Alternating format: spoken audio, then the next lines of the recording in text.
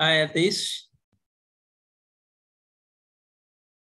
Can you hear me? I accidentally turned off my camera. Okay, good. I can hear you. I cannot see myself though, but I can hear you. I can see you. I can see you. Okay. Good. That's nice. Oh, yes. Now I can see myself too. I just want to see myself so I can like fix myself if something's out of place, you know? Oh, yes. Absolutely. That's very important, right? Yes. Right now I'm quite close to a train station. Can you hear the noise? No, it's very quiet. No? Okay, no. Perfect. Seems very quiet to me. Okay, perfect. So it's kind of like afternoon in Singapore, I believe? Yes, it's now exactly about 2 p.m. Oh, okay. Yes. In my previous workplace, in my previous university where I worked, my roommate, he got his PhD from NUS.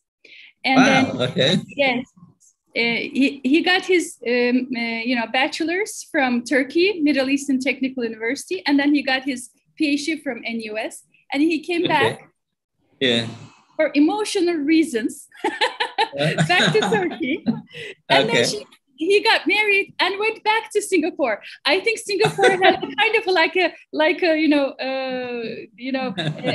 attractive characteristic to it, so it attracts back people.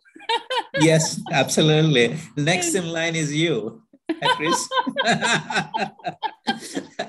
We just had to attract you, right? Yes. I would very much like to be, like to visit Singapore. That's for sure. Yeah. Which university are you at? Where are you? I am right now. I am at Izmir Institute of Technology. Oh, I hate you. Oh. Sorry. I hate you. I know. You need to come. You need to come to Izmir. Izmir is a beautiful place, right? Yes, it is. Yeah. So that's why I say this is my invitation under recording, Professor. Yeah. Please come. And I would be, more than happy to be your host. Well, I have the proof now. We recorded. You invited me. Definitely. Actually, Izmir is a beautiful place. Yeah, it's amazing, right? Yes, I moved there from Istanbul like 6 years ago. It's a good move, yeah. Yeah, I believe so. It's more, I would say, more natural and beautiful sea and things, right? Yeah. True. That's really nice. So my question is, I have a question. So you guys are recording. You plan to put it on the website or anything? I think the administration can answer that, but I can ask them via phone. I can text them, and I can get back to you with the answer. Sure. Absolutely, no worries. Yeah. Yes. So, are we waiting for Andrea Blair? Okay. Oh, no problem. That's okay. Sorry.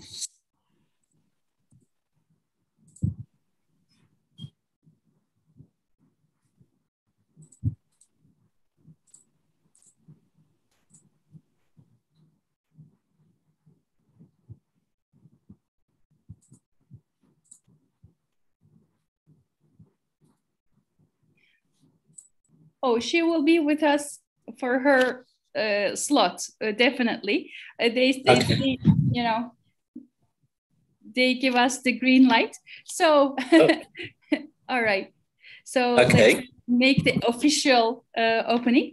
Welcome to the keynote session on the 4th day of Turkish Academy of Sciences World Conference on Energy Science and Technology.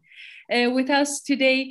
Now we have a very important figure on the field of material science, nanotechnology, and sustainability. I'm very much, honored to be in the presence of Professor Sriram Ramakrishna. So first of all, I would like to give you a little information. Professor Sriram Ramakrishna is among the top impactful authors at the National University of Singapore and US, and in Singapore, and US ranked among the top 5 best global universities for engineering in the world. He is the director of Center for Nanotechnology and Sustainability and Circular Economy Task Force Chair. He is a member of Environmental, Social, and Governance, ESG, Committee of Singapore Institute of Directors. He is also a member of UNESCO's Global Independent Expert Group on Universities and the 2030 Agenda. And he is the editor-in-chief of the Springer Nature Journal, Materials, Circular Economy, Sustainability, and associate editor for eScience Journal, vice president of Asian Polymer Association. And he is also a chief executive member of APA Sustainability Forum. And Professor Ramakrishna, I am very much pleased and honored and excited to be here. I'm looking forward to your presentation. Please, the floor is yours, Professor. Thank you, Hadis Hokin, for having me and warmly welcoming me digitally now and in the future in person. And I'm really thankful to you for your wonderful welcome and warm gesture. Allow me to share my slide, and then I will begin my lecture. Can you see my slides? Yes, Professor. Very nice, thank you. Okay, so as I was introduced kindly by Professor Hadis Hokin, I chose this topic, Build Back Better Materials World, to deal with the existential threats to humanity. In short, reimagine materials. Just yesterday, United Nations IPCC released the report and emphasized the urgency about the climate change threat humanity is facing. So I tried to build the role of materials in alleviating perceived forthcoming climate change threat. So I think I imagine we have audience who are very experts like Professor Hadis. She would know everything I'm going to say. But then you also have others who are new to the field and they're like young minds sampling the topics through the conferences. So I take initial about 5 minutes explaining why. Then I will go through the examples. So in order to say why we need to reimagine materials, we can start with this particular slide. Just about 2 months ago, it was reported by the scientists, carbon dioxide levels in the atmosphere is the highest in the past 4 million years. So to get us our heads around this big number, 4 million years, as far as I know from the science, human beings existed on planet Earth for 300,000 years. So 300,000 years and 4 million years is a vastly different. So it again confirms that in 4 million years, if CO2 emissions, we call them greenhouse gas emissions, if they are highest in atmosphere and partially have been caused by the human activities through development and excessive activities on planet Earth. And here is that evidence. in addition to global warming, atmosphere polluting, greenhouse gas emissions, lots of engineering materials, even though they are designed for the well-being of the people, unintentionally, they are causing harm. Here is a lagoon in Patagonia, Chile. The color, the bright pink color, is caused by sodium sulfite, an antibacterial product used in the factories to preserve fish. So it's actually a preservative for the fish. So fish industry in Chile, obviously they want to serve the humanity by supplying fish, but they use antibacterial chemicals. So even as we are now, unfortunately, I could not be in Turkey. The reason is COVID-19. International travels are difficult. And one of the mitigation measures for COVID-19, lots of antiviral, antibacterial sterilization products. So in other words, using antibacterial chemicals is natural for human beings. But at the same time, as you can see here, these antibacterial chemicals also has unintended effects. So the residents of the Patagonian province complain about foul smells and other environmental issues. So not only this, I can give one more example. There is a strong evidence now being shown that infertility among the male population around the world, one of the reasons is the additives into the plastics we use widely is also contributing for the disruption of the endocrines and thus leading to the infertility. So these are just an example. But the main point here is modern civilization depends on products and services and their consumption. They also have unintended effects. But somehow we seem to be at the tipping point. In this slide, I prepared based on a Nature paper where it says 2020, global human-made mass exceeds all the living biomass on planet Earth. Can you imagine? So if you add together the weight of all the living beings on planet Earth and compare with the manufactured products, year 2020, we exceeded that mass. So isn't it amazing what's going on in the world? So now that's happening with another issue. On the right side, you have a typical waste that is generated by households around the world. And on the left side, according to the estimates, how long is the natural resources available for human beings to consume in making the products? There is a finite time span. For example, yellow colors are minerals. The other color, blue, is fossil fuels. Anywhere 50 to 100 years, we would start experiencing depletion of important elements for modern products and devices. So this is happening because we have got used to a linear economy approach for the last 300 years.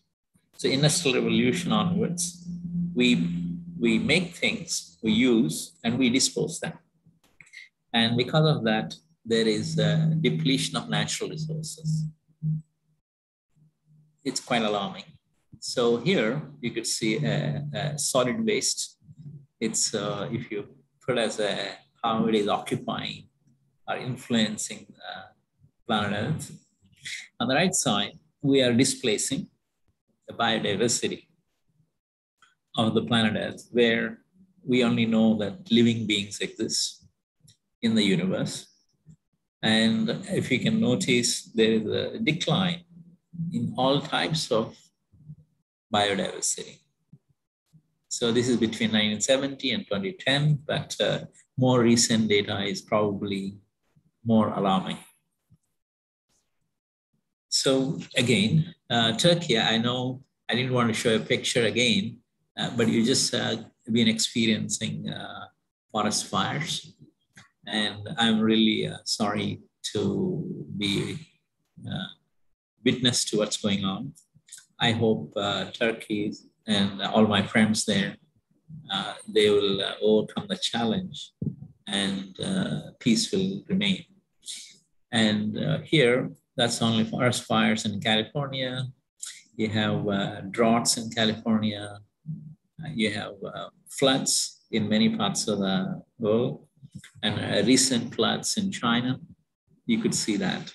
So what we call them as extreme weathers, caused by changes in the weather conditions as well as the climatic conditions.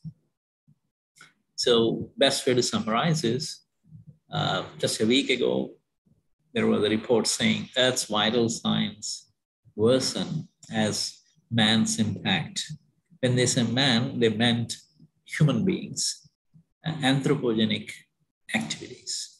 On the right side, this was the report that was released yesterday, IPCC report, and which has listed all the major troubles is already happening or in the process of happening. So this is a report I was talking about, IPCC 2021. I think this will be discussed at COP26 meeting in November in Glasgow, UK. So according to this report, if we do nothing, we will have a situation of SSP 5, where there's an exponential increase in atmospheric carbon emissions. And if we do something right, at this point in time, we have the blue curve where it is gradually, we mitigate and neutralize excessive carbon emissions by the human activities. So that's the thing. So preferred position is SSP1. Totally undesirable situation is SSP5. So this is a report. This is an image taken from this intergovernmental panel just released yesterday. It's a very significant report which talks about Earth's vital signs are being affected. So given that, why? What exactly is sustainability? So for beginners, I came up with a description, a simple one. It's about emulating good living conditions, ensuring good living conditions for the current as well as future generations on planet Earth, in a simple way. But if you like to be a more a deeper definition, it is about reduction of carbon emissions as well as circular solid waste management to reduce pollution, waste generation, to alleviate resource depletion and environmental deterioration, to regenerate the biodiversity, to abate rising sea levels and extreme weathers for the well-being of humans and preserving planet Earth for the future generations. So these are the definitions I have articulated in our book. We have written out this one. But if you are neither of it, but you are focusing on as like a policy maker or a CEO of a company, all you are interested in is economic growth and jobs, well, sustainability aims to deliver quality economic growth, jobs, and living conditions. That's actually the aim of sustainability. So is this a new concept? No. In fact, it started way back in 1972. It's called the book, The Limits to Growth, put forward by Club of Rome. So lots of intellectuals and thinkers in 1972, 71, they joined in Rome and they discussed about it. They imagined on the only planet Earth, how much population can it sustain? in what kind of conditions it can be sustained. So they asked those important questions. So they actually came up with simulations and projections, and they articulated one of the seminal document in 1972. After that, 1980, since then, there are several other milestones. But in 87, Prime Minister of Norway, Brundtland, she headed a commission, World Commission on Environment and Development, and it's known as Brundtland Report. She spoke a lot about, the report talks about urgency for human action. Fast forward 2015, in the Paris Agreement, there are 17 Sustainable Development Goals have been articulated and endorsed by more than 193 countries. So that involves poverty, hunger, good health, education, gender equality, and many, many, many. So now, while those are policy documents, vision documents, how is this being translated by different countries, different organizations and companies?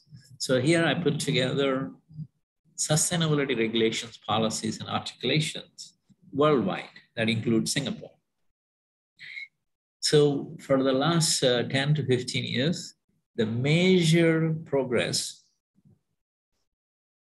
has been in the direction of improving the energy efficiency across industrial operations, residential buildings, shopping malls, and every other means of human activity like transportation. So there's a lot.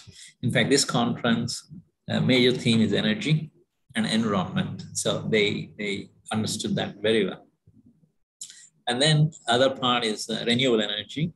Again, last 20 years, renewable energy has picked up substantially. My one example, I founded Solar Energy Institute of Singapore about 11 years ago. And now Singapore is ramping up solar energy as a part of the national energy mix. So it's a major progress, and we are doing a significant progress. We just built world's largest floating solar farm. So we're also doing several other interesting projects. Next one is the extended producer responsibility to deal with electronic waste, plastic waste, and food waste. So this is a policy instrument used by countries like Germany, Japan, Sweden, many of those countries, including Singapore, where I am advisor to the Singapore government on extended producer responsibility scheme. So we now rolled out for electronic waste, and moving forward in the next 2 to 3 years, we will be focusing on plastic waste and food waste. In addition, carbon tax has been introduced by several countries, including Singapore. Green marking of buildings is a common practice across the world. And there is also eco-labeling of products. In the future, economies are talking about carbon trading and carbon offsets. So something is happening. This other one, big transition is major companies, listed companies, are now reporting on ESG, that is environmental, social, and governance. Even in Singapore, listed companies have to produce ESG report, how they are complying with better environmental vision. What are their targets? How are they implementing it? How are they progressing? It's a self-tracking mechanism by reporting how they are progressing. So the listed companies are doing that. Then you have all other things happening about percentage recycled materials. Some of the companies that are involved in packaging, they are now introducing recycling targets. Okay. Then there is emission reduction targets. This is where carbon neutral targets have been announced by several countries. I will talk about carbon neutral economy, or low carbon economy, circular economy in a moment. There's also another important thing coming up is the circularity performance. So normally we are looking at recycle targets, but the next target would be circularity. So I'm a member of ISO International Standards Organization on circularity, ISO TC323. It's hosted by France, represented by several countries around the world. So we are coming up with a new standard about how to assess circularity of products, organizations, and then report on circularity, the methodology. So it would be, we are working on the drafts and it would be made known along the way. So in a nutshell, I want to say circular economy is related to SDG 12, which is about responsible consumption production. And this is linked to all other 16 other SDGs. So in other words, the economy have to transition from linear economy to circular economy, where the value of products, materials, and resources is maintained in the economy as long as possible, and the generation of waste is minimized. So that's the central core definition of circular economy. Now, the best way is to give an example. I think I have to convince Hadis for 10, otherwise she won't be convinced. I have to give an example. This is a Swiss-made watch. Panerai is one of the well-known brand, and Panerai is now marketing watches, says 98.6% recycled materials. Yeah, that's a lot. And now a watch like this would have steel, aluminum, titanium, silicon, plastics, textiles as well. So everything. So it's in the market. So that's what I mean by materials-led circular economy, low carbon, sustainable future.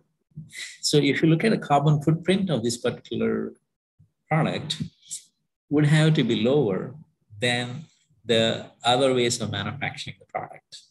So the idea is by pursuing materials-led circular economy, you lead to the low carbon, sustainable future. That's an example. So now I'm going to deep dive into the materials and sustainability, but I have to be mindful how much time I have so that I don't overrun. Can you tell me how much time I have? Another 15 minutes? Yes, Professor, you have another 15 minutes. Wonderful, thank you. So the topic materials and circular economy sustainability is gaining attention in the recent years. Before the last 2 decades has been energy efficiency. But now there is also additional focus on materials. The reason is, I will explain through this report. Professor Edgar Hedvig is in Norway. He came up with this together with other panel members. He recently came up with this UNEP, United Nations Environment Program, International Resource Panel report. This is the report. It talks about resource efficiency, climate change, materials efficiency strategies for low carbon future. It's a very interesting report, and it has been published openly available. Anybody can download a copy. There's also 1 or 2 Nature papers have been published based on this report. So I will take you through this and also show examples related to Singapore. So the main point here is production of materials causes 23% of global greenhouse gas emissions. Second message, compared to 2015, that the materials related emissions actually increased from 15% to 23%. So it's actually going to increase even further because the world over, people are more and more urbanizing. They're moving into middle income groups and upper middle income groups. So there is a lot more consumption of the products and services. So if you look at of all the thousands of materials that have been consumed in the products, majority of them that contributes to greenhouse gas emissions, they're iron and steel, aluminum, cement, lime, plaster, plastic, rubber, and those. So in other words, these are large volume used materials which are leading to greenhouse gas emissions related to materials processing. So if we want to reduce this, we have to use less materials by design. intentionally use by design such way you don't need too much material, and you can substitute materials with a more environmentally friendly, low carbon materials, and you actually improve the fabrication methodology. You further have an intensive use of materials. That means right now, per person, they are using less amount of high quality way. If it can be improved, that will also contribute to that. And extend the product life, recover remanufacturing, and also enhanced end of life management. So all these strategies are helpful to improve the sustainability of materials. In other words, reduce the emissions associated with material processing. So now it's just go into the details. Here we are taking an examples. This report looks at housing and cars as examples, and they have looked at all the different products and services human beings use. And from the comparison, they identify housing and cars use large amounts of material, and they have an economic value. Also, they have a significant potential for improving the efficiency. So that's why these two groups are chosen, housing and cars. So these are the definitions. I would not go into the detail, but I like to say to the chairperson, Hafiz, if people are interested, I'm happy to share a copy of my presentation so that they can write to you or email me or the conference organizers. Then I can share the slides with them. That would be perfect, dear Professor. I for one would feel very blessed if you share your presentation. Absolutely. And the knowledge is for us to share, and we can. So much. Yeah, I will definitely do that. Thank you. And so here is an example. These are G7 countries. This is China and India. So if this is the comparison this is the total life cycle emissions. And if you follow certain these strategies I described in the previous slides, these strategies, you have the potential to reduce the emissions. Now, that's a G7, which is basically rich countries, but they also show China and India. The reason is China has 1.4 billion people, India has 1.3 billion people. So the houses and cars are only going to increase. That means they have the higher potential for emissions. So that means they also have a higher potential to embrace these these new strategies so that they can reduce the emissions. So that's the central message of this particular study. So these are now more of the details where we look at this is the cars. The previous one is the housing sector. The next one is cars. Again, G7 countries and China and India, how they can adopt those strategies, material efficiency strategies, they can do that. So now these are much more details where you take several of those strategies, use, let's say, less material by design, how exactly you do that. And if you notice, they actually quoted Singapore's practice. So right here, Singapore Building Council regulation. Because we use prefabrication modular construction, and that actually improves the efficiency. So if people are in architecture, civil engineering, or materials industry, they would understand. But the idea is this report actually flags some of the best practices of Singapore. It's here. So similarly, there's lots of other strategies, and who is practicing that one, and more. Similarly, that's previous three slides are related to the buildings and homes. This is about cars. Again, how do you reduce the material substitution, and ride sharing, car sharing. So it's remanufacturing, like Japan examples. Yeah. So this is a periodic table, and it actually gives recycling rates and recyclability of different elements in a periodic table.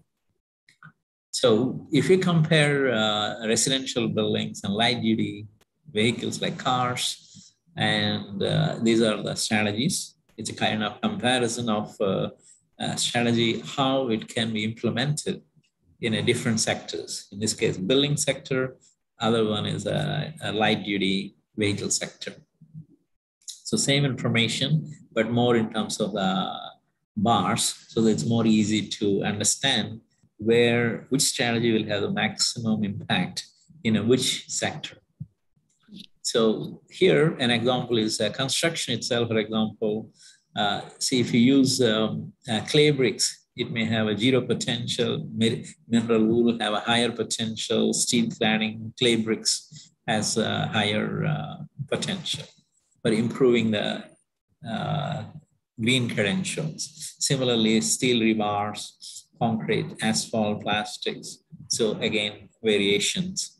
What is the potential of that? So people in the construction industry, they're very familiar with these different options, but they have to make the right material choice so that they can reduce the emissions.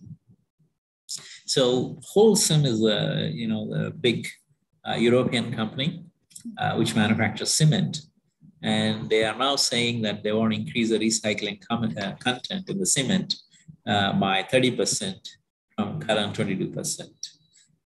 Sad news is the world economy, how circular it is less than 10%. That means 90% of the world economy is still linear and leads to lots of waste and pollution. So there's a long way to go. But that's a good news for young minds that are attending. They can now contribute their hearts and minds and come up with new solutions and innovations to improve the circularity to maybe 30%, 50% with time. So these are more details where we are talking about the different stages of a product life cycle, how one could introduce circularity. And this is a detailed example of Japan, where the car manufacturer, how they do it. Just to give you an idea, a typical car manufacturer in Japan, now they're reporting 99% of recycling. That's extremely progressive, exactly. So one could start thinking differently, and you design the product such a way it is designed for recycling. And if you can achieve this kind of recycle rates, very good. And then the amount that is going to landfill is only 1%, which is really, really good. Yeah, so now you can imagine similar philosophies for many, many sectors of economy. Well, now, as you know, Professor Hadis then invited me to Turkey. Well, I also invited her to visit Singapore. This is our Singapore. So it's a beautiful place. And so I think Singapore is also doing its part in building back better materials world to deal with the existential threats to the humanity, reimagining materials. So this is what happens. So we know that buildings produce 39% of global carbon emissions, according to the World Green Building Council. So Singapore has now Singapore Green Plan 2030. According to that, 80% of the buildings to be green by 2030, and 80% of the new buildings to be super low energy ones, and 80% improvement in the energy efficiency for best-in-class green building compared to 2005. So these are policy, and we're actually implementing all of that. So these are the details, but we look at operational carbon, which is the energy associated emissions in running the building. But there is another important thing, is embodied carbon, that all the materials that go into making the building is embodied carbon. So most of the time, architects and engineers focus on operational carbon, but we also need to focus on the embodied carbon. So for us, we are looking at embodied carbon of the buildings, which is over 30%. And in the case of short life buildings, it will be almost as high as 40%. So we are using more prefabricated, pre-finished volumetric construction. We're also looking at low carbon building materials to lower the embodied carbon. So there's a lot more details. For example, we are looking at all these cool paints, solar windows, laminated timber in the building sector. So there are examples of low carbon, embodied carbon material systems. So again, those who are not familiar, is an example, embodied carbon materials, and this is the different kinds of materials. And then, so by choosing the right material and right processes, right way of construction, you will actually reduce the embodied carbon as well as operational carbon. Good news is, whoever is doing this, they can leverage the growth opportunity. Right now, it's $200 billion industry. Moving forward, it will be $400+ billion, according to the world's Green Building Council. So I just take that example, apply to one more case, which is data centers. Right now, Professor Hatis, both and me and all of you are able to communicate. That's because I have a laptop, you have computers, laptops, there's an internet, there's a Zoom platform. So all these are actually transmitting data, but somebody has to store the data, and that's basically the data centers. So data centers are huge energy hawks.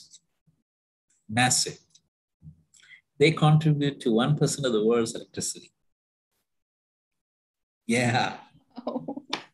And you look at the average internet user, the footprint is 1.5 GB, gigabytes, the amount of memory they use. If you're running a hospital, 3,000 gigabytes.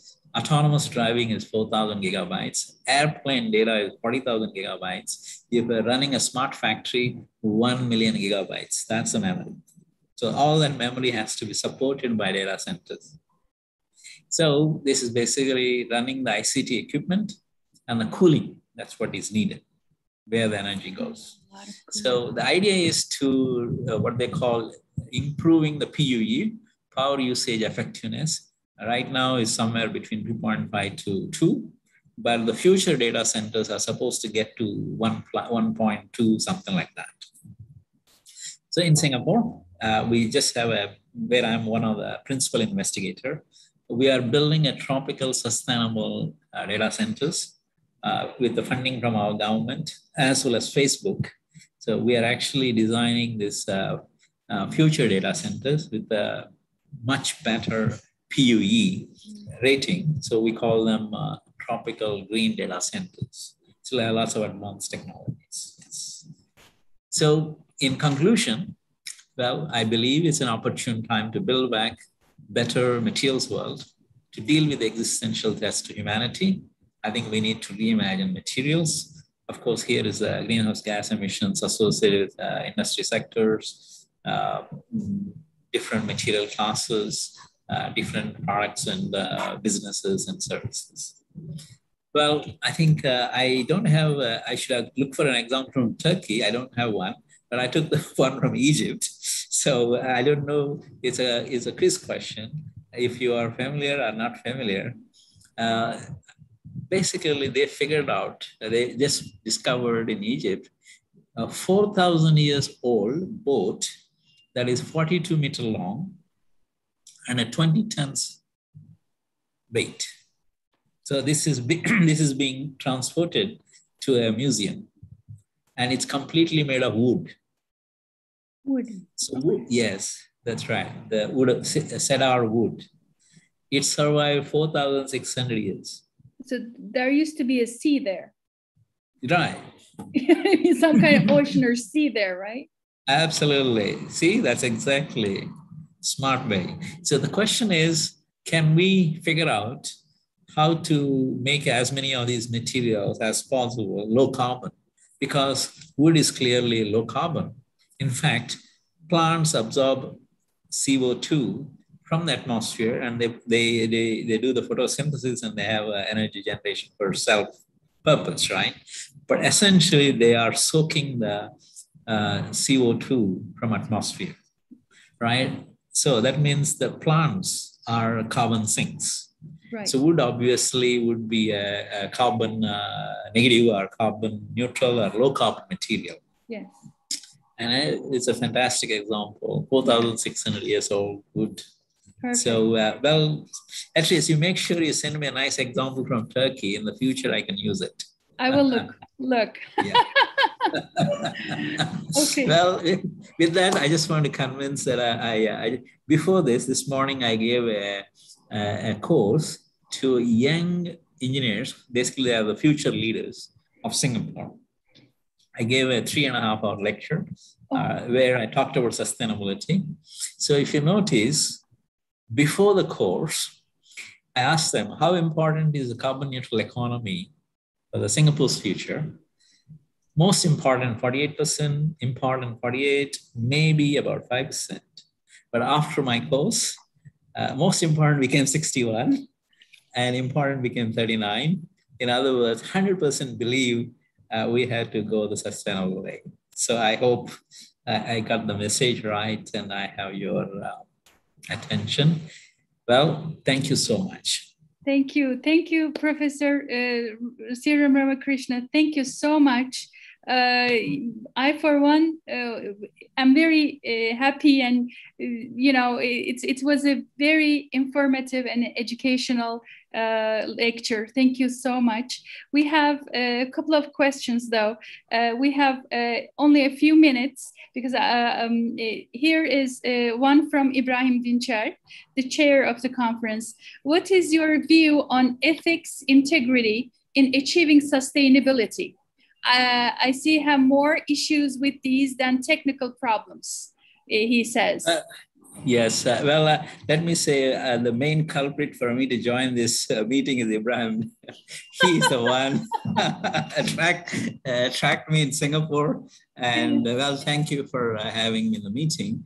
Well, I think ethics is absolutely integrity is very important in this discussion of sustainability or even future economic growth.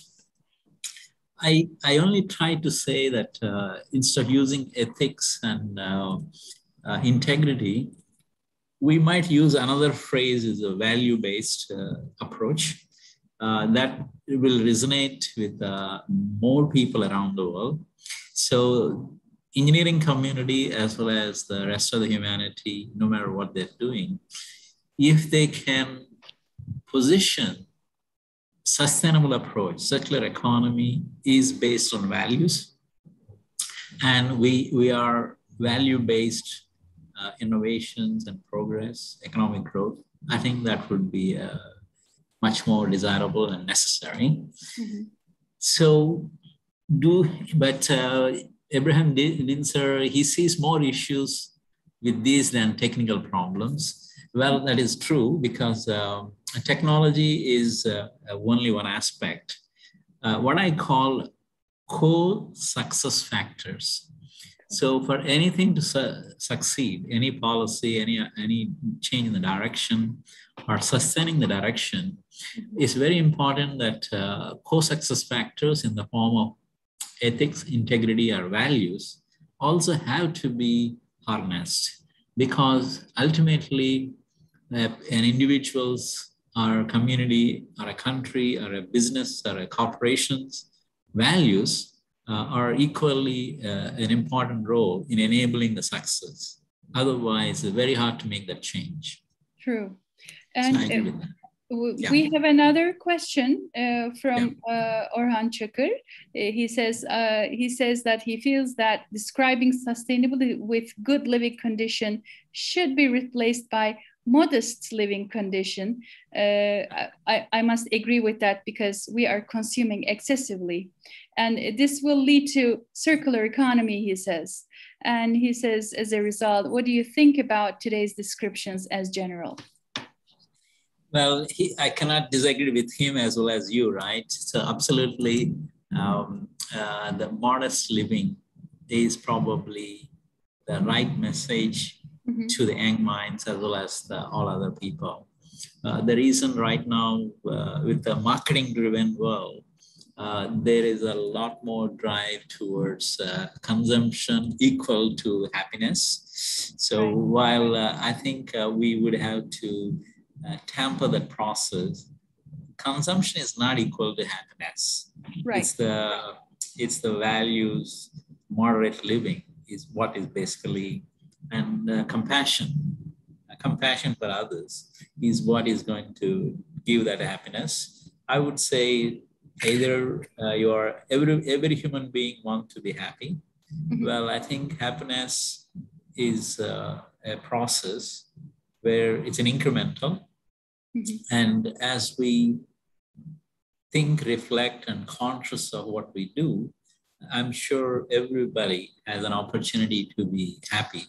So that requires these such a nice values mentioned by you guys. Yeah, thank you.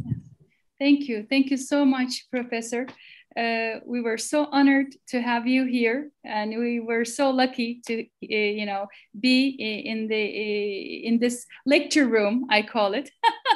And with that note, I would like to welcome Andrea Blair amongst us, and Professor Ramakrishna. Thank you so much once again. And now we will welcome Andrea Blair amongst us. So I will be right. I just want to say hi to Andrea. Oh. Hi there.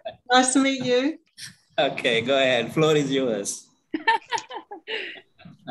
Great. Thanks. Thank you very much. So when I saw Andrea Blair's, affiliations and, biographical sketch, I was so excited. Again, we are just meeting, on the screen, face to face right now. Thank you so much for accepting our invitation and being here today.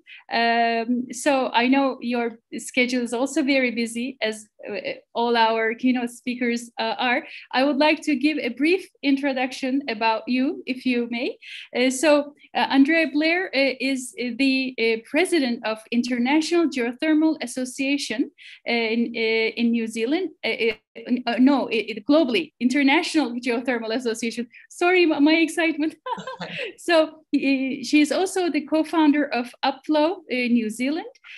That's a geothermal science research and innovation company that builds expert teams to provide intelligent solutions to global industry. She's the global board member for Women in Geothermal. And she is also the previous business development manager at GNS Science.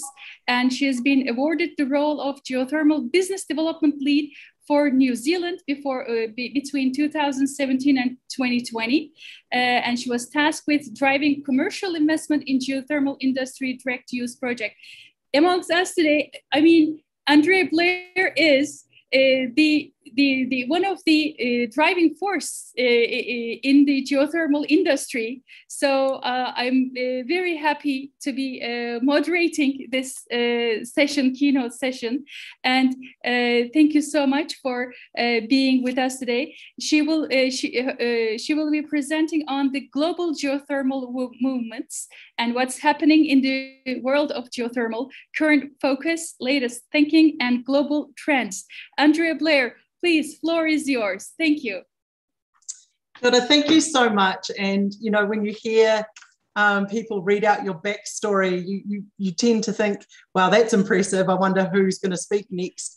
But thanks so much for the introduction. I'm just going to say a few words in Māori, which are the Indigenous language of New Zealand. So, inga iwi, inga mana, ka hurina mihi kia koutou, tēnā koutou katoa. So I acknowledge all of you that are giving me some space to talk today, and the land on which you stand and the people on which stand on that land. So yes, my name is Andy Blair. I'm also Andrea Blair, the same person. And I am a very passionate geothermal advocate. And today I'm speaking to you about the global geothermal trends. So things that are happening in the geothermal world, the way that we're thinking at the moment, the things that are going on. I apologize, I have a very strong Kiwi accent. I speak really fast, so please hang in there with me. So yes, I am about to share my screen and hope that technology is my friend. So please be with me. Here we go. And I hope we can see my screen. Yes. We see, no problem at all. Thank you very much. And thanks for the invite to have me speak to you all. I love speaking about geothermal, and I appreciate the invite. So I'm speaking to you today about geothermal trends. So, okay, my computer just didn't work. So here we go. So the International Geothermal Association is the leading authority in geothermal energy utilisation. We're basically the technical experts. What we don't do is we don't get in front of local geothermal associations. So all countries have their own geothermal associations, and we don't exist to be in front, but we're there to support those organisations. We also are here to lead the discussions and be part of the global discussions around geothermal, how we participate in climate change, and talk to influencers and make sure we're part of that global community. So we work with our local associations and make sure we're part of those big, really important discussions. We connect the geothermal community, we support local activities and technology development, and we nurture diplomatic relations. Ultimately, we want to drive greater uptake in geothermal energy because we believe it's a really positive solution for the world. I became the president of the International Geothermal Association in June last year. It's amazing what makeup and lighting can do for you. But that's not the most exciting thing that occurred in June last year for me for the IGA. The most exciting part of that was that I took a whole lot of women with me, and our global board is 60% female, which is really, obviously I'm very invested in female empowerment, and I know that we need a lot of diverse lenses and support, and we need everyone we can to make the sort of changes and do the work we need for our geothermal future. And previous to this board, the current board, the highest percentage of females was less than 20%. So this is a very exciting time for our board. There's a range of age and experience, areas of expertise, graphical distribution. So I'm really excited about what our board is going to do over the next 3 years. And so to kick off, that's a very unattractive of Marit. She's going to be very unhappy with me about that photo. But I'd like to introduce you to Marit Brommer. Marit is the Executive Director of the IGA, and I just asked her to say a few words about what her current and what our current focus is. So hopefully this works. But I thank you for the opportunity to briefly give an update on IGA, where we stand and what we think is important for the foreseeable future. So first of all, I think the times are changing. The climate urgency has really reached a global scale, and hence the activities of the clean tech industry and sector is becoming more prominent on the agenda for many banks, for many investors, and also the financial community seem to be realizing that shying away from oil and gas investment is what is the talk of the day. Meaning that for geothermal energy and hence for our community globally, this is the time to act, to come together, to convene, and to really push the message on geothermal energy across the world, coming from geographically interested places such as New Zealand, where you see a huge diversification in the demand for, but also the output of geothermal energy. To name just a few, but for instance, the scoping of green hydrogen using geothermal is a topic that is of huge interest for the global sector. Secondly, what I see in Europe is a smart city initiative, really trying to bring clean air to people of the world, and hence driving a subsurface agenda by looking at the clean heat beneath our feet is absolutely fundamental and crucial for the geothermal energy sector to engage with. And then thirdly, what I see is the sustainability angle. The UN, with their 17 United Nations Sustainable Development Goals, have reached a summum in the sense that more than 300 companies, A-listed, Forbes 500, you name it, they're there pledging to net zero future. Meaning that achieving sustainability, and especially for geothermal, is a top priority. So our messaging around the ESG factors, such as environment, the social and corporate governance, is of course absolutely fundamental for us to pivot into, which is why I'm delighted to see Iceland as one of the leading countries and companies taking on board the rollout, together with the IGA, of the GSAP, the Global Sustainability Assessment Protocol. It will be a delight to see that through, working with so many different partners across the globe to truly engage in those conversations that bring us to Paris in 2050. Have a great conference, and I'm sending you all the best from Germany. Thank you. Bye. So lots of people ask me, why do I love working in geothermal so much? And there's a couple of reasons why. The main reason is because of the people. So there's a shared philosophy that people who work in geothermal share across the globe. Nobody is doing this just for the money. We all feel like we're doing something good for the planet. So we share this altruistic philosophy. So that creates a really open community across the globe. We love complex technical problems. We love to solve them. So there's a whole lot of really smart people solving problems, working together. We love a challenge. It's a multidisciplinary kind of area. We need all sorts of science and engineering to help us solve problems. So our community is made up of lots of smart, open people trying to do good for the planet. And I really love working with those people. Also, geothermal is not just another substitute for another energy generation type. And we don't talk to this well enough. The geothermal offers so much more than just another renewable energy electricity generation type. Geothermal offers solutions, not all of the problems, but can provide solutions to support solving problems around access to water, some of these really big global issues, provision of food, decarbonisation, driving economic development, employment opportunities, and lifting Indigenous peoples into prosperity. So the other reason why I love working in geothermal is because I've seen directly how geothermal projects can absolutely transform communities of people. And there are plenty of examples of this around the world. So that's why I love working in geothermal.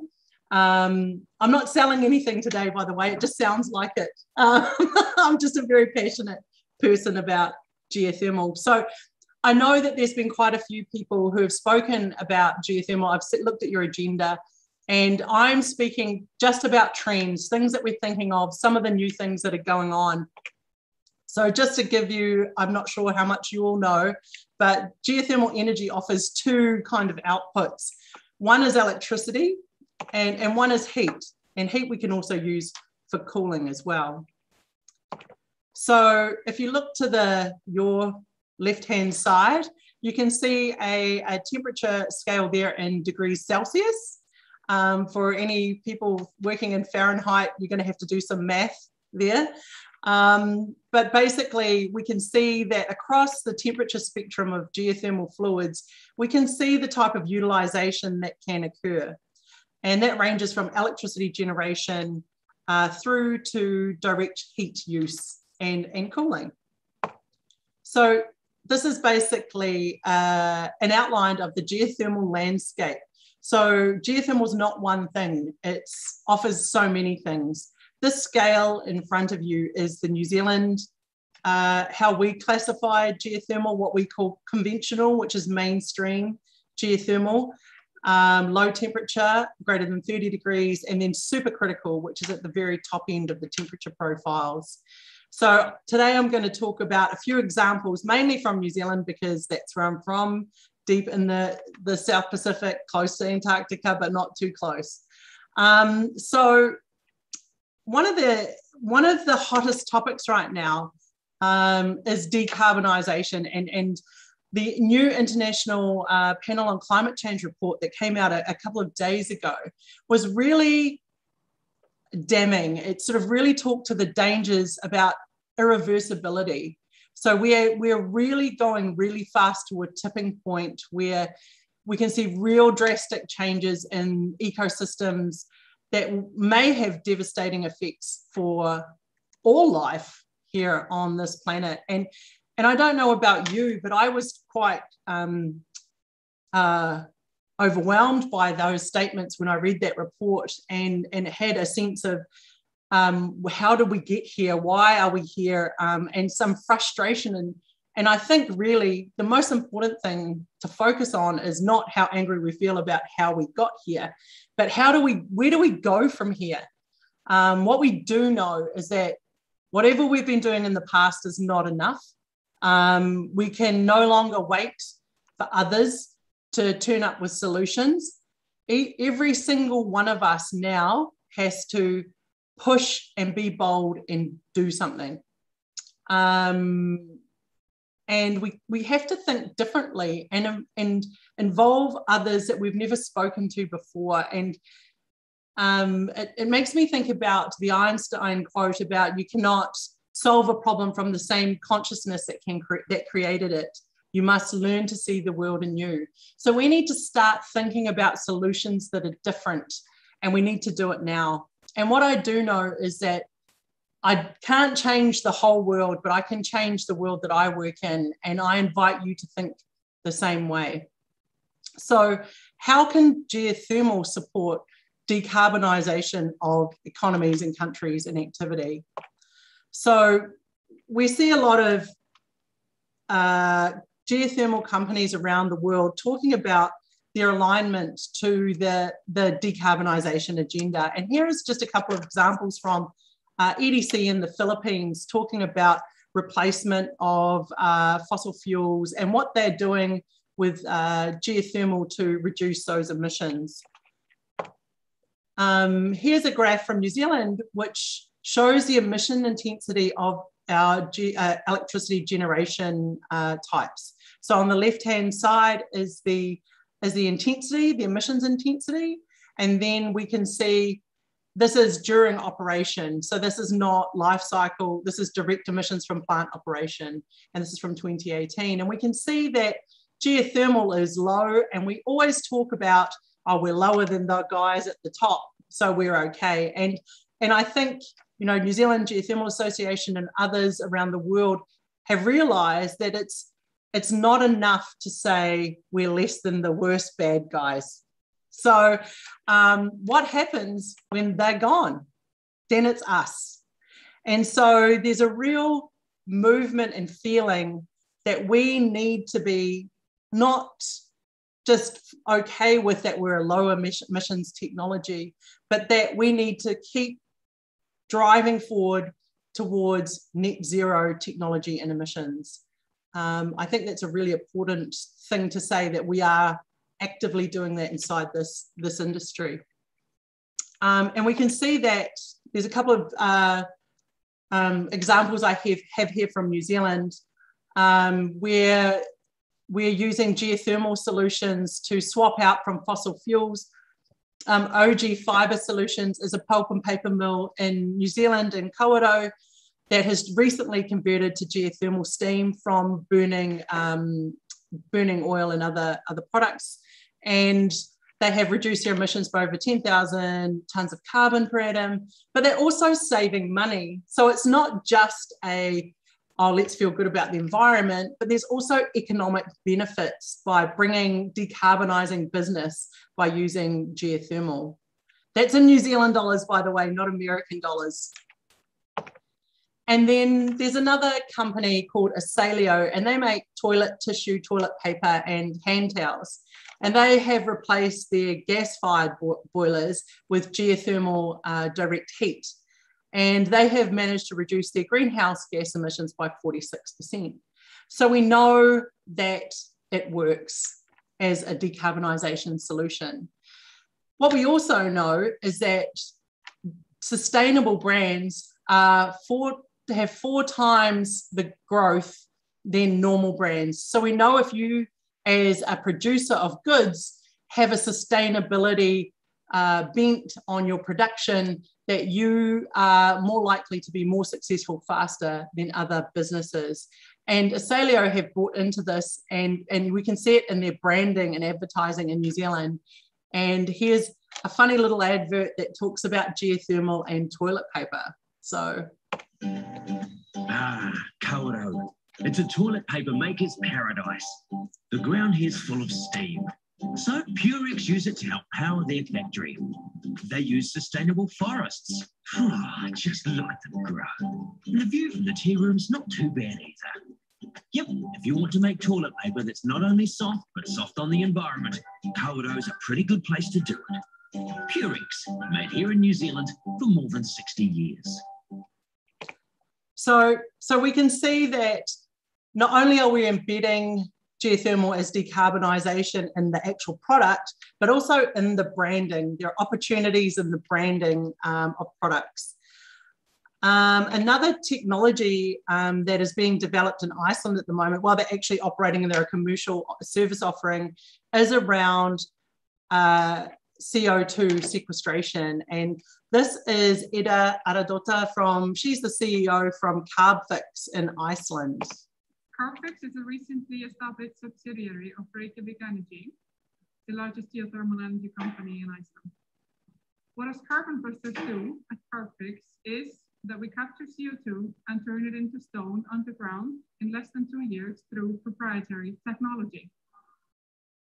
What's awesome about Carbfix is that it provides an economic and environmentally friendly way to permanently get rid of carbon through geochemical processes that nature has applied over millions of years to regulate CO2 levels in the atmosphere.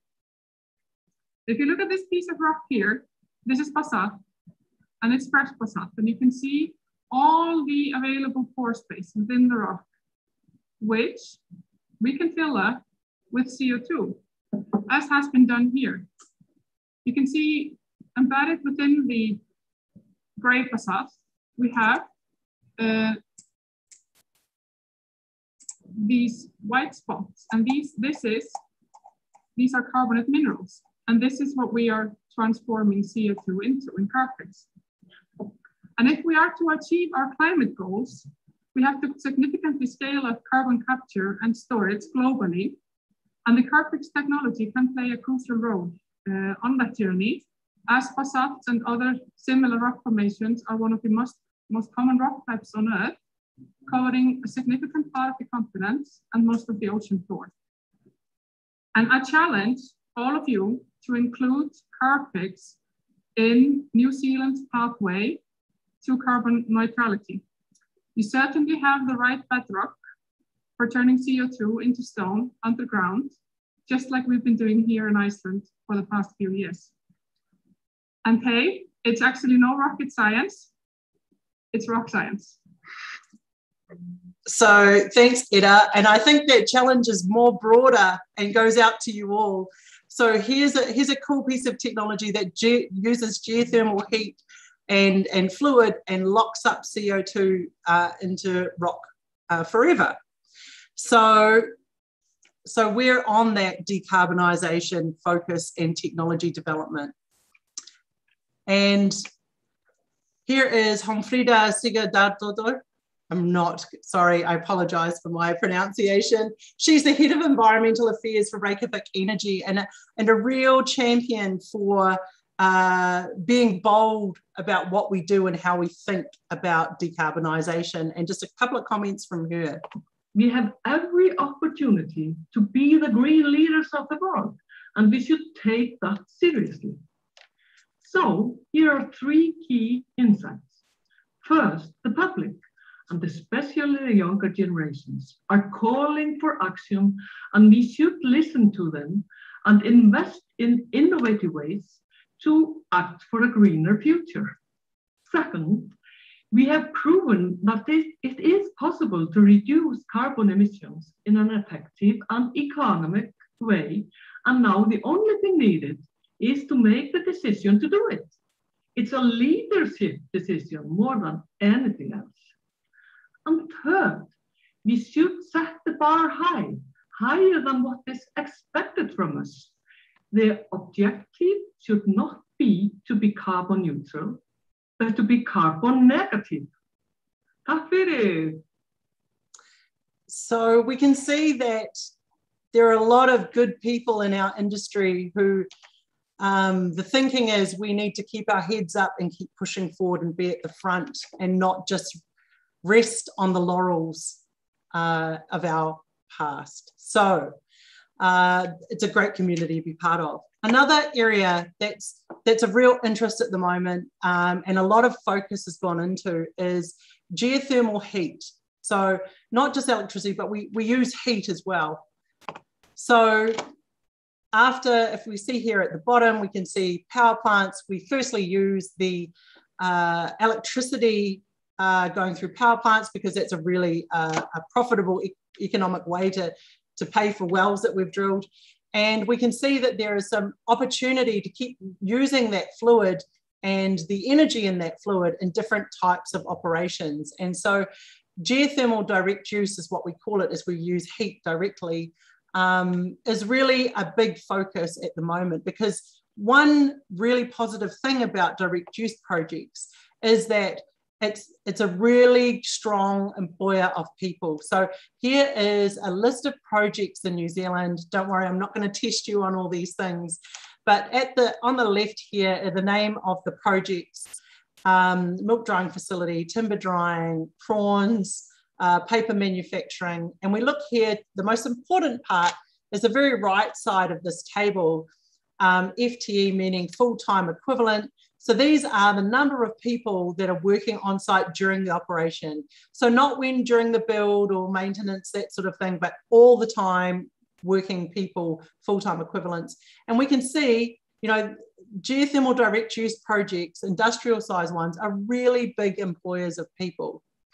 We also, these projects in New Zealand also are they're around geothermal power stations, which are in more rural settings. So they're small towns, and so providing really big employment opportunities for small towns. And one of our projects here in New Zealand is catalyze a significant growth in an operation. And I just got a little video here to talk about Nature's Flame.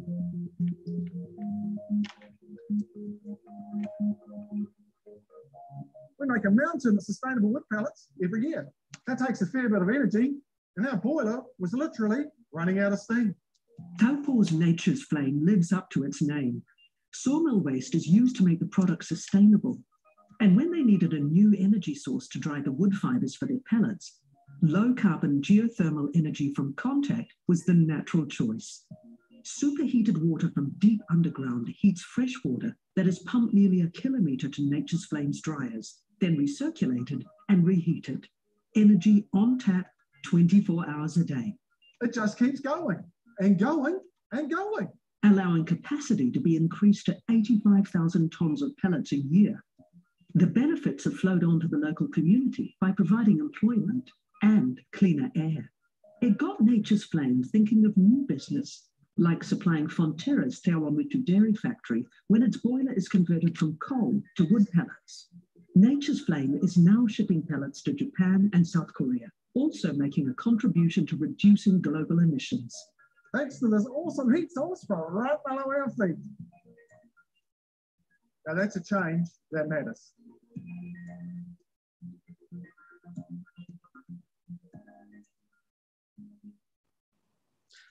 So what we do know is that the limiting factor on the growth of that business was energy, and now it's doubling the size of its operation because of access to geothermal heat.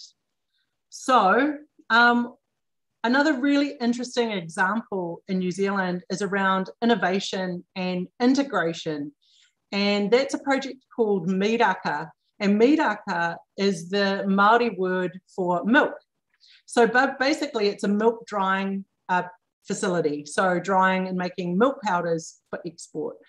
And miraka was set up using geothermal fluids, and it was commercially making money within the first year of operation. So it's been a very successful operation in New Zealand, and it is owned majority by Māori, the local Indigenous people of that location. So one really cool thing with the group that owns miraka is that they have a really integrated focus on how they use their different operations together.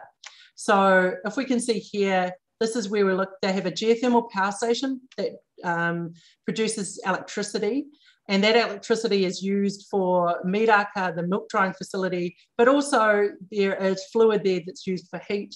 The waste material from the drying goes to a worm farm, and they have a commercial worm farm, so you can commercially buy worms. Currently they're really good for your gardens and commercial gardens. So the vermicast. So they have a native plant nursery, so they use the vermicast from the worm farm in a native plant nursery, which they plant around a dairy operation, which then provides milk to miraka. So you can see how that's integrated thinking of all those different operations and how waste becomes a source of material.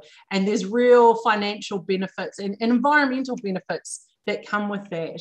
And when we have a look at what it looks like, you know, that is the power station here, that is miraka, that is their plants, their forestry and dairy operations. So it looks green, right? And so it's a really cool example of integration and waste use using geothermal and all the things it can offer. So another really interesting area that's being focused on in the world of geothermal at the moment is deep geothermal, deep and really hot geothermal. And in fact, looking at supercritical. So we all know the three phases: solids, liquids, and gas, and vapor. But there's a point where there's a fourth state that occurs, and it's called supercritical. And this is basically where for pure water that's greater than 374 degrees Celsius, greater than 22 megapascals.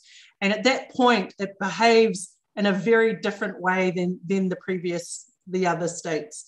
And why that's really interesting for us in geothermal is that, don't worry, I'm not going to test you on this either. If we look to the right, we can see these values here. So pressure, temperature, and enthalpy. And we can see here that supercritical resources have 10 times the amount of energy than conventional, the base case. So imagine the geothermal wells you have at the moment. In New Zealand, we actually have a 50 megawatt well, which is kind of ridiculous.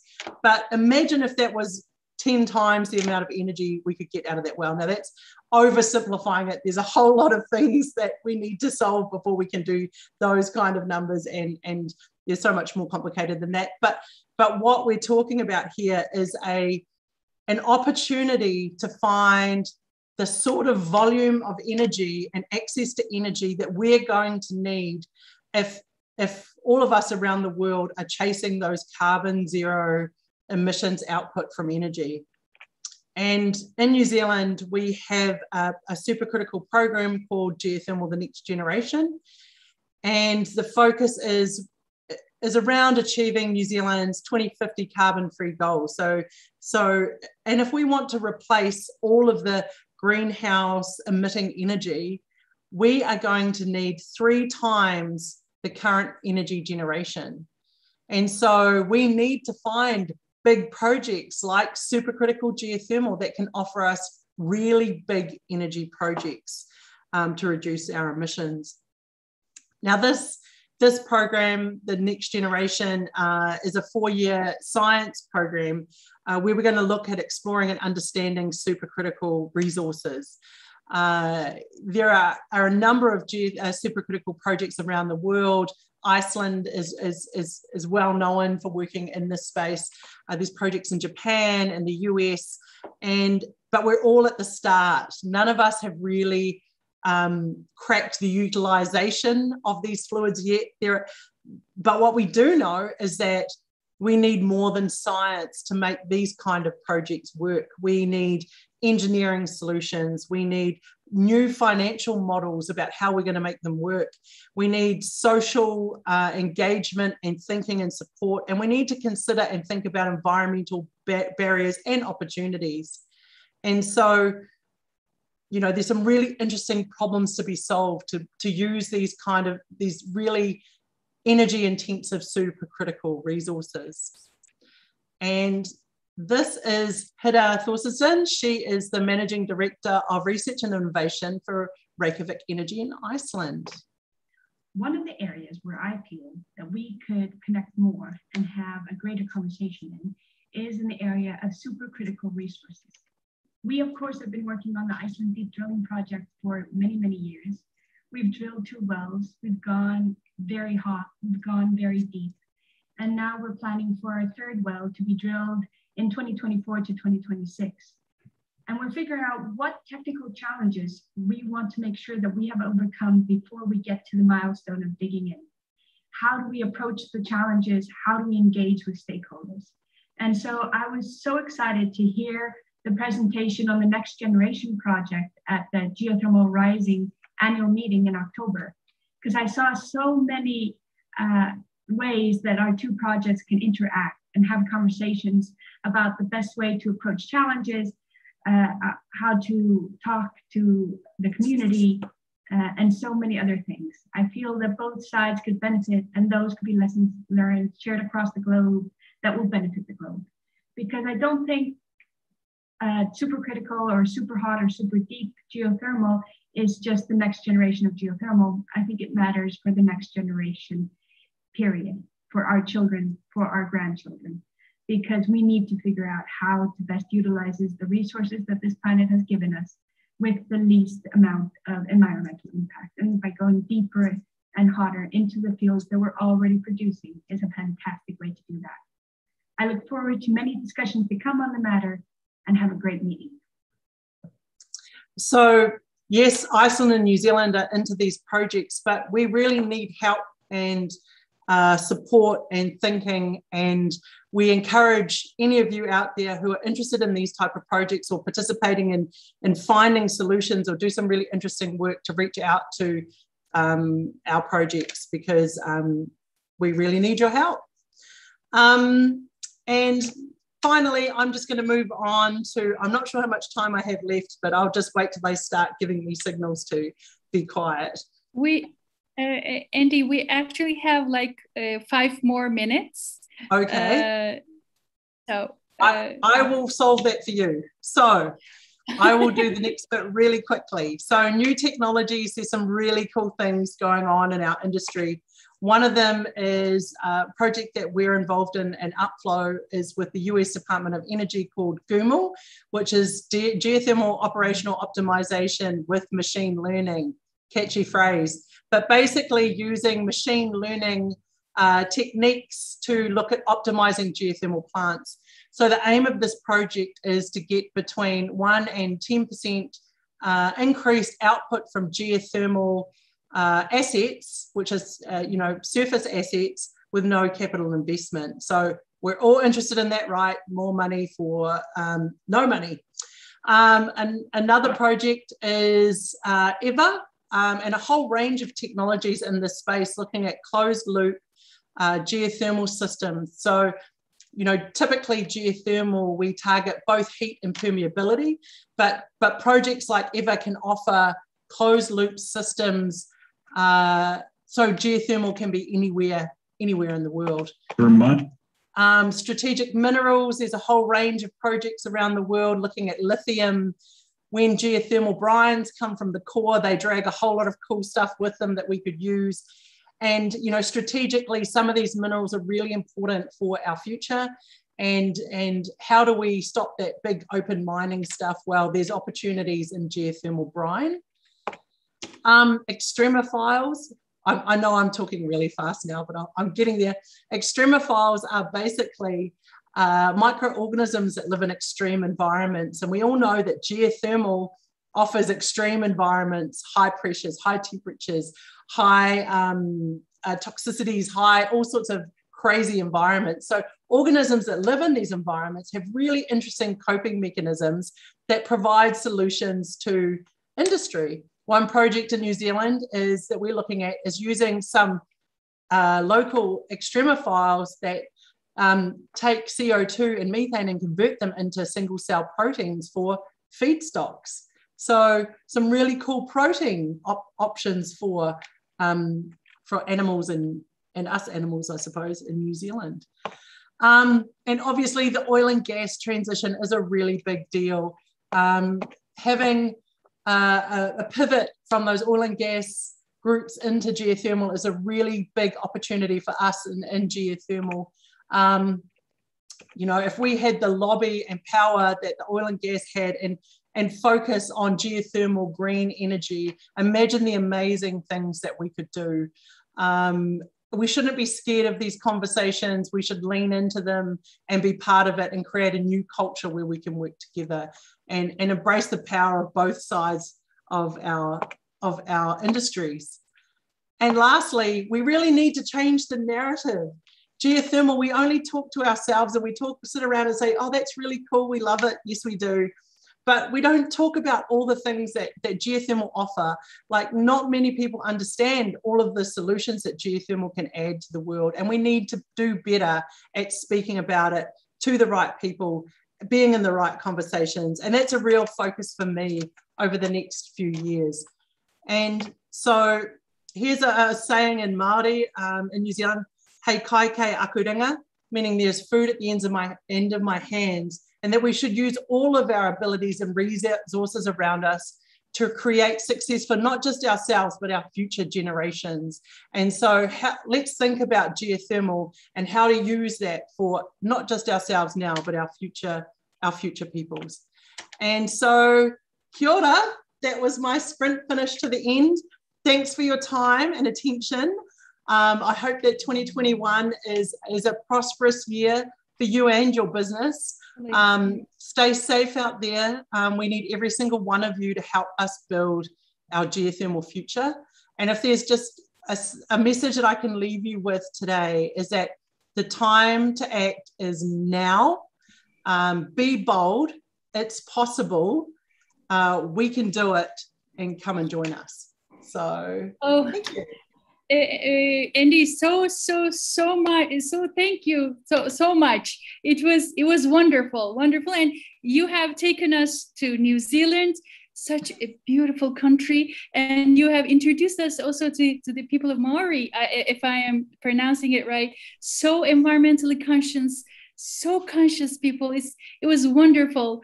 And you have also taken us to Iceland. You have taken us around the globe, and we've seen the power of women in the industry, and you know, the material science behind it, the energy science behind it, and the accounting and branding. You have actually, you know, give us like a very full information in a nutshell, but it's a big nut. Sorry, that was a lot. That was a lot. Thank you so much. So also one of our attendees, Orhan Çakır, would like to thank you so much. He has written in the Q&A, and he says that we should push engineers to the front, change more environmentally friendly than financial case should be considered, and the use of the earth resources should be more efficient. And we have another thanks from Adnan Midilli for the interesting presentation. And he says, regarding the supercritical geothermal systems, we know that the supercritical geothermal fluid is located quite deep, and its pressure and temperature are high. It even behaves like pure water under those conditions. I think about the fluidity. In this case, we can achieve an increase in energy production when using supercritical fluid. However, what kind of challenges of using supercritical geothermal fluid arise in terms of technology and economy when compared to conventional systems? I think that's a question, but I think that's a big question, isn't it? Can we get a short answer from you, if it's possible? I will be very brief. So the answer is we don't know. That there are many challenges that need to be solved, and engineering is absolutely an area we need to think about, and we are starting to think about those strategies around how do we maintain supercritical fluid in that phase all the way up to the surface. How do we handle those fluids? What kind of tools do we need? How do we utilize it? What do we do with it? Do we use it for heat? Do we keep it to get, like, there are so many questions, but we know that there's a real opportunity for really a lot of energy. And so, yes, there are lots of challenges and there are lots of people working on it. And I invite you to start thinking about those questions and those solutions as well. Actually, I am also working in the geothermal fluid, but in a very auxiliary.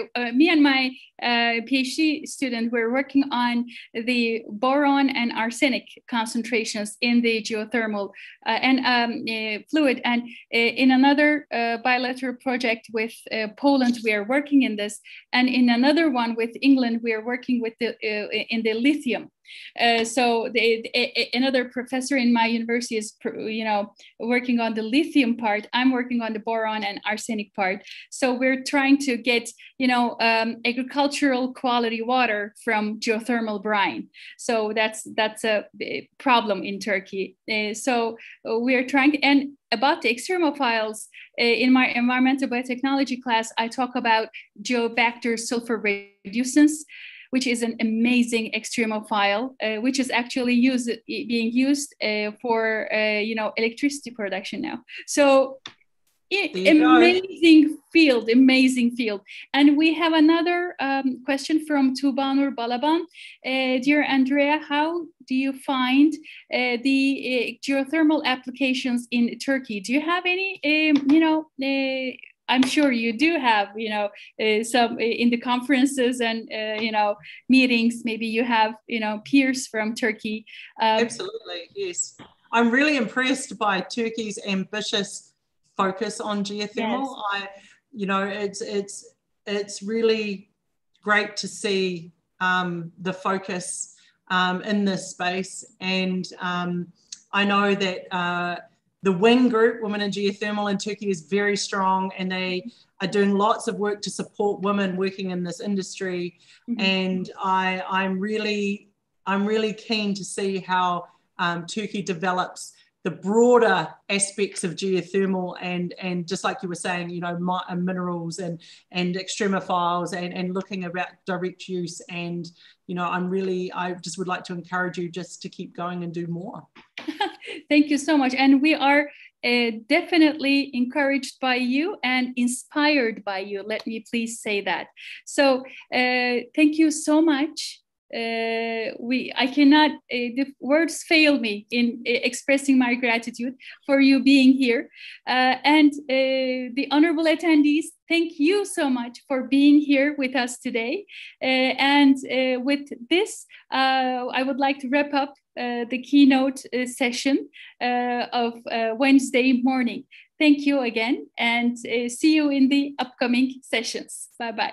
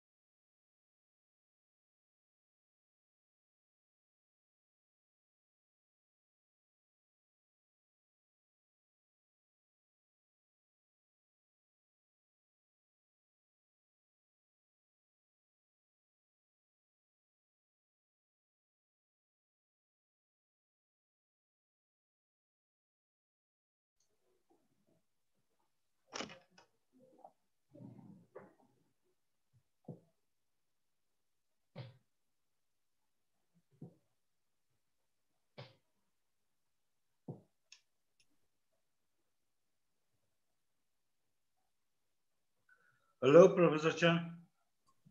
Yeah, good morning. Good morning, sir. How are you?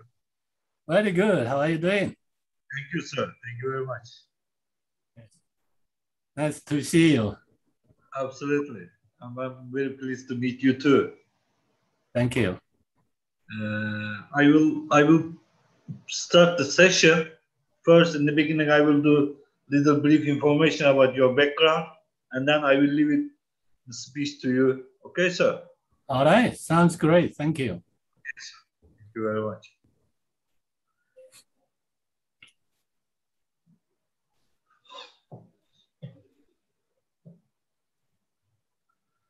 How many people are in this conference? Quite honestly, people are generous, students are joining the sessions as a group. About 30 to 50 people are joining the sessions, but groups are going to be much wider, I feel. And this is very informative conference, quite honestly, that papers, studies are very nice, and they are helping nice to the students who are joining. The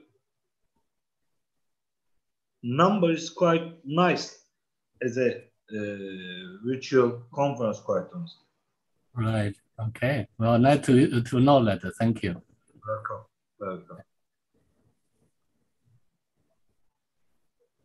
Another good thing is the speakers, especially keynote speakers, are very nice topics, very nice people, has an excellent background, quite honestly, and the sessions, paper presentation sessions are quite strong, and I'm very pleased to be part of this conference, and I'm very pleased to be session chairman, quite honestly. I'm very proud. Yeah, I just participated in the other two talks. Yeah, there's a very nice talks. And I think with these online sessions, you know, people, yes, you can easily invite people from different countries. Absolutely. Yeah. And your topic is very nice, sir. This energy in buildings is going to be very important things, quite honestly, you know. And we have to make the living areas for people more acceptable, more effective. Especially this energy application or energy usage is going to be a major point, because that's right, costly. Mm-hmm. Right. If you read the UN report that published yesterday, right, it's amazing to see how this global warming has an impact on our daily life in the future. Yes.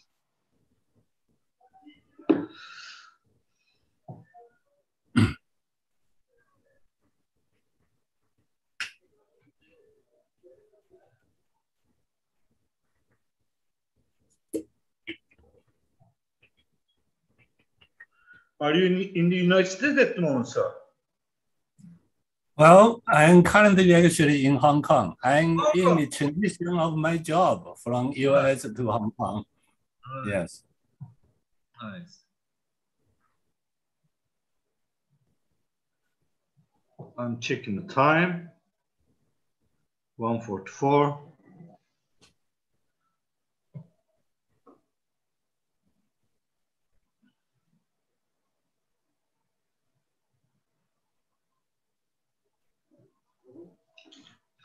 How's the weather in Hong Kong at the moment? It's hot? It's hot and humid, but actually I'm quarantined in a hotel. So I don't know what outside it looks like. I see. Hey, it's really bad. Yes. We are dealing this. How we are going to live with this pandemic, I really couldn't understand quite honestly. It's going to be really tough life is expecting us quite honestly. You know? Right.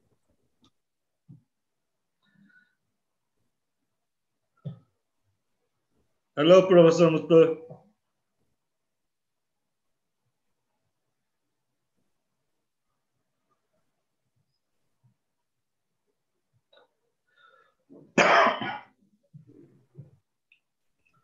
Okay, I think I should start the session because time 45. Hello to everyone. This is today's second keynote speaker section. I'm going to chair the session. My name is Orhan Çakır. I am from Turkey, working at the Yıldız Teknik University as an associate professor. My major area is manufacturing technology, but today I'm going to introduce two excellent academicians to present their studies, which are quite nice and very informative, I feel. First speaker is going to be Professor Yan Chen. His background is excellent.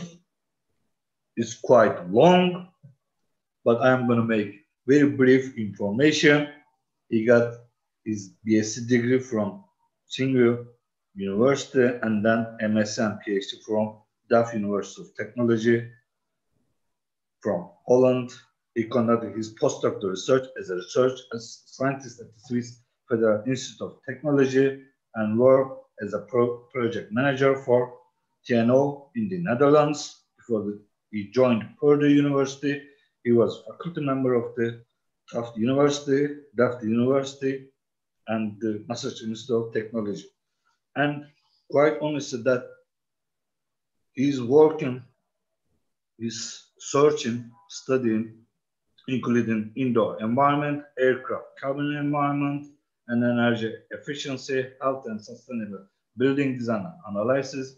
He has published 3 books and over 470 journal conference papers. This background shows us how unique his career, and I'm leaving the stage to Professor Chen for his speech. Yes, sir, your stage. All right, okay. Can you see my screen now? Yes, sir. Okay, thank you, Orhan, for your very nice introduction. So it's really a great honor for me to be invited by Professor Dinser to give a presentation here. So I am in the middle of a transition of my job from Purdue University to the Hong Kong Polytechnic University. So I'm actually presenting you from Hong Kong in a hotel where I'm quarantined. So I will start my new job next week. It's a shame, sir. All right, okay. Let me use my laser pointer here. Good. So first I'd like to just thank my students and colleagues from Purdue and Tsinghua University who actually contributed to the data I use in this presentation. So my presentation will talk about the history on the primary and the building energy use. And I am going to use China and the United States as an example to illustrate the energy use. Then we'll talk about what's the current status, which include a measure for reducing building energy use, and then show a few case studies, and we'll discuss about the barriers on the building design. And then finally, I will talk about the building energy use in the future. So if you look at the data here, definitely why I selected these 2 countries as a reason. So China already became the #1 energy consumption in the world, and the US is #2. Now the China energy use is still increasing.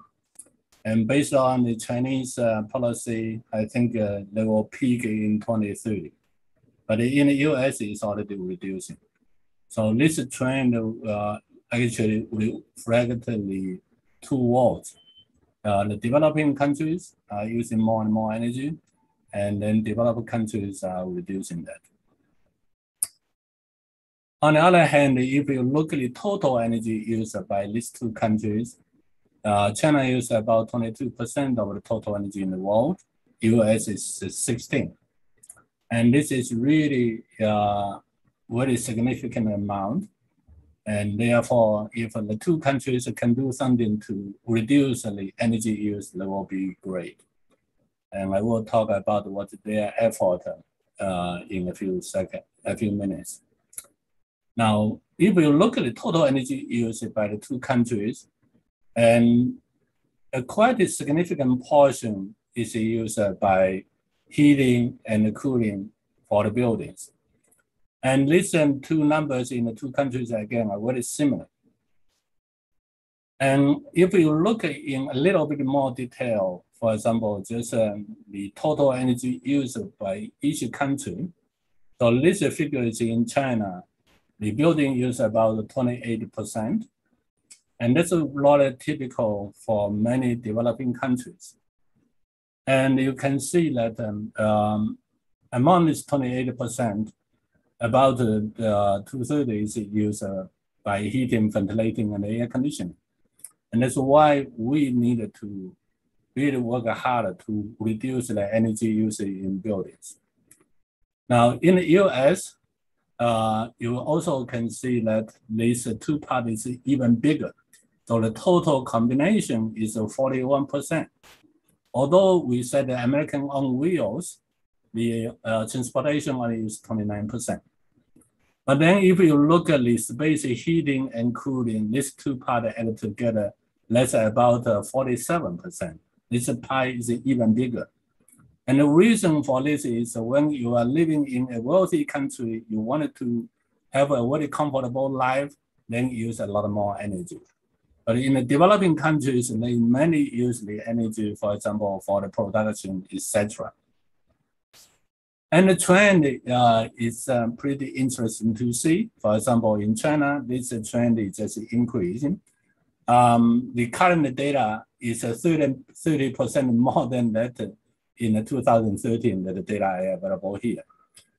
And if you look at it in the US, of course, it depends on the economy, right? I don't have the data in the past 2 years, but you can see that in an economic downturn in 2008, there was a significant energy reduction there.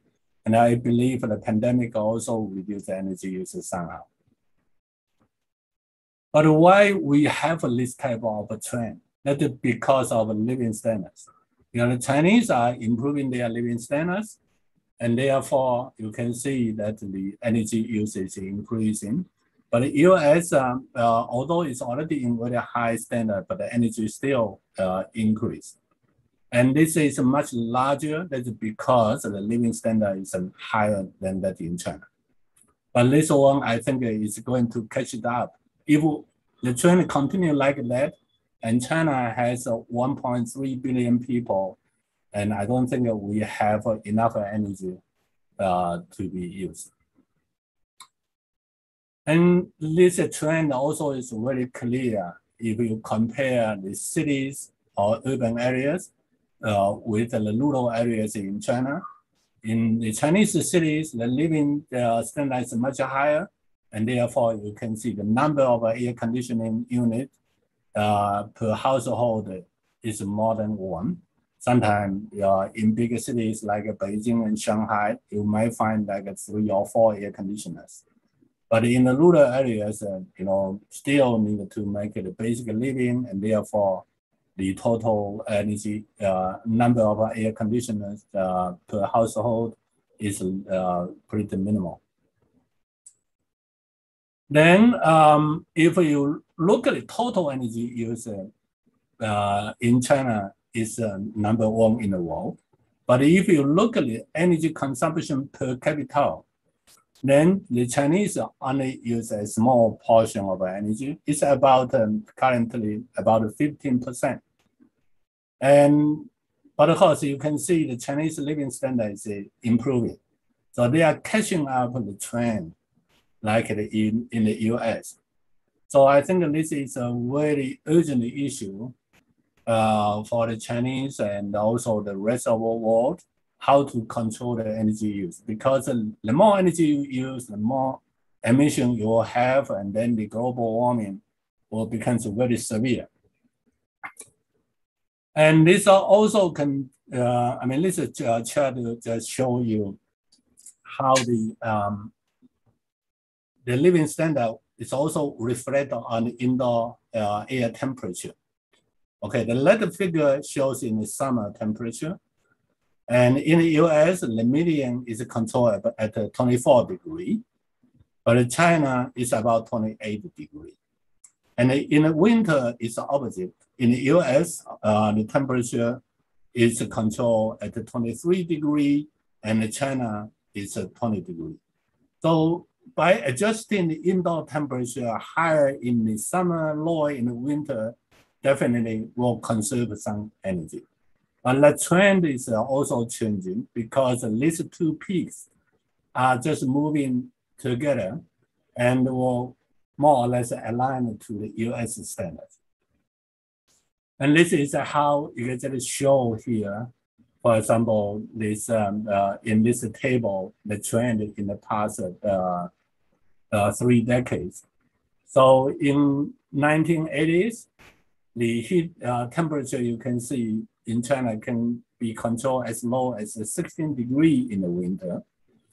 And now, if you look at the in the cold region, the median is already like 22 degrees. It's very similar to the US. Similarly, in China, in the summer, the indoor temperature is decreasing. So with a median temperature about 25 degrees C, which is very similar to the US. Excuse me.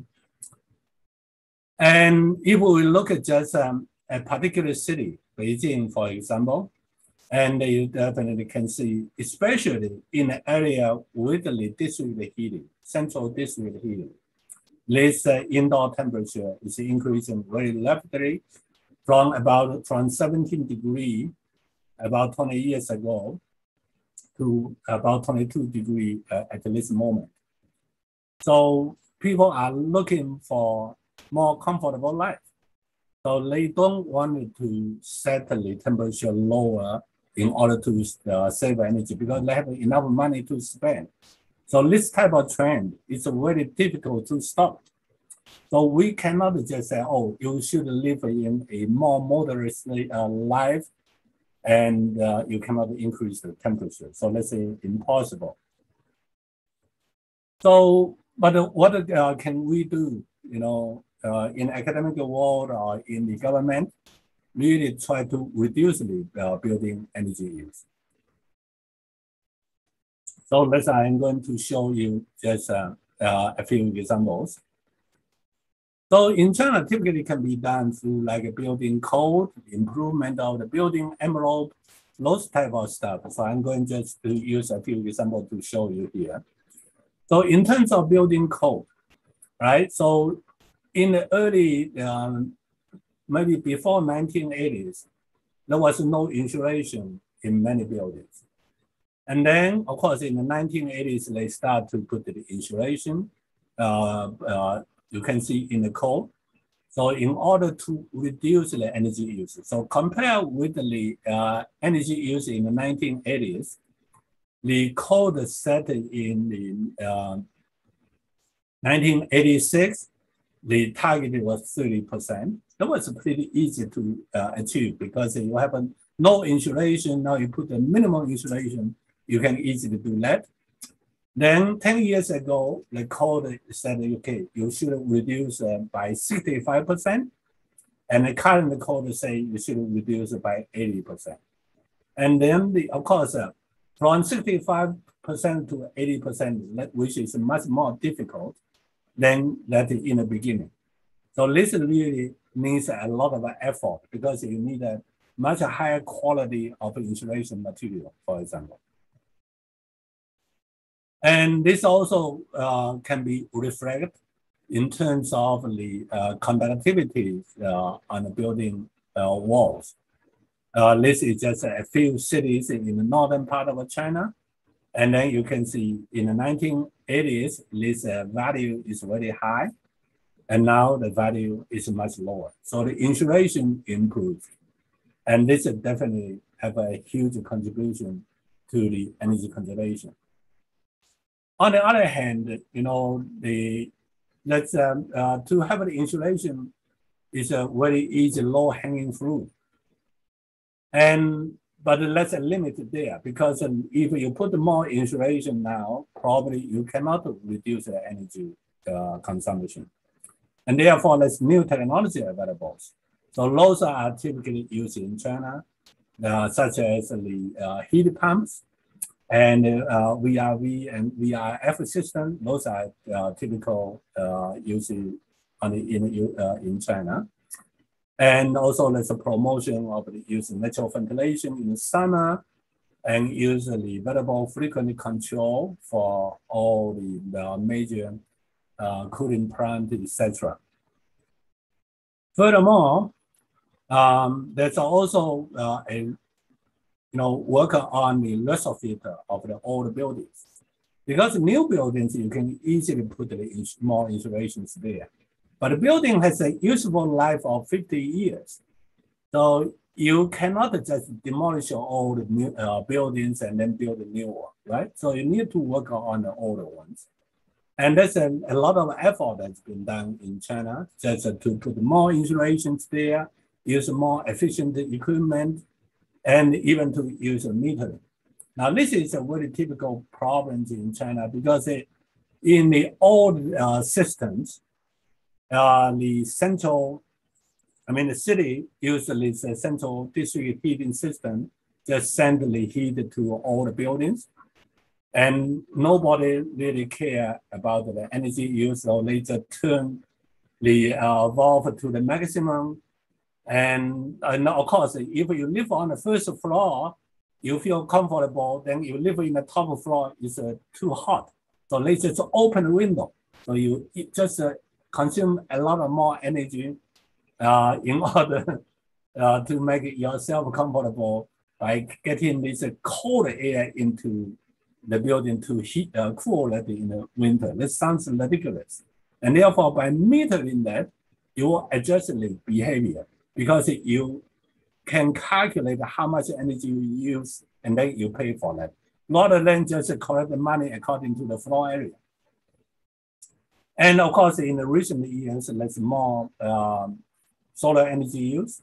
No matter it's a hot water system or the PV, there's a lot of increase at this moment. And the new trend on the new buildings is really to use the green building technologies, which Chinese have this so-called green building label, and at the same time also usually lead the certification system. And of course, those include a lot of different technologies for the new buildings. Now, what happens in the US? US, of course, also have a number of measures, and I'm going to just use a few examples to illustrate it here. The first one, US EPA put this Energy Star systems. So unless your product meets the Energy Star, you cannot solve it in the US, especially for heating and cooling equipment. And take the cooling equipment as an example, you must meet the minimum EER value. So those are really get a very high value now. Compared with in the past when the energy was inexpensive, people don't care about this one. So the efficiency of the heating and cooling equipment has been improved dramatically in the past 2 decades. On the other hand, US, of course, already put quite a lot of good insulation. And in the past, the good insulation was mainly in the cold area, in the northern part of the US. And in the past 2 decades, they put more insulation in the middle. Okay, those are the area which is not too cold, but cold enough in the winter. So this also consumes quite a lot of energy. And that's a very good one because you put more insulation, the cost increase is a lot of minimum, but the energy reduction is very significant. And furthermore, the US government is actually the largest single energy user in the United States. So government has a lot of leverage. So they can really say, all right, we will only buy certain type of product with a high energy efficiency, and use the government purchasing power as a leverage. This really can drive the change in the equipment industry, because the government can spend $10 billion per year on the building services. And in California, for example, they also put a peer pressures there. Okay, that's a so-called CalArth. It's the energy benchmarking system. So you can benchmark your building energy use with that in other buildings. And if you find that you are in the high end, then you have the pressure to do something, because the government will say that you have the same office building like your neighbor, why you should use 2 or 3 times more energy than the others. So those type of measure, peer pressure measure is very effective, not only just between you and the utility companies, but also for the designers, architects, right? You cannot design lousy buildings to use a lot of energy. And then, of course, the LEED system was invented in the United States. That has a huge impact on the new buildings construction and design. So those are just a few typical examples to show you the environmental impact. Normally, the new LEED certified buildings will use 50% less energy compared with the conventional one. But of course, the US don't build a lot of buildings. And this replacement, I mean, it will take a little bit longer time. But I think now, if you build a nice building, if you don't get the LEED certification, that's no longer to be good. So those are very effective measures. So now I wanted to show you, if you put those measures, the building really will make a huge difference. So I wanted to use 2 buildings as an example to illustrate those type of technology. So the first one is Newport Legacy Center in the United States. And the second one is Shenzhen Institute of Building Research in China. So this is Newport Legacy Center. It's not a huge building. It's a pretty small building, right? But you can see this one, the total area is about 12,000 square feet, or say 1,100 square meters. And this is really got the net zero energy and carbon neutral.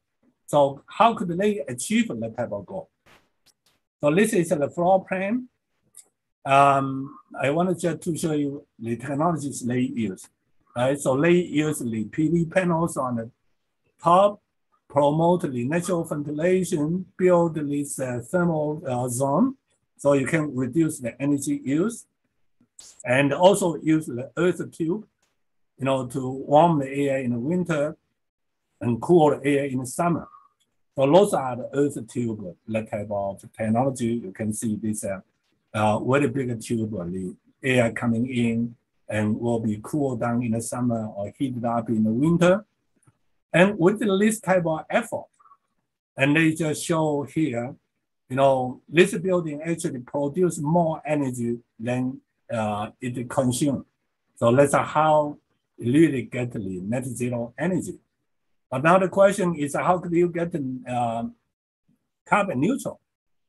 For them, because this is in Wisconsin, it's in rural area, so they put a lot more plants. So as a result, you can see this is the CO2 emission is total is 45.3 metric tons, and the CO2 offset is 49.9. So actually, you do get the carbon neutral. All right. So this is in the US, because you have ample land, you can easily to do that. But China has a much small land, and their building is much taller. So the Chinese technology is different. So they use, for example, in this Shenzhen building, they use low E glass to reduce the energy gain, heat gain. And they also use natural ventilation. So natural ventilation can be used for high-rise buildings or low-rise buildings. That's in the same thing. And they also use advanced ventilation systems. So you don't cool the entire building. You only cool locally where people stay, right? For example, in this one, you see it's a theater, a conference room. You just in this low area, you can just cool that part.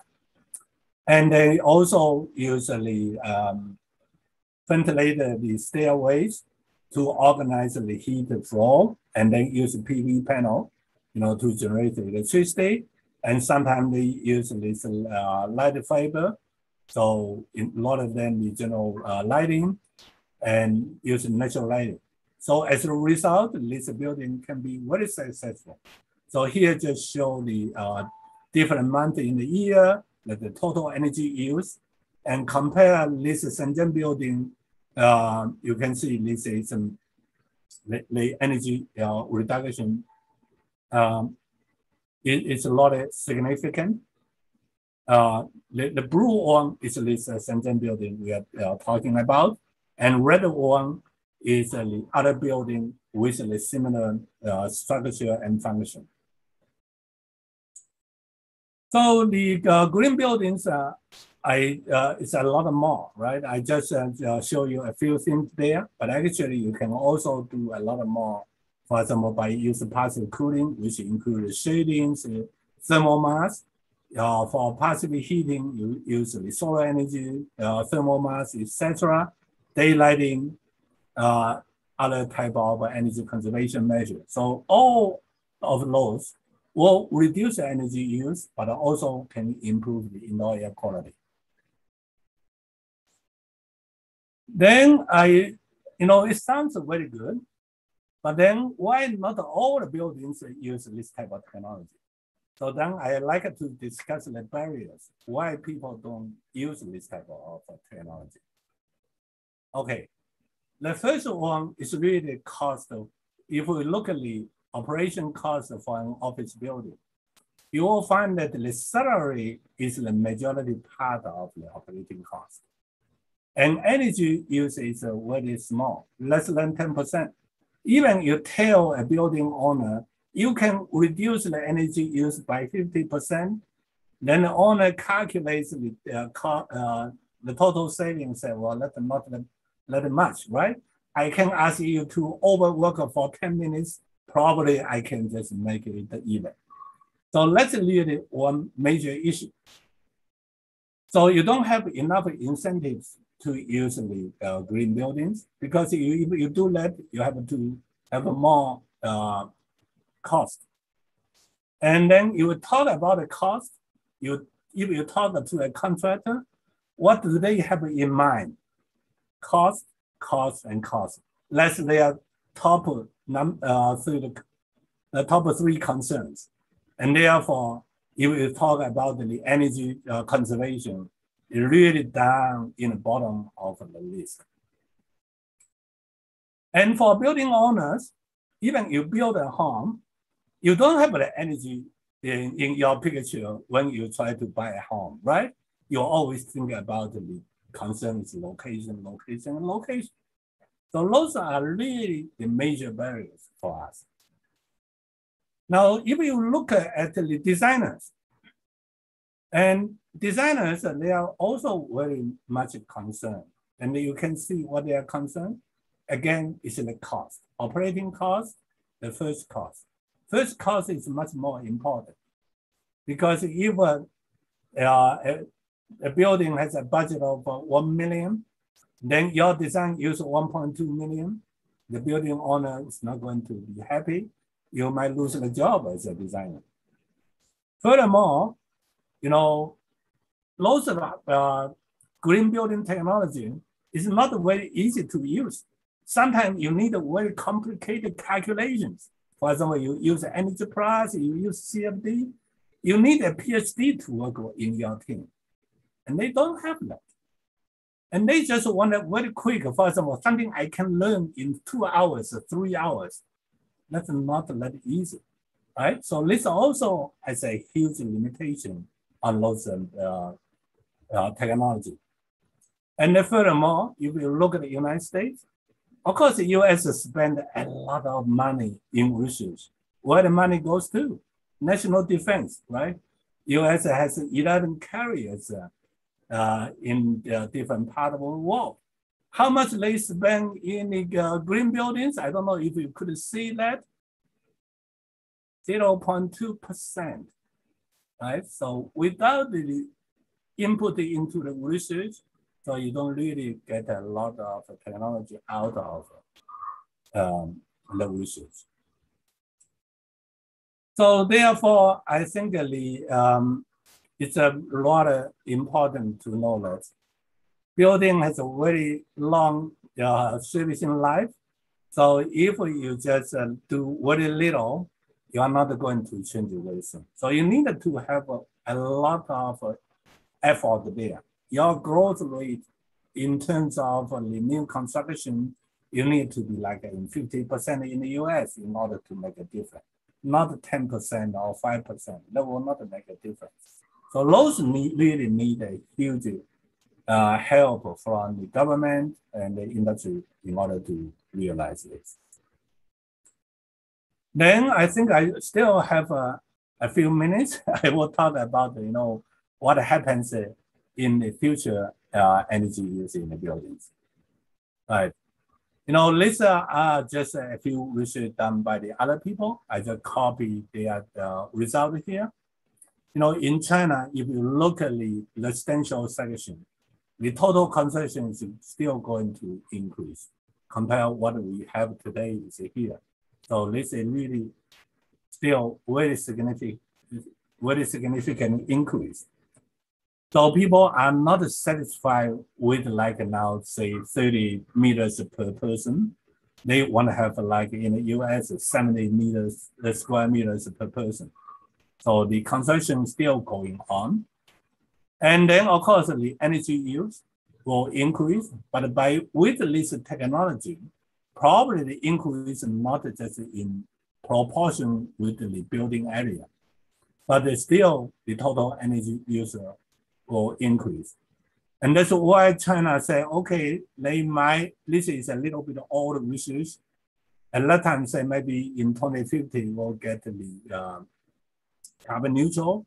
Now they wanted to do that in about 2030. But I think this will need a lot of effort by the Chinese government in order to achieve this. In the US, of course, already making quite a good this is commercial sector in China. The trend is very similar, but of course, this COVID-19 might change a little bit of behavior. This chart might not look the same in the near future, but it still see that the commercial area is still increasing in the construction. The total energy use in the commercial area, again, you show very similar trend like that in the residential sector. Now, if China needed to reduce more, of course, you can use like more insulation in northern part of China. But in the other part of China, you probably have to do something very differently. And those are a few technologies we recommend in China. And China uses a lot of coals for heating in the winter.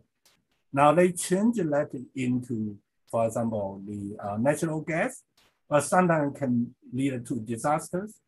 2 years ago in Beijing, they just changed all the coals to natural gas. Then suddenly they found that they don't have enough natural gas. So in the winter, they don't have enough natural gas for heating. So that was another type of problem. Now, China also put a lot of effort in the past for the district heating. But in this chart, you can see the total energy output from the district heating going finally to the indoor, you have a lot of losses. And this losses is about the total is 50%. So this central system might not be very good. So therefore, in other cities, without the central heating system, now they just go on the individual heating system, I think this is a much better solution. And you also need to look at the behaviors, right? If you look at the central system, who cares? You know, you pay the same thing. Of course, your total energy use is much higher than your own system, which typically is a split system. And if you can tolerate, you know, a little bit less comfortable life, then you use fans in the summer, definitely that will be the best. And this is also proposed a lot of challenges in China, because in China, there's a lot of areas, you know, in the middle, there's no heating already in the buildings, and also no central air conditioning. And individually, they just put their own heating and cooling systems. So you can see nowadays this number is increasing. And government still don't have a very good policy on this. And in the countryside, they have to turn this coal into other type of fuel. Okay, so but when you get used to this the coals, now you change it into biogas or solar energy. Sometimes you need a lot of training as well. So with the but on the other hand, if you look at the United States, it's just a different type of issues. You know, residential energy use will continue to increase. Commercial energy use will level off. But compared with China, I mean, this trend is very similar. But the technology used to solve the problem will be different. So in the US, it's more integrated. You have to look at the grid, right? Not only use a solar panel, how the solar panel, I mean, PV work together with the grid is very important. And then you also have to think about the electric car use, all the type of things. And then, of course, the US is already decentralized energy systems, and how you connect with the Internet of Things, and together with the other type of technology. So those are the good things to consider. In New York, they already have this a strategy for that. And I think the better one probably is the one in South Korea, near the Seoul International Airport. They made a very good progress on the integrated system. And the most successful one, probably, I just skip that one, is in Sweden. So the city of Malmö, they already make a huge progress there. So now they already use 100% of renewable energy, and they use a smart grid, and also recycle everything. And here just a few things to mention what they do there. As you can see, they use really a lot of effort, you know, consider everything together to make this happen. So in conclusion, I will say that China and the US are largest energy consumers, and they represent very different type of economic, culture, and people. And therefore, they have to use different type of technologies in order to reduce the energy use. And they are also natural resources are different. And they also have to consider different type of technology. And therefore, let's know one solution for entire world. So every country have to think their own strategy. So China most likely focus on more basic low-hanging fruit solutions, and the US work more on high-tech integrated solutions. And this type of trend might continue for the next couple of years. So thank you very much. So I would like to entertain if there's any questions. Thank you very much. So it was excellent, excellent study, excellent speech, quite honest. I'm so informative, I found. And comparing these two countries, showing one is providing or trying to get the greening operation using high technology, but China is using basic natural sources. It's very nice comparison, quite honestly. I found it very informative. We have one question probably, yes, from Professor Ibrahim Dilcher, which is running the conference, is asking, building energy consumption covers more than 50% combined for heating and cooling. What is your view on passive systems to cover some major portions of heating and cooling loads? And thanking you. Yes, I mean, definitely in bigger cities, it's a much more challenging to work on the passive technologies. But there are already some passive technologies that can be used for the bigger cities. We work on a project in Harbin, in the northern part of China. And we find that, of course, their summer is not very hot. And therefore, even in an apartment, right, we use the natural ventilation. And you design the building, you have to work together with the architect. You design a building in such a way, so allow the cross ventilation. So the wind can go from one side and then go out from the other side. And in that way, we find that you probably don't need an air conditioner in that city. So passive build technologies always need to work with the local climate. And now I'm in Hong Kong. Of course, that's impossible to use natural ventilation in the summer because outside is always above 30 degrees C. So when you open the window, you get a lot of hot and humid air. So that is much more challenging. And another one is, I mean, people use a lot is just put more insulation in the cold region. That's always found to be very good. And let the solar, I mean, sun comes in. And that type of design, but of course, in bigger cities, again, is a very challenging one. In northern part of China, you have more space. So then you can have the solar country in the winter. But in the southern part of China, no, the density is much higher. So buildings shade each other, so they don't really get a lot of sun. But the buildings shade each other is good in the summer. So you don't get a lot of cooling load in the summer.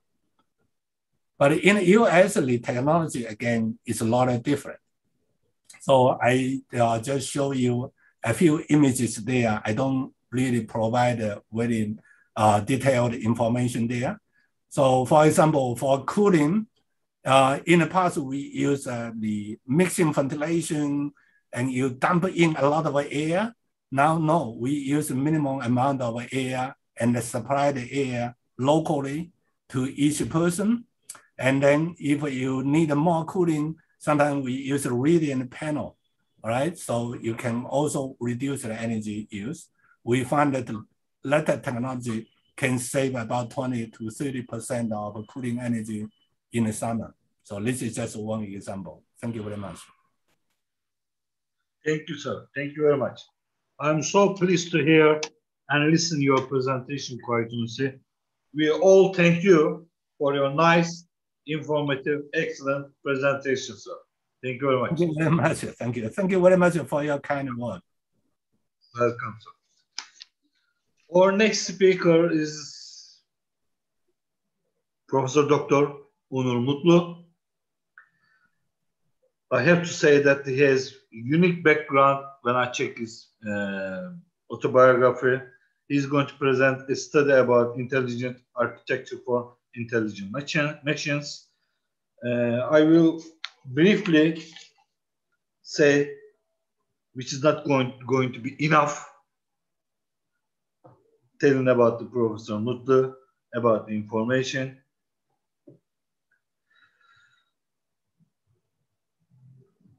He's a professor of computer science at ETH Zurich. He's also a faculty member at Carnegie Mellon University, where he previously held the Streaker Early Career Professorship. His current broader research interests are in computer architecture, systems, hardware security, and bioinformatics, which are going to be very important in the future. A variety of techniques he, along with his group and collaborators and colleagues he invented over the years, have influenced industry and have been employed in commercial microprocessors and memory storage system. He obtained his PhD from Texas University of Texas, BS degree in computer engineering and psychology from the University of Michigan. He started the computer architecture group at the Microsoft Research and held various product and research positions at the Intel Corporation, Advanced Macro Devices, so on. Has a unique background, quite honestly. I'm stopping, I'm saying nothing anymore. So yours, words are yours. Okay, thank you very much, Professor Checker. Can you hear me? Yes, sir. Okay, excellent. I wanted to test the thing as well. Let me share my screen. I mean short, sir, because you have a really nice background. Everybody knows you, quite honestly. Okay, thank you. Thank you very much. You're very kind. Okay, I'm sharing my screen now. I assume you can see it. Okay, excellent. So I will start. Thank you very much for inviting me, first of all. I appreciate the opportunity to speak to many people who are interested in energy in general. My talk is going to be quite different. It's going to be very much computing oriented in terms of especially how we design modern computing systems. As everybody knows, we want to design computing systems that are much more intelligent going into the future, that can do everything for us, let's say, more or less, and also improve our lifestyle, etc. And I will question how we are designing the computing systems of today in this talk. That's why it's titled Intelligent Architectures for Intelligent Machines. Oh, sorry. That's the last slide. So we can go backwards in the slides, but that's probably not a good idea. Okay. I think it's clear today to everyone that computing is bottlenecked by data. We have a huge data deluge in computing, and we're trying to deal with it. We're trying to make sense of data in all aspects of life, in all aspects of science, in many different scientific fields. And we're trying to make use of data, but we're bottlenecked by it also at the same time. Many applications, AI, machine learning, genomics, many other important applications going into the future are all data intensive. They require rapid and efficient processing of large amounts of data to make very quick decisions in terms of, for example, life critical decisions about a patient's life, or safety critical decisions when you're driving a car or a plane.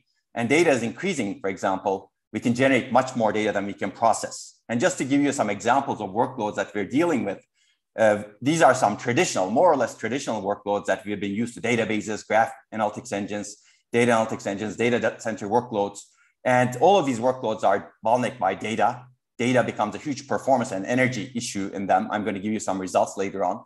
And if you look at the mobile end, which is going to be even more important into the future, the workloads that we're relying on, machine learning frameworks, video encoding, decoding, which we're using right now, browsing, and many, many more workloads are also bottlenecking our performance energy because they're very data intensive. And increasingly more important workloads into the future, like bioinformatics, genome analysis, is even more data intensive because the cost of sequencing genomes is reducing significantly. You can see that compared to Moore's law, the cost of sequencing a genome is reducing much faster than the cost of a transistor has been reducing for decades, as you can see. As a result, today we're able to sequence many, many genomes, and we can revolutionize many areas in health, science, medicine, and biology going into the future. The problem is, even though we can sequence things very, very fast, we cannot analyze the data fast enough. As a result, we have a huge data analysis bottleneck that is preventing scientific discoveries and that's preventing medical advancements in the field.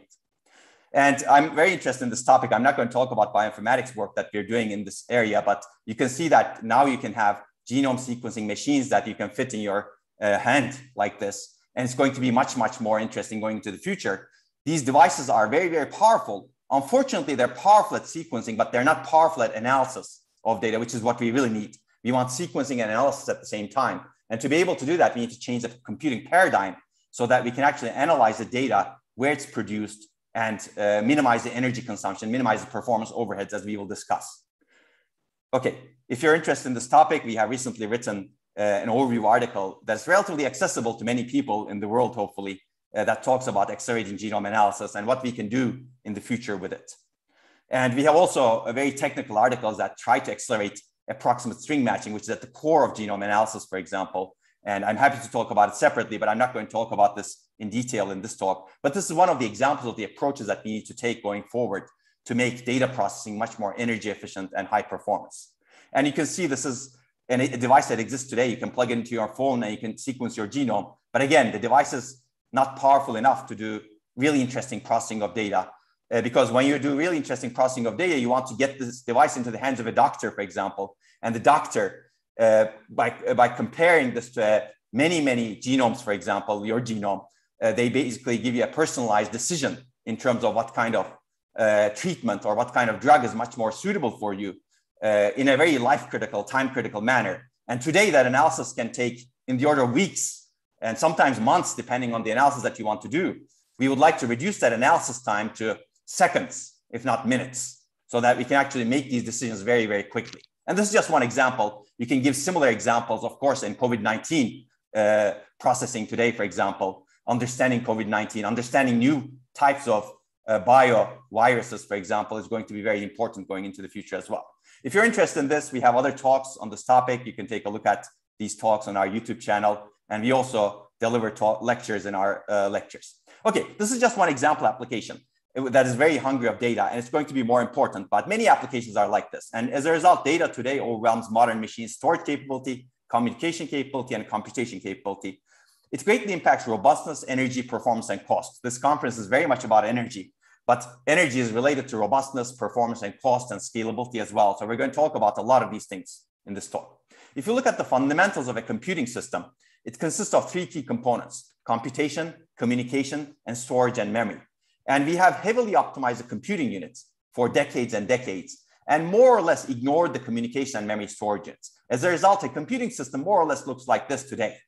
You basically have computing parts that do computation, processing elements that are cores, and everything else is dedicated to moving and storing data. Caches, interconnects, other caches, other interconnects, memory controllers, memory interconnects, storage devices. So if you do the math, more than 95% of a single node is dedicated to data storage and movement, not computation. Even though this is called a computing system, most of the real estate is not dedicated to computing, it's dedicated to data storage and movement. And this is because we have a processor-centric design paradigm. Everything has to go to the processor to be processed. As a result, we're building our systems, in my opinion, completely wrong. As a result, data is overwhelming modern machines. I'm going to give you more examples of this. And this is one example. This is a study that we did with Google over the course of 1.5 years. We published it 3 years ago. And we basically wanted to understand the data energy consumption and performance in these workloads that are really important that many people use. And we found out that more than 60% of the total system energy in these workloads is spent on just moving the data around, not doing computation, not even storage, just moving the data around so that you can operate on it. And we would like to eliminate this data movement. So my axiom for the rest of this talk is we want to build intelligent architectures for good reasons. Those intelligent architectures have to handle data well if they need to be intelligent. Of course, the question becomes now, how do you handle data well? And I think there are three major directions. I'm going to focus on only one direction in this talk, given the time constraint. And that's going to be the first direction, which is ensuring that the data does not overwhelm the components that we built via intelligent algorithms, via intelligent architectures, and via whole system designs, all the way from algorithms, architectures to devices, whole stack.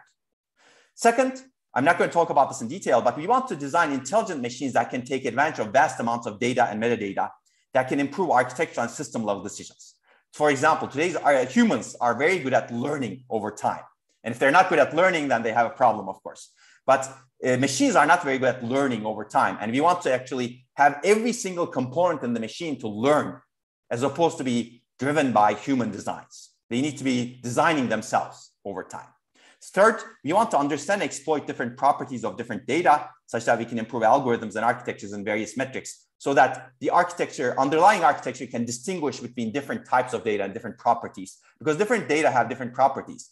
Different data have different security properties, privacy properties, safety properties, energy properties, approximability properties, compressibility properties, locality properties, and so on. Today, we're not distinguishing them in our system designs. As a result, we're wasting a lot of energy and performance. Okay, so corollaries based on these three directions is today's architectures are not good at dealing with data. As I said, they're designed mainly to store and move data as opposed to compute, because they're processor-centric as opposed to data-centric. We want to move to a more data-centric paradigm and process the data everywhere as possible, wherever the data resides, as opposed to just in the processor. I'm going to give you more examples of this in this talk and focus especially on this one. I'm not going to talk about these two in much detail, but I think holistically, these are extremely important also.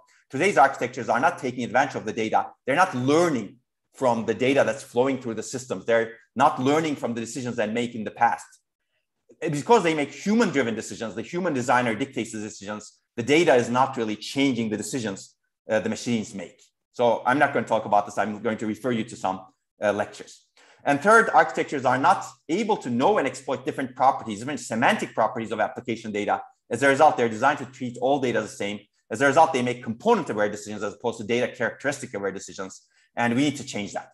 Basically, we want to design architectures that are data-centric, data-driven, and data-aware going into the future. And today, we're not doing well in any of these, in my opinion. But to be able to do that, we really need to revisit the entire computing stack that we have relied on. The computing stack translates algorithms to devices and electrons in the end. Algorithms eventually orchestrate electrons. And the computing stack needs to be designed completely differently so that we can make it data-centric, data-driven, and data-aware. But I believe we can get there step by step, evolutionarily, as opposed to completely changing the world in one day. Potentially in some domains that could also happen, but we will discuss how to get there also briefly in this talk. So let me focus on only one aspect of this, which is the data-centric or memory-centric architectures. Even this aspect is actually very interesting in my opinion, because a data-centric architecture has multiple properties, not just one property. And these are 4 different properties that I listed over here. We want to process data where it's produced, where it resides, without moving the data around. This is called processing in and near memory structures. I'm going to focus more on this. But we also want low latency access, very quick access, very low energy access to data. I'm not going to talk about this in detail. This is very important. This requires a design mindset change. We want low cost data storage and processing, high capacities, because data is very large today. And we want intelligent data management as well. We want intelligent controls handling robustness, security, cost. I'm going to talk about this to motivate processing data where it resides, because if you want intelligent controllers that can intelligently manage data, you really want some intelligence inside the memory structures or the sensor structures or the camera structures, for example, wherever you're producing and capturing the data. So this is going to be a motivating factors for the first part. But let me jump into the first part a little bit. I call this processing data where it makes sense, as opposed to today, what we're doing is wherever data is produced, it doesn't get processed there. It gets moved to at least a processor. And that processor may be close, but still you move the data over the interconnects that are energy hungry. That processor may be far in a faraway data center. Then you move the data across even more energy hungry interconnect to somewhere that's really far. And I think this doesn't make sense, basically. What it makes sense is we want to actually combine the processing and the generation of the data at the same place so that we minimize the data movement as much as possible while making good decisions at the same time. That's what this says, basically. And this is not a new idea. This is an old idea. Basically, processing in or near memory was proposed in the 1960s when the processing paradigms are being explored. And this is a paper that was written by Harold Stone, Logic and Memory, computer that says, we want logic and memory together. Now, it didn't work out well for various reasons. I'm not going to go into the historical aspects of it in this particular talk, but you can listen to our lectures related to this. But today, we're in a special position. That special position dictates us to do something completely different in terms of how we deal with data. And this special position actually is pushing us from the technology. Technology is pushing us to do something intelligent with the data, with our system designs. And the applications and systems, like I talked about earlier, is pushing us to do something different.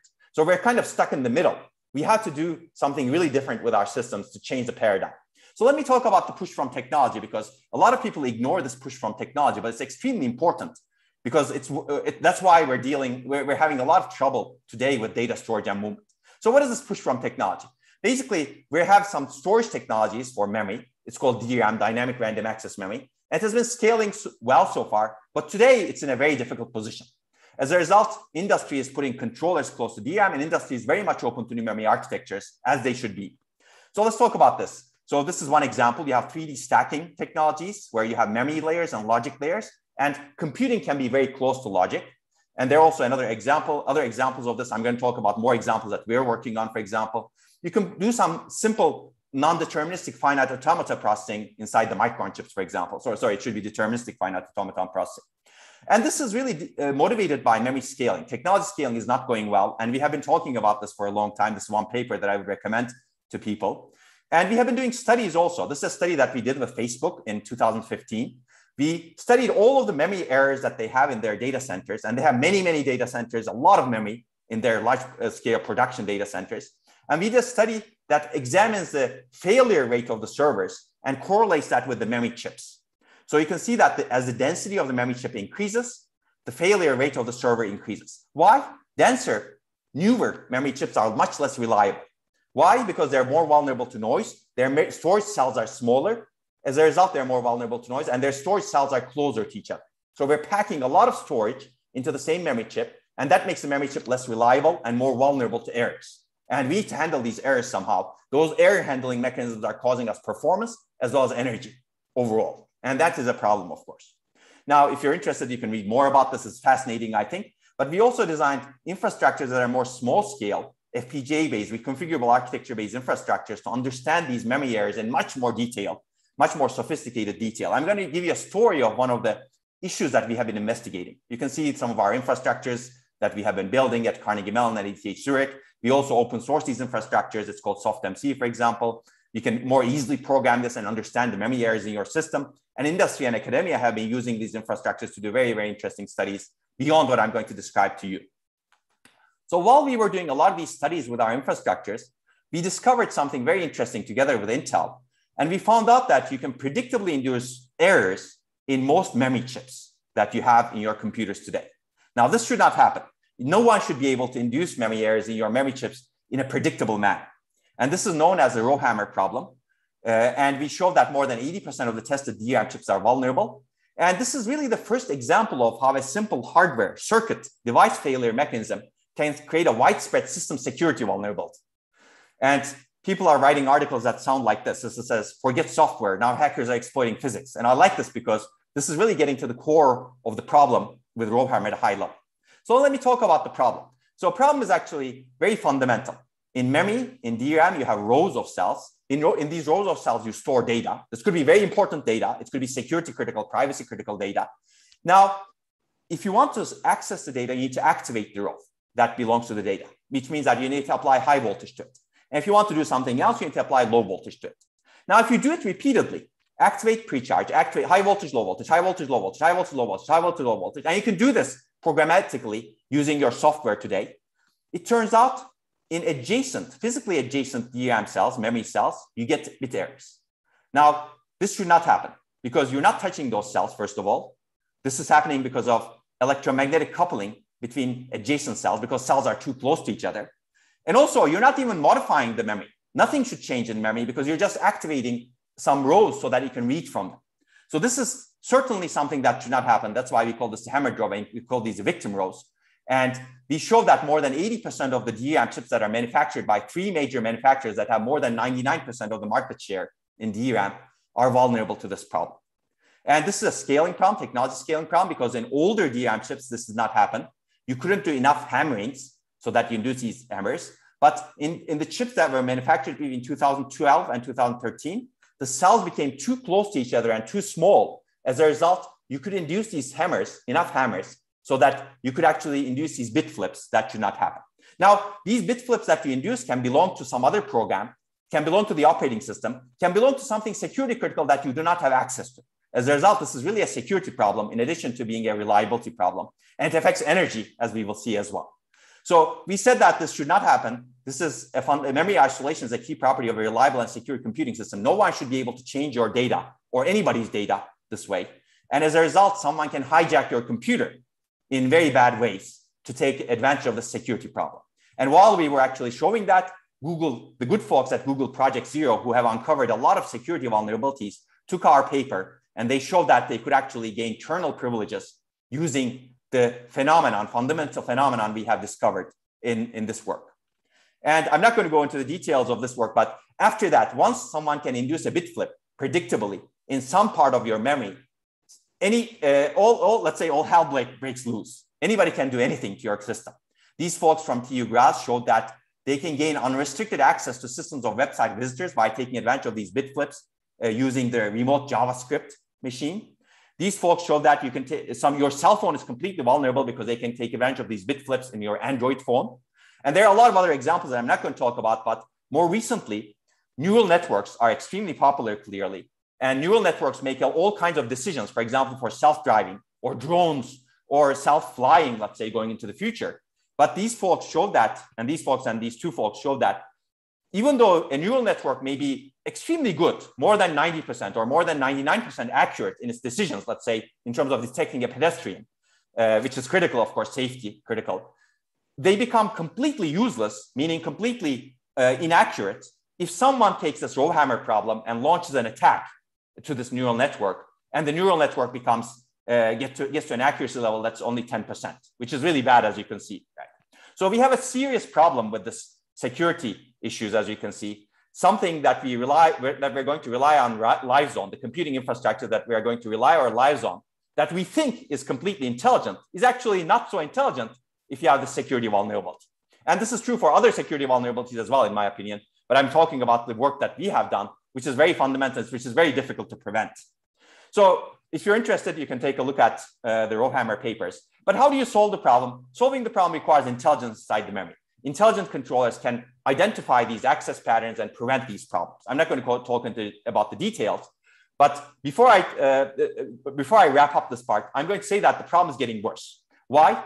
Because cells are becoming too close in recent DRAM chips, and we want to store more data, and recent DRAM chips are more vulnerable, and existing mitigation mechanisms that the industry is employing are not effective. So we need new mitigation mechanisms that we are developing and others are developing. And unfortunately, industry is not very good at solving this problem because they claim that some of the Rowhammer, some of the chips that they have manufactured recently are Rowhammer free, but we prove that that's not true. That's not correct, basically. We showed that you can just enough reverse engineer DRAM chips and the solutions that they put into the DRAM chips today, and you can circumvent these protection mechanisms easily. So we need mechanisms that are much more secure, and we do a lot of work with industry, as you can see, to see if they're vulnerable to these security problems. And we also provide solutions, but I'm not going to go into the details of the solutions. But take my word for it that you need intelligent controllers to actually solve the problem, and you can read the papers for more detail. If you're interested in this topic, we have a lot more detailed lectures on Rowhammer, and this is going to be more and more important going into the future, in my opinion. Okay, let me tie this to general computing infrastructure. Basically, we're talking about infrastructure, and computing is one of the most important infrastructures going into the future. Bridges are one example. This is the Tacoma Narrows Bridge. This is in 1940. 6 months later, it collapsed. This is a reliability problem, as you can see, but it's also a safety and security problem. Bridges are clearly extremely important infrastructures. Humanity has been building bridges for thousands of years. And I will say that they're not that important. Computing is a lot more important today than bridges. So we need to take a lot more care in terms of how we design our computing systems in terms of vulnerabilities, reliability, security, and safety. Bridges, unfortunately, are important, and there are fatalities, as you can see. This is Minneapolis in 2007, this is Genoa in 2018. So we have bridge disasters, clearly, and it's hard to prevent them. But in computing, maybe we should be able to prevent things better. So I think we need to talk about security, and security is very much related to energy also. Safety is also very much related to energy because you can expend a lot of energy to make yourself secure, but that may not be a great trade-off. Right? We need to prevent unforeseen consequences that we have in our intelligent platforms, so we can enable platforms like this, where we can trust and the platform can drive for us, can fly for us, can make decisions for us, etc. But we're not there yet. So how do we get there? To get there, I think we need to design fundamentally secure, reliable, and safe computing architectures. I'm not claiming that I have all the answers for this, but to be able to do that, we need to predict and prevent such safety, security, reliability issues like Rowhammer and other issues. So this is the technology scaling perspective. So to be able to solve Rowhammer-like problems, we need intelligent memories, intelligent infrastructures, so that they can patch themselves. They can identify these attacks. They can identify these suspicious access patterns, for example, so that we can avoid failures. And for that, we need processing near memory structures. Okay, that was the push from technology. Let's talk about pull from systems and applications, which is going to be the top-down approach. And this is important and maybe even more important. Why? Because today data access is a major bottleneck. I've shown you some examples of this. Energy consumption is a key limiter of applications today. And data movement energy dominates computation energy, especially true for off-chip to on-chip movement. I'm going to give you data related to all of this. In my opinion, the question is this. Do we want a future that looks like this, that we are comfortable leaving to our sons and daughters and everyone? Or do we want a future that looks terrible like this, that's burning? I would argue that we want the best of both worlds. We want energy efficiency and sustainability, but we also want high performance to solve all the serious and much more difficult problems that we're going to face into the future. So how do we get the best of both worlds?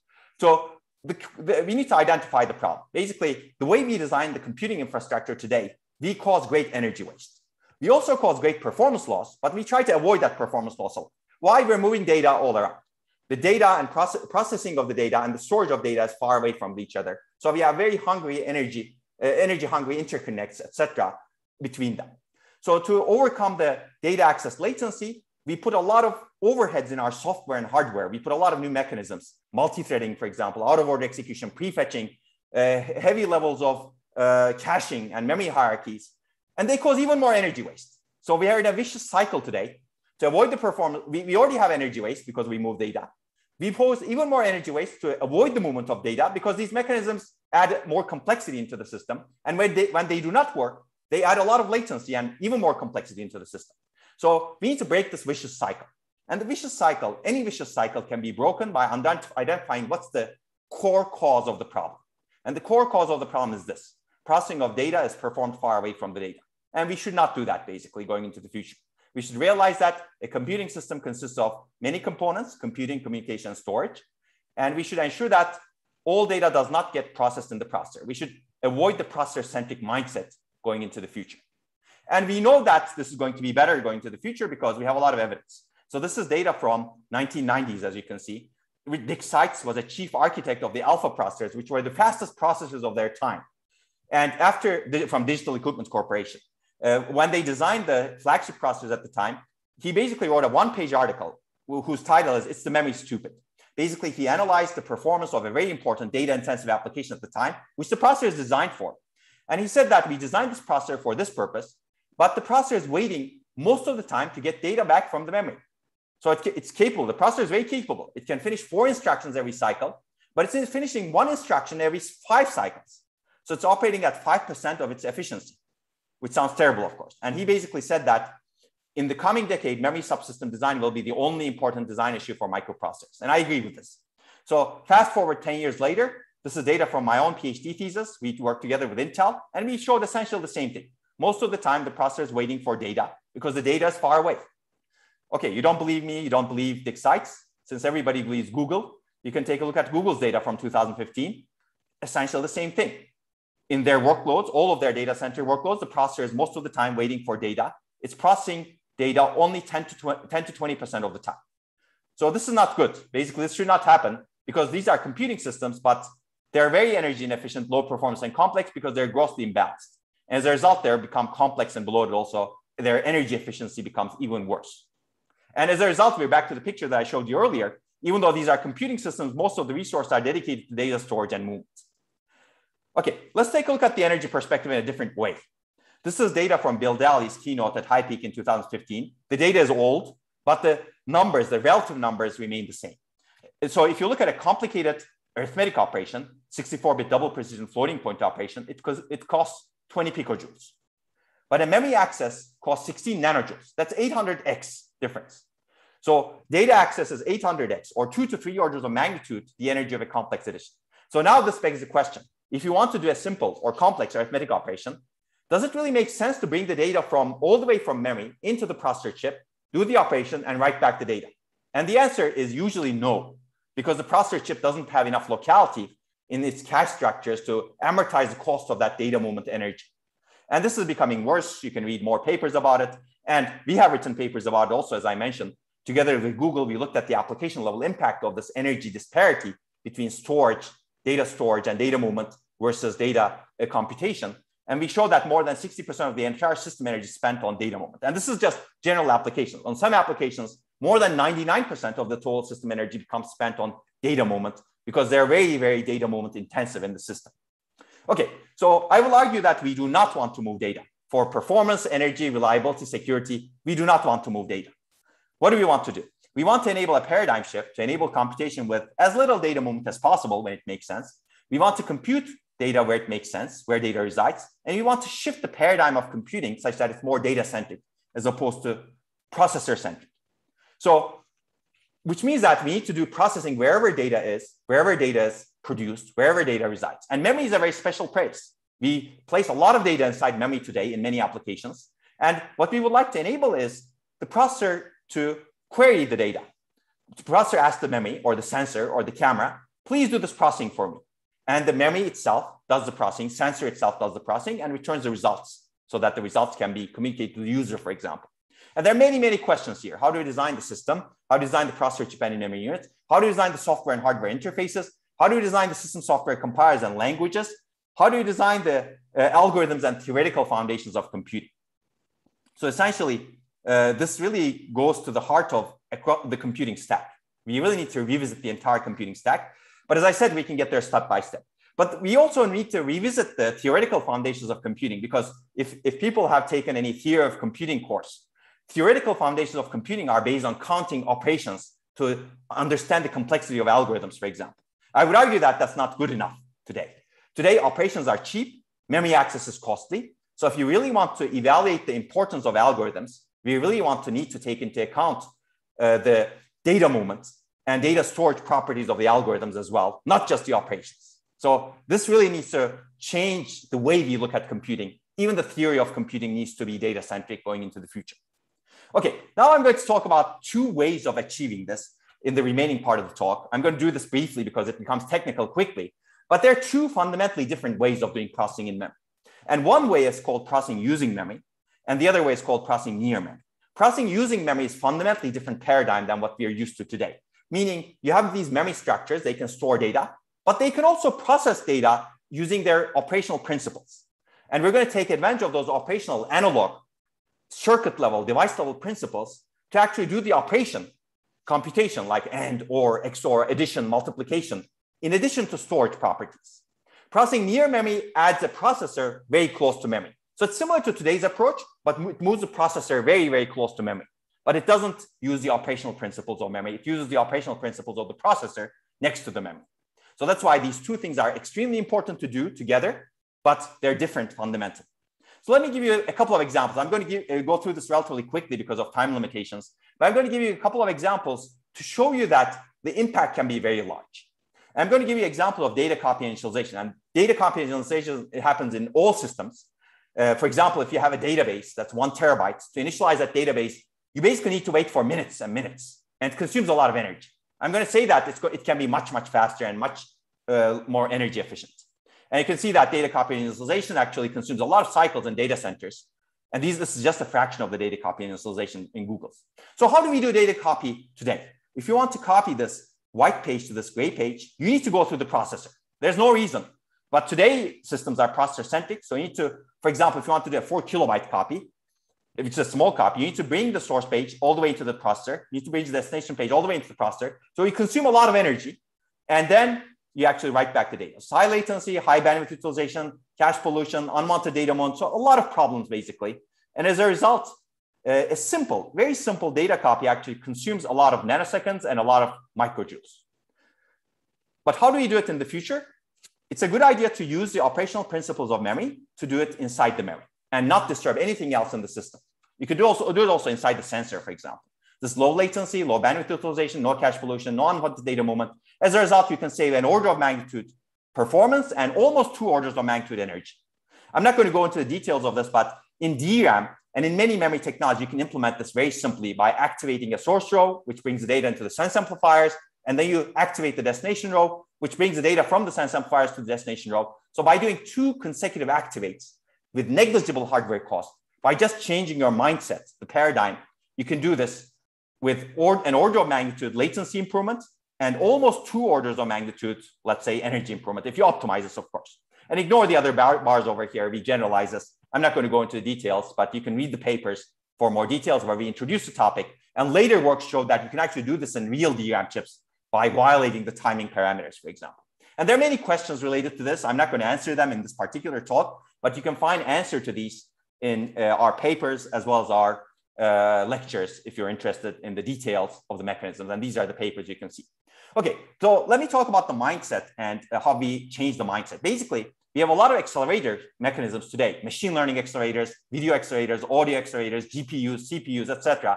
They're all sitting on the left side of the memory bus. So why don't we have an accelerators on the right side, let's say correct side of the memory bus over here, so that we can minimize the data movement. So we're treating memory as a conventional accelerator, and we have an accelerator on the memory side so that the memory data movement becomes minimal. Okay, similarly, we can do truly in-memory computation. We can do AND or NOT and majority circuits in DRAM at low cost by using the analog computation capability of the memory chips. And the key idea is activating multiple rows concurrently performs computation. So you can do 8 million bits of data and OR, for example, inside a DRAM chip. And this leads to 30 to 60x performance energy improvements. And you can read the paper for more detail. And emerging memory technologies, new memory technologies enable even more opportunities, memristors, resistor RAM, phase change memory, STT-M RAM, because you can operate on data with minimal movement in those cases, because these are fundamentally non-volatile technologies. DRAM, dynamic random access memory, is fundamentally volatile. So you need to move the data just a little bit at least, but you can minimize that data movement. So I'm not going to go into the details, but this shows that you can do triple row activation in DRAM. If you do triple row activation in a circuit like DRAM, based on the charge sharing of analog operational principles, you get a majority function. This is a bitwise majority function. If 2 cells are charged, you get the charge state at the end. If 2 cells are discharged, you get the discharge state at the end.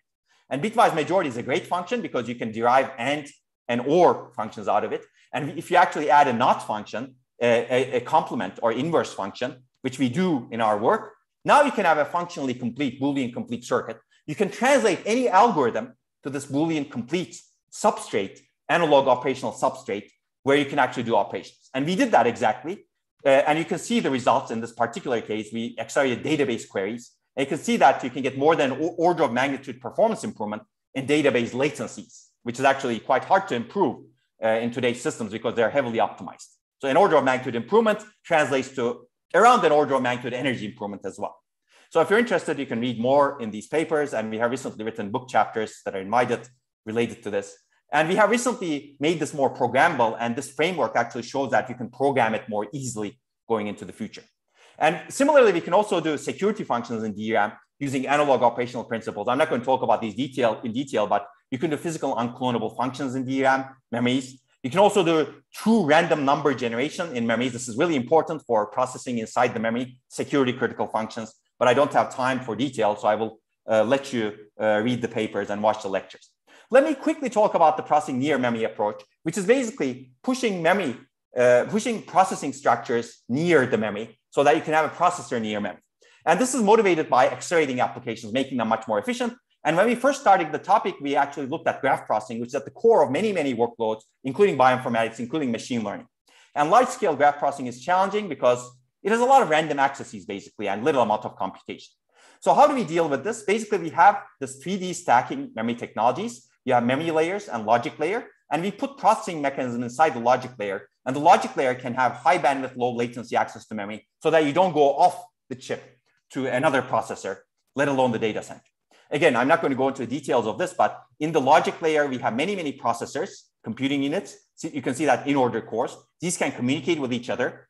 And as a result, we don't move the data around, but we move the functions to the data. So the data stays. And if you want to update a graph node, for example, the update functions get shipped to the processor that hosts the data in the memory layers. And we keep basically programming this in a data-centric manner. And if you want to scale this up, you have many, many of these 3D stacked cubes connected to each other in an interconnected manner. And you have your graph processing, graph structure partitioned on these chips so that you can exploit locality. This looks like a primitive GPU. GPUs used to be like this in 1990s. And in my opinion, processing systems are going to be like this in 2020, for example, or no, 2030s, for example, or maybe even earlier, who knows. And we're going to offload computation and program it with remote function calls so that we minimize data movement, and we'll have prefetching mechanisms. But let me give you some idea in terms of what this looks like. So these are traditional systems. Tesseract system doesn't look like any traditional system. Traditional systems have processing and memory separate. As a result, they're bottlenecked by the bandwidth of the memory. Tesseract system, you cannot decouple the processing and memory are together in these things. And you can have 8 terabytes per second access to DRAM, as you can see, which is more than an order of magnitude higher than the best system at the time. As a result, we can accelerate graph processing significantly. We can get more than 13x performance improvement, and we didn't optimize this. Over the course of the last 6 years, other people have developed algorithms and infrastructures that made this 13x 100x. So we can have today 2 orders of magnitude improvement in terms of performance of graph processing. And In our results, we had more than 8x energy reduction, but later work that built on our work showed that you can get almost 2 orders of magnitude improvement. So this is very significant, as you can see. And this is just graph processing. Machine learning has similar. I don't have time to talk about this, but machine learning is very similar in this respect. I'm going to give you an example that's closer to reality in the near future, the work that we did with Google. With Google, we looked at consumer devices, and we looked at popular workloads that many people use, Google or not Google, it doesn't matter. Many people use these kind of workloads. And we wanted to understand the energy cost of data moment. And as I mentioned earlier, we found out that data moment costs more than 60% of their energy in our systems. And we wanted to understand how to get rid of it as much as possible. And we found out that a significant fraction of the data moment comes from simple functions and applications. And once you identify those simple functions, you can implement them in memory, in 3D stacked memory, like we discussed. You can have small embedded low power cores, or you can have small fixed function accelerators, or you can have reconfigurable logic, as we discussed in some of our works. And by doing this in a targeted manner, you can actually reduce energy and improve performance by more than 2x. So this is not 13x. It's not 2 orders of magnitude. In an unoptimized way, it's 2x, but it's relatively much more easier to do in the short term. So short term is also important. So I'm not going to go into the detail, but we analyze all these functions. I'm going to talk about the machine learning framework, since machine learning is extremely important. But machine learning, more than 50% of the inference energy is spent on data moment, and more than 50% of that energy comes from 2 functions only, packing and unpacking and quantization. And if you're interested, you can see our works for more detail. But we actually offload these functions to get more than 2x performance improvement and energy improvement. And you can read the paper for more detail if you're interested. Similarly, there are a lot of works where we can distribute the processing in GPUs so that you can actually reduce the data moment. You can do it in pointer chasing, which is very latency sensitive. You can do it for more automatically in systems. You can do it for prefetching. We do works for climate modeling, and we can accelerate them using FPGAs and 3D stacked memory. You can do it for genome analysis, approximate trig matching, as we discussed earlier. You can do it for time series analysis, which is used in many scientific domains like astronomy, for example. But to be able to do this, you need to revisit the entire stack and co-design the algorithm and the architectures together. But I believe we can get there step by step going into the future. And if you're interested in this, we have a primer on processing in memory that we have written recently in December. It covers a lot of issues and importance of processing in memory and why we need to go through it. And we have other papers also related to it. Now, before I conclude, let me say that this is actually real, meaning people are designing processing in DRAM engines, and we're working with this Upman folks who are a startup company in France. They have actually put DRAM chips, put processing units inside DRAM chips inside the bank. And we actually have done studies. We have ported applications, and these are real systems. This is a real system that we used, for example, 2,560 processing elements inside a rank. And we have actually works that describe how this operates. You can see that right next to the DRAM bank, we have a processor, and you can offload applications to it. And we have written papers. If you're interested, you can see the papers. You can see our seminars related to this. I'm not going to talk about this, but we have basically shown that you can actually do much higher performance and much lower energy processing in real applications today in these systems. And we have recently written an overview paper on FPGA-based, reconfigurable architecture-based near memory acceleration of data-intensive applications, including climate modeling and bioinformatics. And I would actually suggest that you take a look at it if you're interested. Now, even more interestingly, the Samsung folks have recently put processing inside the memory. After, let's say, 10 years, we started working on this. The Samsung folks finally have put some limited processing inside the memory, as you can see, so that they can accelerate machine learning applications. This is very limited compared to what we are envisioning, but it's a good step. It's a correct step in the good direction, in my opinion. And they have recently introduced this in the ISSCC conference. If you're interested, you can take a look at their paper as well. But we have a lot of lectures on this, and I'm going to leave these links with you if you're interested. And I've recently given an IEDM tutorial on memory-centric computing systems, which cover a lot of different aspects of memory-centric computing systems. Okay, so that brings me almost to the end of the talk. Basically, we want fundamentally energy efficient computing architectures, which means that architectures need to be data-centric. We also want fundamentally high performance computing architectures, which also means that architectures need to be data-centric. So data-centric architectural paradigm brings us high performance, energy efficiency, high reliability, high security, low vulnerabilities, and many, many other things as well. So to be able to do this, I think we need to minimize the data moment as much as possible. Of course, adoption is a big issue in a new paradigm, and we need to consider adoption. And there are many adoption issues. I'm not going to talk about these in detail. Software is important, programming is important, system support is important, runtime and compilation system is important. infrastructure to assess benefits and feasibility are important, but all can be solved with a change of mindset.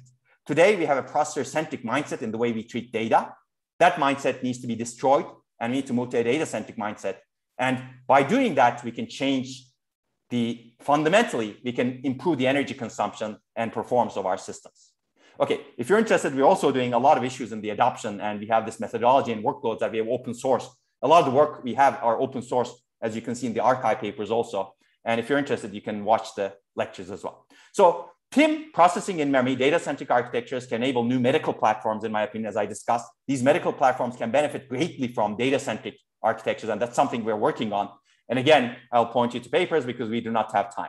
So what we do not have time for is two other directions in system design: data-driven or self-optimizing, self-learning computing architectures. That's the second one. And the third one is data-aware, expressive computing architectures that understand extremely well different types of data and adapt to the different types of data. And again, I will refer you to this tutorial in our lectures. So let me conclude, since we don't have much time at this point. So today's architectures are processor-centric, human-driven, and component-aware. We're trying to make them data-centric, data-driven, and data-aware. And to be able, why do we want to do that? Because we have a huge data handling problem. We have a huge data problem, memory and storage problem. And to be able to overcome this problem, we need to have principled system architectures. We want to design complete systems to be truly balanced, high performance and energy efficient. And that leads us to intelligent systems. And that requires, in my opinion, us to be data-centric, data-driven, and data-aware. We want to enable computation capability inside and close to memory and sensors. This can lead to orders of magnitude improvements in performance and energy. This can enable new application and computing platforms. It can enable a better understanding of nature as well, which we do not have time for, but that's true in my opinion. And who knows what else. And I believe for this, we need to design architectures to be fundamentally better.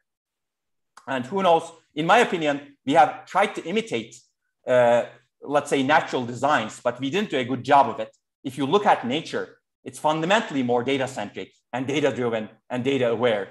There's a lot of specialization. There's a lot of data-centric processing. There's no dichotomy between process and memory, for example. It's very distributed. So to be able to, we really need to imitate some of the fundamentals of the nature as opposed to higher level things that we just see maybe on the surface. But of course, to be able to do that, it's not easy. We need to revisit the entire stack, but with a change of mindset, we can get there step by step. And to be able to do that, we need to exploit good principles. And more than anything else, we need open minds, and we need a lot of investment into science and technology, fundamental science and technology. And again, I'm going to leave you with this paper that we have written that talks about all of these issues and more, and the tutorial. And I will thank the people who have funded our research over the years. Please keep funding us. Without this funding, this research couldn't have happened. And certainly, more importantly, without the contributions of my students and researchers, the Safari Research Group, none of this would have happened. And I will let you explore our newsletters if you're interested in this. Everything that I've discussed is open source and online. You can find it in videos, lectures, slides, and open source software. And I'm happy to take questions at this point. Thank you very much. Hello?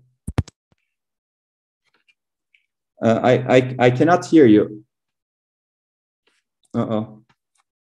Let me see. I'm speechless about your presentation. So it's excellent. I find it so, I'm in shock, quite honestly. And your work is excellent. Without you, this team couldn't be there, quite honestly. Making your profile low, because I feel you are modest. And we have a few questions. Thank you. Direct you. One from Professor Ibrahim Dinçer. Building energy consumption. Sorry.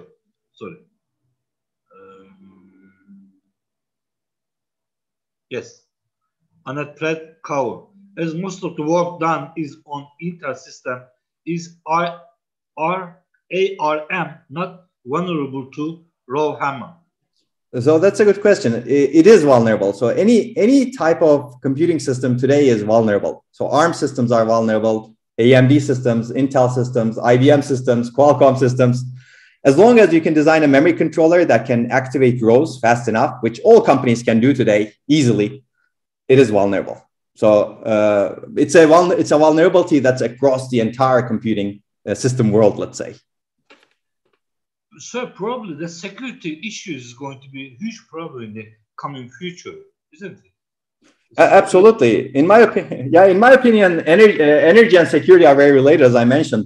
But security issues are going to be extremely important in terms of how much energy they consume so that we can overcome these problems. And they consume performance also at the same time.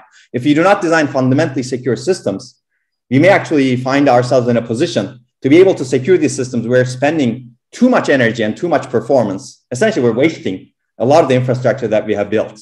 So we need to change our mindset, in my opinion, so that we can design much more secure and private systems, let's say. There's another question from Ibrahim Dinçer. What is your view on the huge amount of energy consumption of Bitcoin operations? So thank you. That's also an excellent question. I mean, we did not study Bitcoin, but I have some familiarity with the operations. And in my view, there's a huge energy waste over there as well. And some of the energy waste is coming from computation, and some of the energy waste is also coming from data movement. Again, we do not have hard data, but according to anecdotal evidence from the field, based on what we do with other people, we see that data movement, again, data-centric processing can help over there. But in my opinion, in that area, we also need to revisit some of the algorithms, Bitcoin, and some of the algorithms tend to be fundamentally energy inefficient. And I think we need to solve that issue as well. Thank you, sir. That's another question from Ibrahim Dinçer. Do you think that we will have a more secure internet in the future? Oh, okay. Can you hear me still? Yes. Okay. This is much better for me. That's why. Yes. So I think that's a great question. That people have tried to secure the internet for decades and decades. One of the issues with internet is really the standards, and also people are used to the status quo, right? It's very hard to change all of the routers in the internet at the same time so that you can secure everything. But the good news is people are working on it. And I will actually, if you're interested, I will point you to some work that is done at ETH Zurich by Adrian Tarek from the Network Security Group. They have a fundamentally secure internet structure called Scion. And they're starting to make the internet, let's say, more secure step by step by first tackling the internet security problem in the Swiss banking system, let's say. So I think if you start with the right places and with the fundamentally secure internet design, over time you can grow. But of course, changing the entire internet overnight or even over years is going to be very difficult. But I think people are working on it. That's the good part.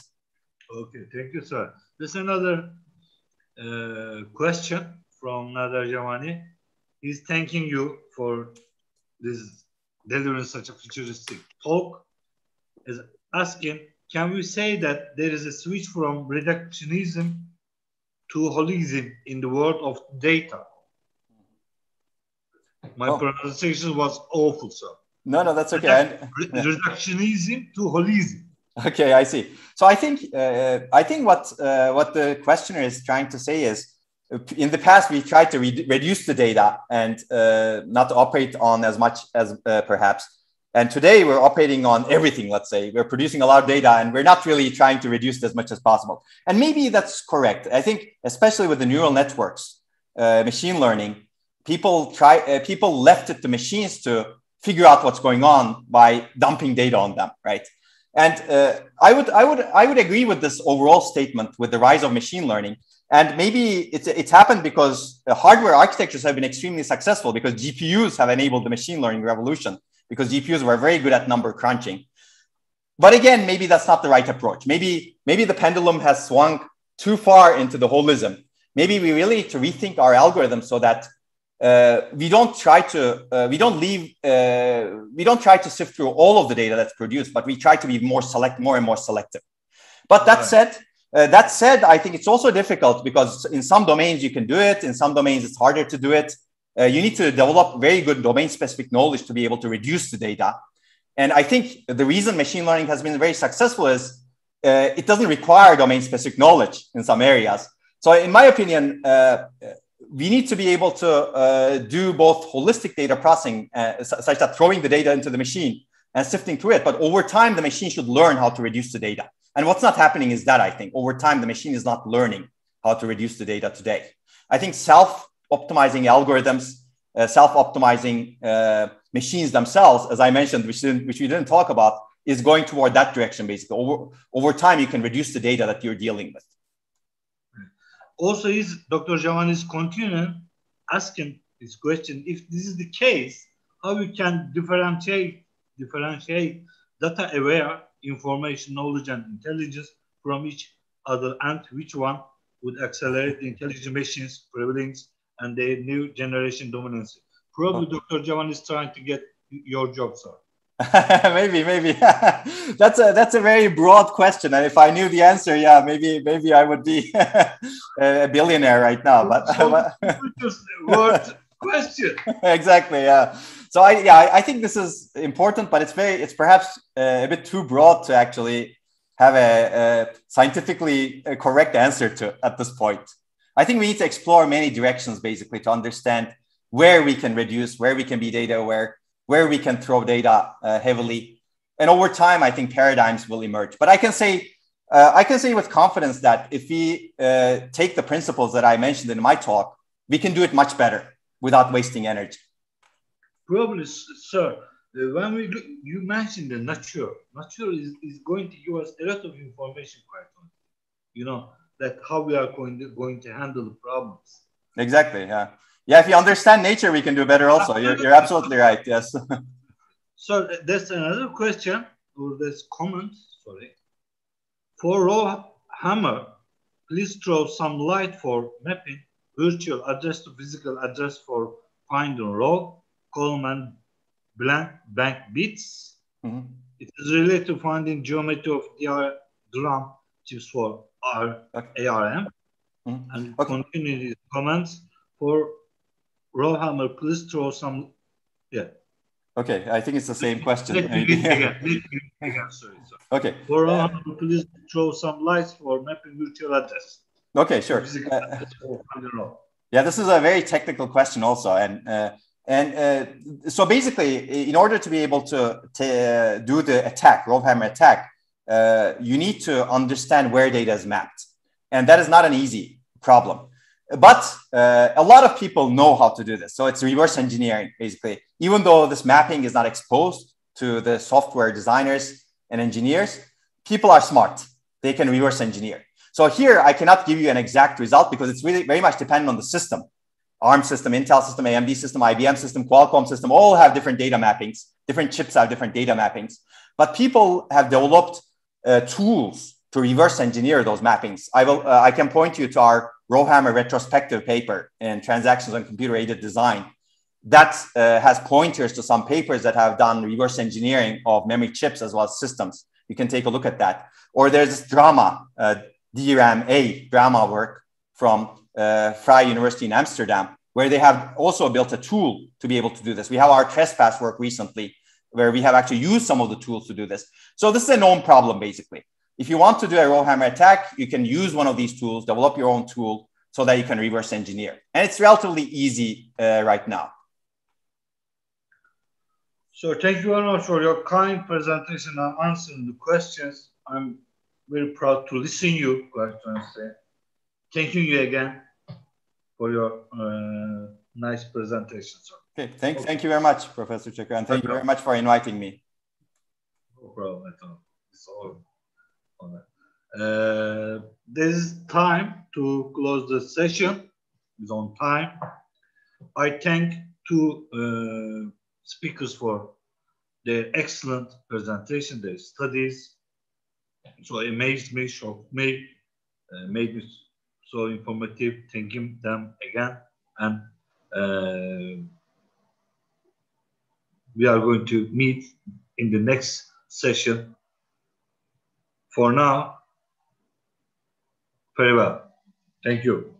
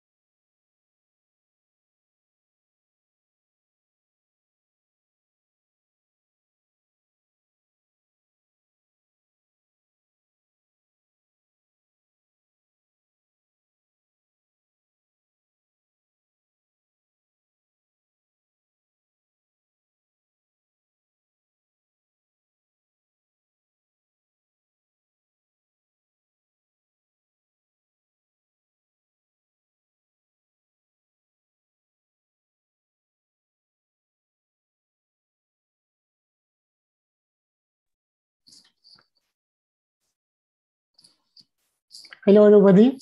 Welcome to our keynote session. My name is Erkan Öterkuş. I'm working at the University of Strathclyde in the UK. Today, we have two distinguished keynote lecturers, and we are going to start with Professor Bruce Ritman. So let me just give you some information about Professor Ritman. So Dr. Bruce Ritman is the director of the Biodesign Sweat Center for Environmental Biotechnology and Regents Professor in the School of Sustainable Engineering and Built Environment at Arizona State University. He is a member of the National Academy of Engineering, a distinguished member of the American Society of Civil Engineers, an honorary member of the American Academy of Environmental Engineers and Scientists, and 2018 laureate of the Stockholm Water Prize. Dr. Ritman has published more than 760 peer-reviewed papers with an H index of 109 and approximately 53,000 citations of his works. His publications span from microbiological principles to field testing new technologies.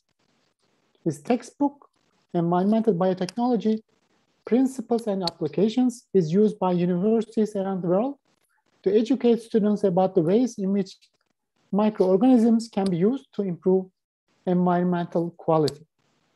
Today, he will give us a keynote lecture on moving from treatment to resource.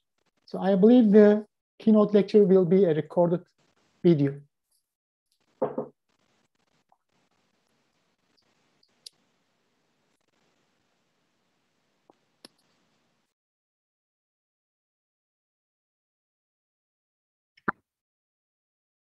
Good day.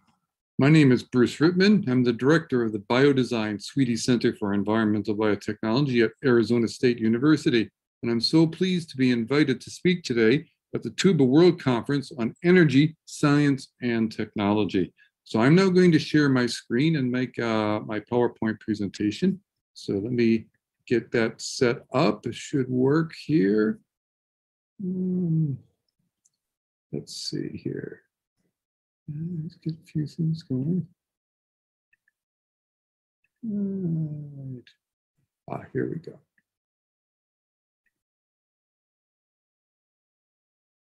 Okay, I think we're ready to go. So let us begin here. So my topic today is moving from treatment to resource. And in this presentation, you're going to see many times during my talk this purple box coming up with the word context.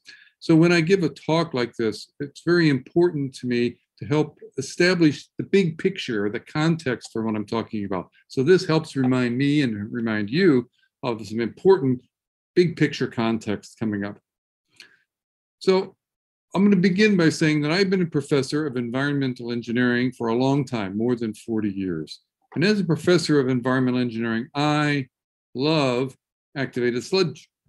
Why do I love activated sludge? Well, one reason is that it can do many things, many wonderful things for wastewater treatment. BOD removal, nitrification, total N removal, total phosphorus removal, micronutrients removal. You can do all of these great things. It's a very flexible process. This is one of the reasons why the activated sludge process has been in use worldwide for more than 100 years. However, that's not the whole picture of activated sludge and not the whole picture of why I, as a professor, like it. It has many what I call fun challenges. This means problems, things that can go wrong in activated sludge. This is great for people like me who are researchers or consultants. You can see many problems like sludge bulking and excessive sludge production. These are big problems that operators have, and people like me sometimes get asked to help solve the problems or at least make things better. So it's great. However, despite my love of activated sludge, I recognize it has a problem. And the problem is that activated sludge today is a giant energy consumer. It costs a lot of money. It's also a big generator of waste solids. It also costs a lot of money. Well, both of those things cost a lot of money. Then activated sludge is a huge economic burden for the municipalities or industries that have to use it. Furthermore, to make it worse, activated sludge is a significant source of greenhouse gases, and we know that this is a huge global problem for our human society. So the irony of all of this is that activated sludge treats wastewaters that have a lot of valuable resources. But instead of capturing those resources, activated sludge tosses away those resources, just tosses them into the proverbial trash can. So what are those wonderful resources that we can get out of our activated sludge? Well, first of all, there's the energy. This is in the organic material, which we measure as the BOD. It's also in the nutrients, particularly the nitrogen and the phosphorus. And plus, the water itself is extremely valuable. So if we can capture these resources, we enhance our environmental and our economic value propositions for the treatment of wastewater. So I'm going to show this diagram here, which several times in my talk. And on this, you see on the left-hand side, some sources of different classes of wastewater. And there's some really high strength BOD wastewaters. They also have a lot of phosphorus. I'll be mentioning phosphorus in particular today. Things like animal waste, certain food processing waste, very high in BOD and high in phosphorus. And then there are medium strength wastewaters. And I'm thinking like domestic sewage. They have medium strength BOD, medium strength phosphorus. There's also some very low strength ones like runoff and the stormwater and things like that. So what I'm going to talk about today in my talk is I'm going to focus on the middle one, the medium P and BOD, things like domestic sewage. And what I'm going to talk about is using biological conversion to convert the carbon into energy and then also convert the phosphorus into forms that can be recovered. So that's going to be my main theme for my talk today. Now, what we're going to do is we're going to look at this in a very revolutionary way. We're going to talk about direct anaerobic treatment of direct anaerobic treatment of wastewater. The idea is to do this for resource recovery. Of course, we're going to get wastewater treatment, but the goal is resource recovery. So there are two main options. I'll talk about both of these today. One is to make methane. We call that methanogenesis. We have the BOD goes to methane gas, which we can cover. This is a mature business, but with exciting new options that make it now possible to apply to direct treatment of wastewater. And then the other one is the microbial electrochemical cells, which are very new. We convert the BOD into high value products like electrical power, hydrogen gas, hydrogen peroxide, or other materials. And I'll go into a little bit more of that later. Now, let's start with methanogenesis, direct treatment of domestic wastewater to make methane. So I'm going to take you back to the year 1985. 1985.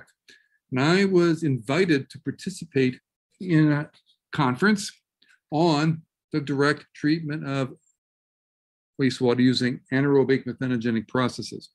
I was asked to give a talk, and I gave a talk, and in my talk, the basic theme was, it won't work. We cannot do it. And I gave these 5 reasons. You can see here the major bullets of why it wouldn't work. The methanogens go too slow, we can't retain them, we get bad effluent quality, we get all sorts of dissolved methane, we get sulfate reduction, and we don't remove nitrogen and phosphorus. All these problems, I said at the end of my talk, you just can't do it. We shouldn't even think about it. So that's context here. But what's happened, of course, is that I have a totally different story now. It's no longer 1985, it's 2021. And now my story is exactly the opposite, that we can do it and that we should do it. So I'm going to talk about why these problems that I identified in 1985 were really no longer serious problems. They're no longer standing in our way. So I'm going to begin with the first 2, that we have slow growing methanogens and we cannot get good effluent quality for BOD. Well, both of these have been proven totally wrong. And they've been proven totally wrong by a relatively new technology called anaerobic membrane bioreactors, or anaerobic MBRs. This is a transformation of a relatively mature technology, aerobic MBRs. But aerobic MBRs, while being very efficient at treating the wastewater, are even more energy hogs than is regular activated sludge. So, the aerobic MBR does a good job of treatment, but it doesn't recover energy. It makes it worse. And so what we want to do, though, is we want to take advantage now of the MBR technology by using a membrane to absolutely hold in all of the biomass. Don't let any biomass out. And also don't let out any particulate BOD. And this now can be worked, and a number of different approaches have been done and shown to work. I'm going to talk about one of them today. It's my favorite one, the one I think is the best. This is the so-called staged anaerobic fluidized MBR, or SAF MBR, which was developed by Professor Perry McCarty at Stanford University and Jae-ho Bae at Inha University in Korea. And it's a two-stage system that involves a fluidized bed of granular activated carbon onto which anaerobic biomass grows as a biofilm. In the first stage, we have this fluidized bed, and you get most of the methane production, that is, the BOD is converted to methane. And then in the second stage, you have the same thing. Once you have an anaerobic reactor, you have the granular activated carbon. There's a little black dots there. But you also have a membrane separator so that you have absolutely perfect retention of all particles, whether it's biomass particles or whether it's influent particulate BOD, it's retained. Nothing can get out. And because of this, you have a very stable biomass in the system, and you also have very excellent effluent quality. Now, here are some pictures of one of the pilot systems that was operated in Korea. The left-hand picture is a picture of that first stage, that anaerobic fluidized bed. And on the right side are pictures of two different manifestations of the second stage, the ones that have the membranes in. One of them has flat sheet membranes, the other one has hollow fiber membranes. They both worked almost the same. So this was typical wastewater. And here are the characteristics of the wastewater: BOD, COD, typical values. It was the real stuff.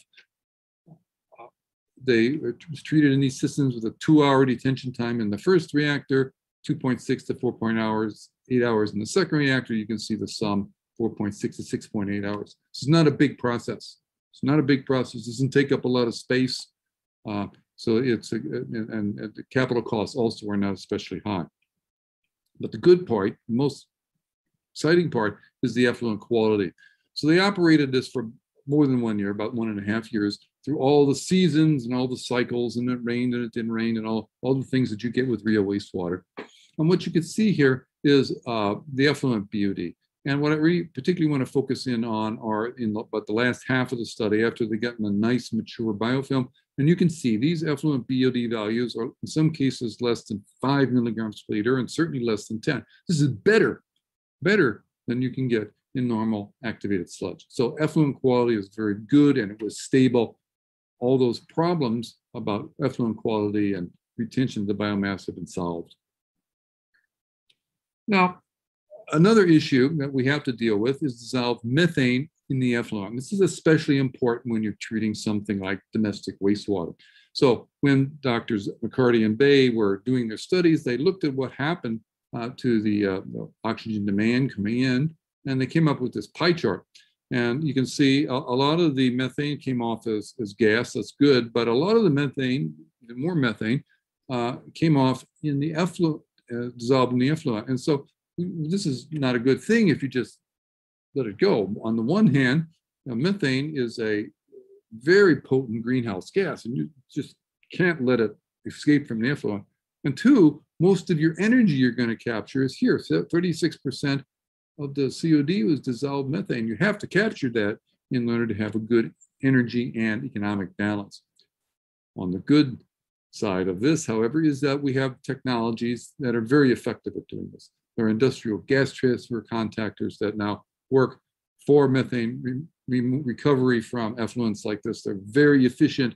They can get 90 plus % capture of the energy. They do this at a very low energy cost. So it's really a good deal. It's simple. It doesn't take up much space. It's not expensive. So we really have solved the methane problem as well. Now, before I come back to a little bit more on the anaerobic treatment there with methanogenesis, I want to now talk about the microbial electrochemical cells, the other alternative for capturing the energy value out of the organic material or the BOD. And so microbial electrochemical cells are built on the platform of a fuel cell. They're what we call a microbial fuel cell. And you got an anode and a cathode, and you're going to have organic material oxidized at the anode by bacteria that live on the anode. So what I'm going to do is show a little more detail about this. So what we have here is an anode. An anode is just a conductive solid. We use graphite. And a biofilm will grow on that anode, and that biofilm contains what we call anode respiring bacteria. And they have the ability to oxidize organic material and transfer those electrons from themselves to the anode by a process we call extracellular electron transport. This is a very new phenomenon, scientifically extremely exciting. We don't know every detail about exactly how the organisms do this, but we know they do this, and they're really efficient at doing this. And when they do this, they will then liberate the electrons in the BOD, send them to the anode, and then from the anode they can go to the cathode, and we're going to do something really good with those electrons. We're going to get some value out of those electrons when they show up at the cathode. So before I do that, I want to show a little animation here of exactly how this works. So here is your microbial fuel cell setup. On the left side, you have the anode. It's got a biofilm on it that's shown by this sort of light orangish. On the right side, you've got a cathode. There's a membrane separating the two chambers, so you don't get water mixing between one or the other. And we have an electrical circuit in between the two. What we do is we're going to first oxidize something like acetate, and that's going to generate protons and electrons. And then those protons and those electrons are going to move from the anode to the cathode, but they're going to take different paths. And I want you to watch carefully. The electrons are going to go through the circuit, and the protons will go through the membrane. So here we go. All right, so there electrons have made it over. They'll then reduce oxygen to form water. And when they do this, there's a potential gradient between the anode and the cathode of about 1.2 volts. And the system will be able to capture maybe half of that as electrical power. So we can generate electrical power by the flow of these electrons through this potential difference. So that's how a microbial fuel cell works. Now, the good thing about this microbial electrochemical cells is that the fuel cell is not the only way we can do this. We can change conditions here and get different good outputs from those electrons that are moving over to the cathode. One of my favorite options is what we call the microbial electrolysis cell, or MEC. And if you look at the diagram here, the left side is the same, but the right side is different. And on the right side, we have excluded oxygen, no O2. And when those electrons arrive over here, they have to reduce something else, and they reduce protons from water to produce hydrogen gas. The hydrogen gas bubbles out. Now we have renewable, pure hydrogen gas that we can use for a multitude of purposes, including in chemical fuel cells to drive your car one of these days. We can also do other things. For example, if we very carefully limit the amount of oxygen that's available at the cathode, we can get a partial reduction. And so instead of going from oxygen to water, we can go from oxygen to hydrogen peroxide. We can generate hydrogen peroxide, a very valuable disinfectant and oxidant, which we could either use on site or perhaps even sell. And then finally, we can do other things. We can take those electrons at the cathode. We could synthesize valuable organic materials. People are doing forward osmosis for desalination connected to the microbial electrochemistry. So there are all kinds of things we can do with this. It's a platform technology. So it's really, really interesting and potentially very valuable that way. Now, so what's the status of this? So for context here, it's a platform technology. I just showed you that. You can make a multitude of products from those electrons that come over to the cathode. The key thing is that most of those have a much higher economic value than the methane we produce from a methanogenic reactant. Hydrogen is 5 to 10 times more valuable. The organic compounds, if we do organic electrosynthesis there, it's even more valuable. So we have the opportunity of gaining a lot higher economic value from our electrons that we pull out of that BOD. All right, I'm taking a little pause here, and I'm going to shift my focus away from energy and the BOD, and I'm going to talk now about the nutrients, and particularly about phosphorus. Our team does a lot of work with phosphorus, and so I know a lot about phosphorus, and I also know it's a really pressing global need. So globally, we mine a lot of phosphorus, and 90% of it that is mined goes into fertilizer for growing food. Now, the challenge we have here is that only a small fraction of that phosphorus that we mine and put into fertilizer and then put on the fields actually ends up in the food. Most of it gets lost to agricultural runoff and to animal waste or to human waste or to food waste. There's all kinds of wastes that go on here that we lose the phosphorus. And there's a couple of problems. And the first thing is the phosphorus reserves are limited, not so much in mass, but in where they are. There are only 5 countries that have major phosphorus resources. Morocco being by far the dominant one. It controls something like 75% of the world's phosphorus resources. And we're not about to run out of phosphorus. This is not our imminent problem. The problem is that we are mining out the highest quality and therefore least expensive reserves. And eventually the price of phosphorus is going to go up because we will have depleted the really easy reserves.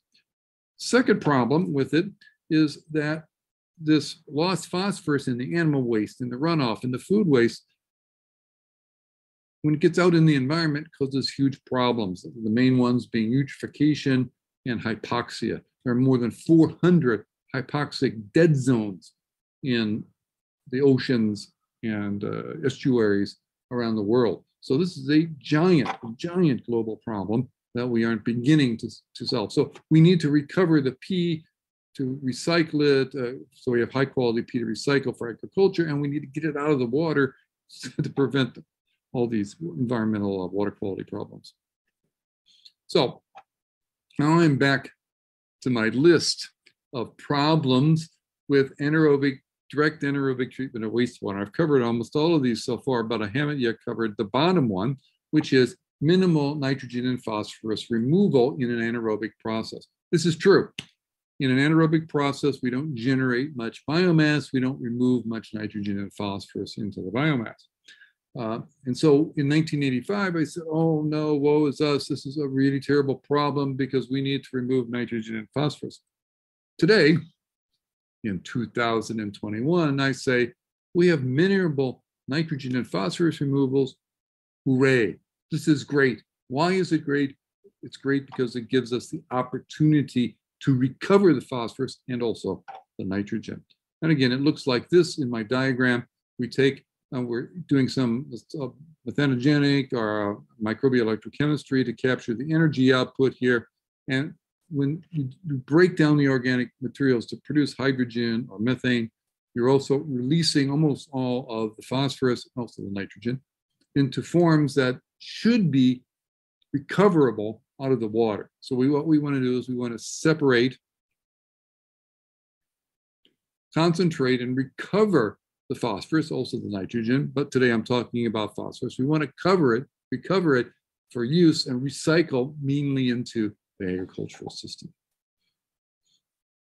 So we want to do that. But for context, we have to understand a few things to make this really workable. Number one, 90% of the phosphorus that's used is used in agriculture. So it needs to be in a form that can be put into fertilizers and taken up by the plants. It must be available for agricultural use. wastewater engineers are really good at removing phosphorus from wastewater by precipitating it, usually by adding iron to form iron phosphate solids.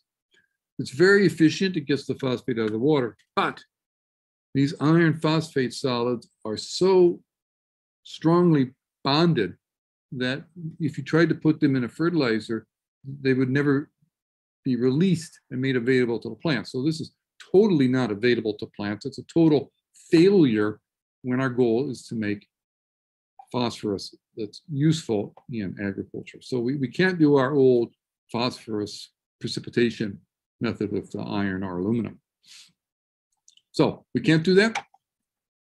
So what are we going to do? Well, one approach that's become sort of popular worldwide is the formation of struvite. So what is struvite? Struvite is magnesium ammonium phosphate. Magnesium ammonium phosphate. It's a solid. And there are a whole range of commercially available technologies worldwide for capturing this, usually from the supernatants from anaerobic digesters, not from direct treatment of wastewater, but for digesters, anaerobic digesters, these are fairly well used. Now, struvite precipitation occurs readily when you have a high enough phosphate concentration, typically 100 to 200 milligrams per liter, and as long as you have ammonium and magnesium present. Well, now we come to a first problem, is that if you look at domestic wastewater, we have neither of those options. We have rarely would we have 100 milligrams per liter of phosphorus. We might have 10 or 20, 15.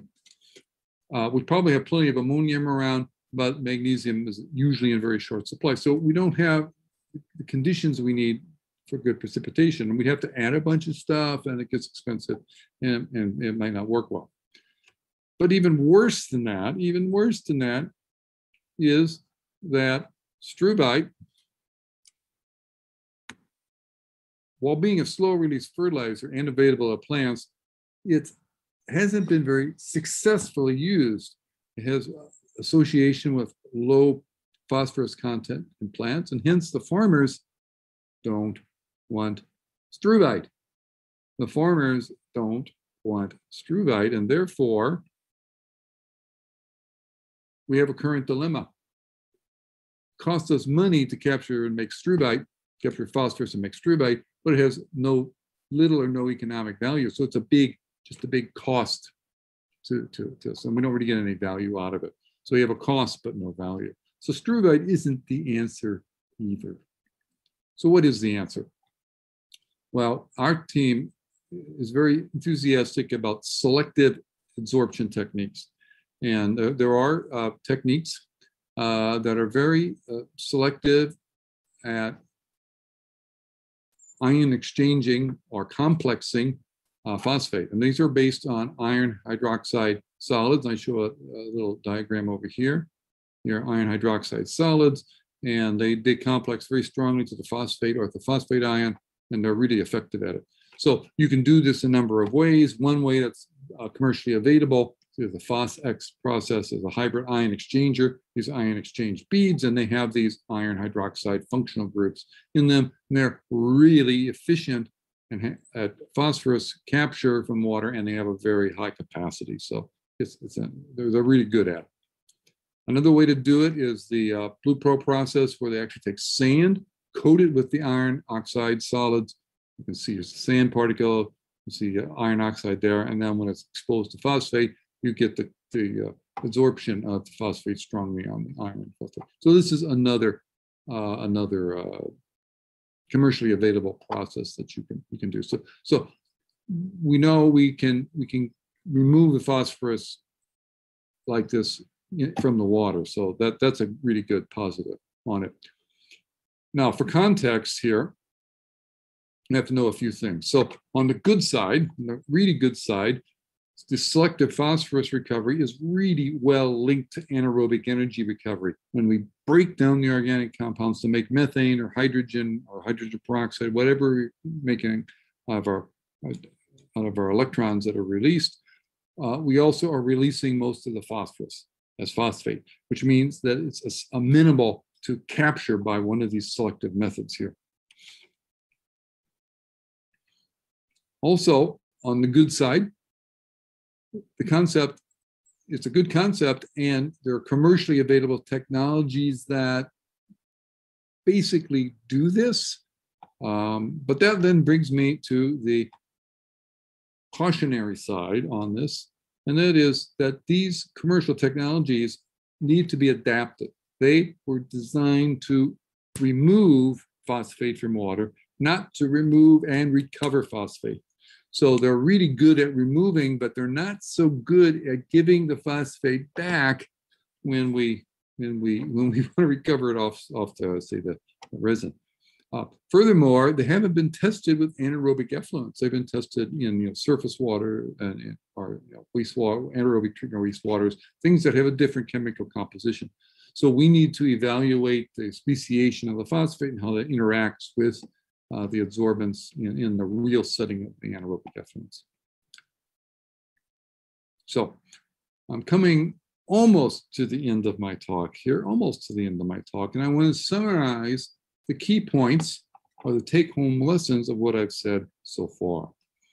First, we can convert the BUD in wastewaters to methane, electrical power, hydrogen peroxide, hydrogen gas, and a few other valuable materials.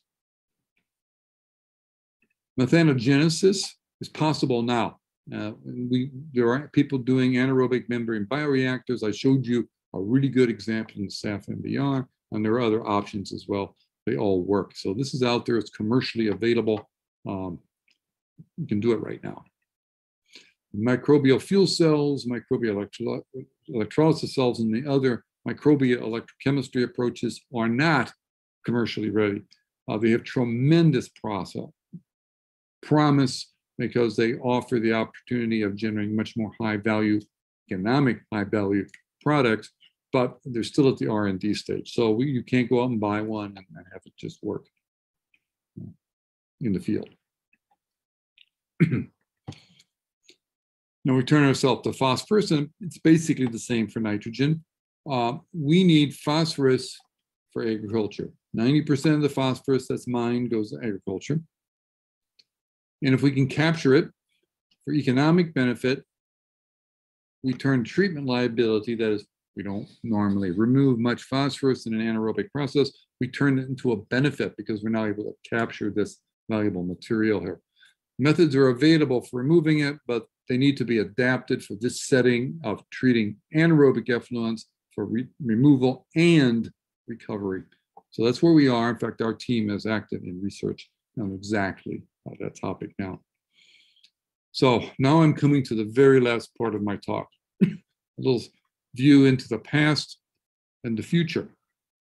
So for more than 100 years, our society has been using activated sludge. It works great for treatment, but it's an expensive way to squander the valuable resources, the energy and the nutrients.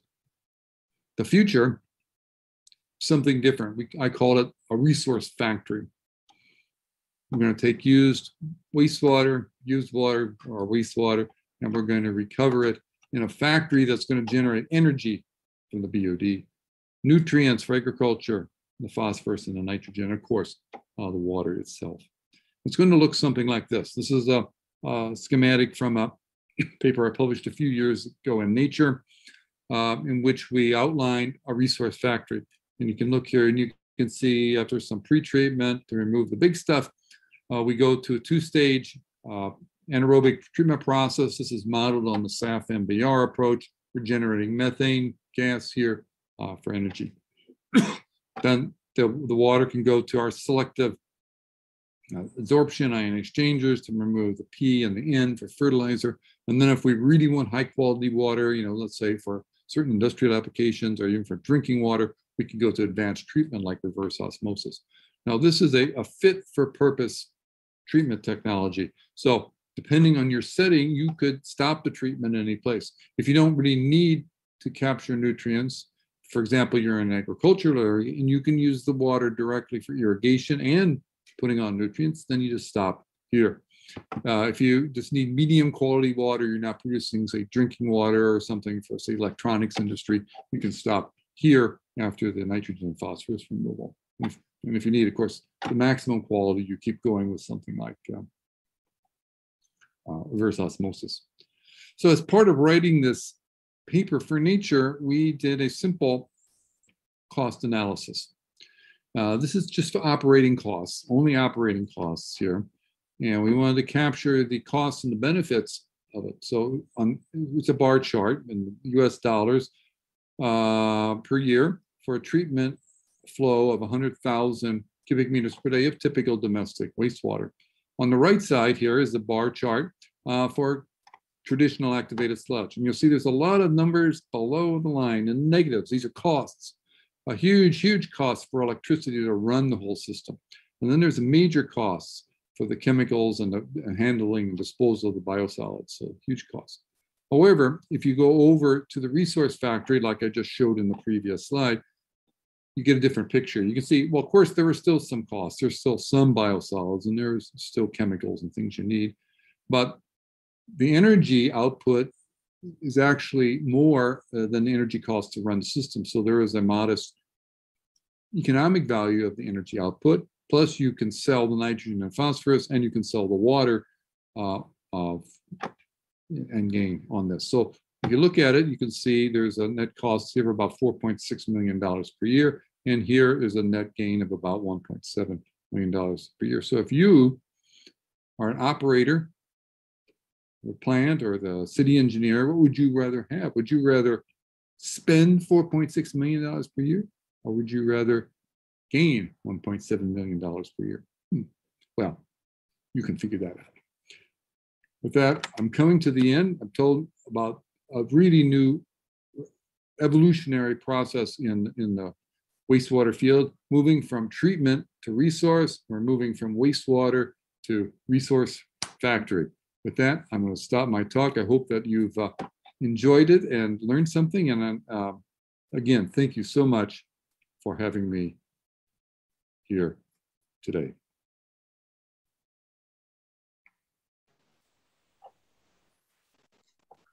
Okay, so I would like to first of all thank Professor Rickman for very informative presentation. So for those of you who have questions for Professor Rickman, I recommend you to send him an email. So now we are going to move to our next keynote lecture, which will be delivered by Professor Mohammed Slim Alouni. Professor Alouni was born in Tunisia. He received his PhD degree in electrical engineering from the California Institute of Technology in 1998. He served as a faculty member at the University of Minnesota, then in the Texas A&M University at Qatar, before joining in 2009 the King Abdullah's University of Science and Technology, where he is now a distinguished professor of electrical and computer engineering. He's a fellow of IEEE as well as of the OSA, and he is currently particularly interested in addressing the uneven global distribution, access to and use of information and communication technologies in far-flung, low-density populations, low-income, and or hard-to-reach areas. Today, he will give us a keynote lecture on towards sustainable and environment-aware wireless networks. Ms. Professor Alouni, we are looking forward to your presentation. Okay. Thank you, Dr. Ekan, for the nice introduction. And I would like, of course, to thank the organizer of the TÜBA conference for the invitation and for giving me this opportunity to share with you some of our thoughts and vision about sustainable wireless network. So let me share my screen.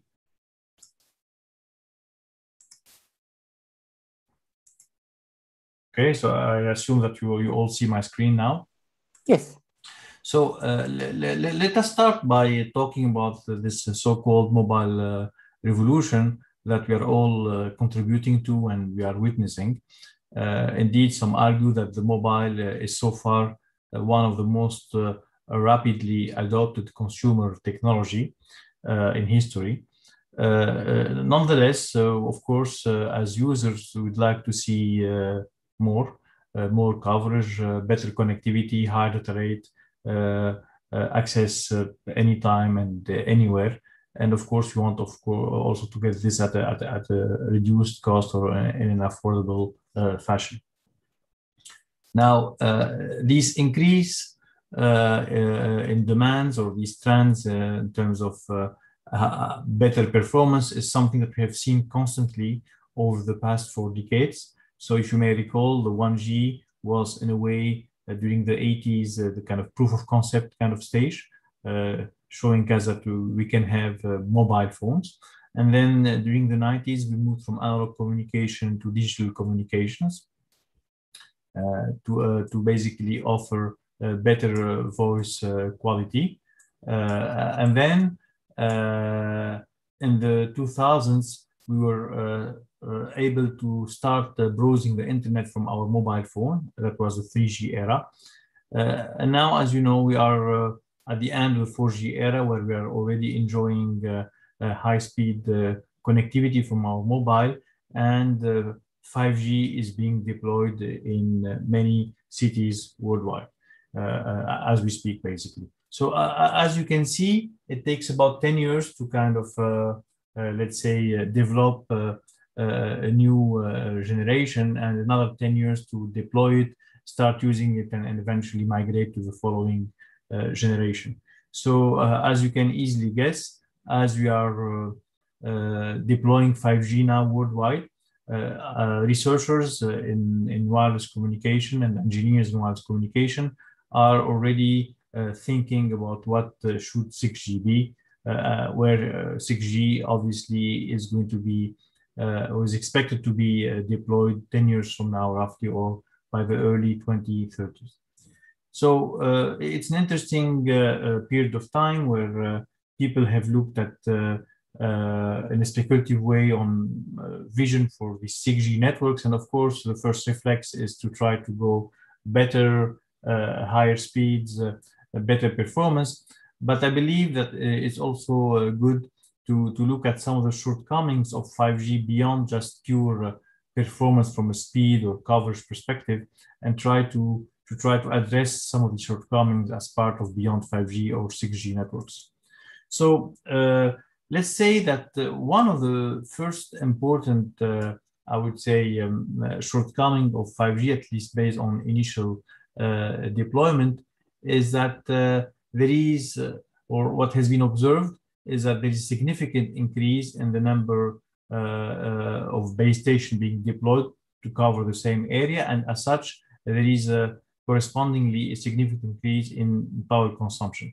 And this has, of course, bad implications. It has a negative environmental application, and also, you know, from a just pure consumer perspective, the fact that the cellular company will have to pay a higher cost for their energy bill will basically result into the fact that the end consumer will end up also having to pay more for their internet consumption. So we need to, let's say, this is an important aspect that need to be kind of looked at as part of beyond 5G or 6G. We need to develop, let's say, modern green techniques in order to enhance the energy efficiency of beyond 5G systems, in order to make them more, let's say, environmental friendly and more cost effective. And the objective of this field that has been there for some time, but maybe we didn't pay attention to it as much as we need to is probably to enforce as much as possible the use of renewable energy as part of our ICT infrastructure that is used in the context of mobile network operator. And another, of course, natural track is to design low power component, let's say more generally more energy efficient device and system that are able to deliver the same kind of quality of service from a data rate perspective, but at a lower cost from an energy perspective. So that's concern number one that we need to look at. Another concern that is in a way related to power increase is the increased concern on electromagnetic field, or in short, EMF exposure. And with it comes, of course, the concern of the general population about the potential health risk associated with the extra radio frequency emission from 5G base stations and beyond. And then now, just to make sure that we are all in agreement here, I hope at least, that there is a lot of wrong information going around, including these online claims linking 5G to the coronavirus, and that unfortunately led to many arson attacks in the last year in UK, Ireland, and so on. So I would say, obviously, one has to worry about any possible health effects of radiation. And here we're not talking only about cell phones, but even the microwave that we use in our kitchen can be also a concern, since electromagnetic radiation can cause indeed all kinds of diseases like skin illnesses or brain cancer, etc. So, but let's say that so far all serious research studies from medical and biofield and radio engineering field would not find any harmful link. So as long as we are using basically the radio frequency spectrum which is in the non-ionizing radiation range, we are not like dealing here with X-rays, gamma rays, or ultraviolet rays. So as long as we are using this non-ionized part of the spectrum within the limit that are set in every single country, and there are limits set by every single country, we should be safe, because in the non-ionizing part of the spectrum, there is not enough energy to kind of break chemical bonds in DNA, or basically dismantle atoms, or all kind of things that may lead to kind of diseases. So, but nonetheless, I would say, and this I will link it to some of the research we're doing, that to be on the safe side, especially as we move forward to higher frequencies, we're talking about millimeter wave, terahertz, even trying to use the optical part of the spectrum, I think there is some important extra question that need to be addressed, in particular from a biomedical side. It would be nice if some extra research is going to be done in the effect of EMF radiations in the millimeter wave and terahertz range, and how it can affect human cells via other, let's say, biological mechanisms beyond this non-ionizing, ionizing concept, which is more of a thermal effect, and to see if this kind of maybe new or other biological mechanisms that have not been identified so far can lead to all kinds of harmful diseases such as cancers or cardiovascular disease and so on. So that's one front. The other front is, I think, more for wireless com engineers like myself, is to try to, let's say, expand our research works and try to design, I would say, EMF-aware cellular network, which means cellular network that are going to be able to deliver the same quality of service that we are enjoying today, or even better, but while trying to reduce or minimize the EMF radiation. So try to basically take that as part of our design when we optimize the system. So that's the second concern that I think beyond 5G and 6G system have to address. And the third concern that I would like to kind of focus on is a concern that you see as part of this, if you look at this map, which kind of in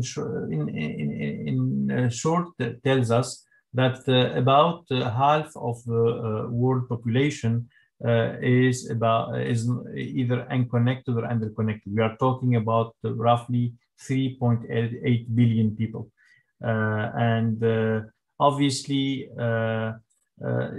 connectivity is becoming a big part of our ecosystem. COVID-19 showed that how important connectivity is. And if you want to offer the often, let's say, economically and socially isolated 4 billion people who are currently unconnected or underconnected, the opportunity to transform their lives to benefit from the benefit from all the advantages that come with connectivity, from better health to better education, smart farming, access to all kind of financial transactions, and so on. So obviously, we need to do a much better effort to connect the unconnected. And by the way, this connectivity divide, or digital divide, is not affecting only, let's say, people in rural areas or in developing countries. It can affect actually the low-income neighborhood, refugee camps,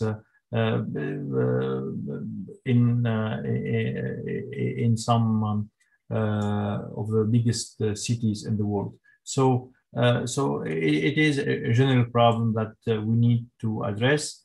And I would say that bottom line, one of the main reasons behind this connectivity divide is, let's say, the low expected revenue calculated as average revenue per user, either in rural area, which tend to be sparsely populated, or in these low-income neighborhood in big cities. And this kind of low ARPU, that's how kind of the acronym for this low expected revenue calculated as average revenue per user is called. This low ARPU reduces the mobile network operator appetite and willingness to invest and to deploy equipment in these areas, and as such they end up being either unconnected or underconnected, or connected but at the expense of a very high bill that people typically cannot afford. So in short, and here I highlight a few of the shortcomings that I believe that are important to be addressed as part of the evolution of, let's say, 5G. Many of us believe that beyond 5G or 6G system, we'll hopefully have an opportunity to be, for the first time, at least partially driven by this so-called United Nations Sustainable Development Goal, rather than just being solely driven by profit and financial kind of motivation, as was the case from previous generation of networks. And that means that the hope is that 5G and 6G networks will try to improve energy efficiency, will try to make sure that there is no bad effects on environment and human health. They are going to be more digitally inclusive by connecting more people. Of course, although this is not the scope of today's talk, as we rely more and more on, let's say, wireless communication in our daily lives and on our phones, on our daily lives, we need to make sure that these systems are super secure, super safe. And also we need actually to make sure that we can always count on them. We cannot afford their failure, which means they need to be resilient, robust, and dependable. So these are some of the criteria we can use to develop beyond 5G or 6G networks. So let me kind of give you some of the trends or some of the technologies being pursued these days as part of the evolution of 5G towards beyond 5G and 6G.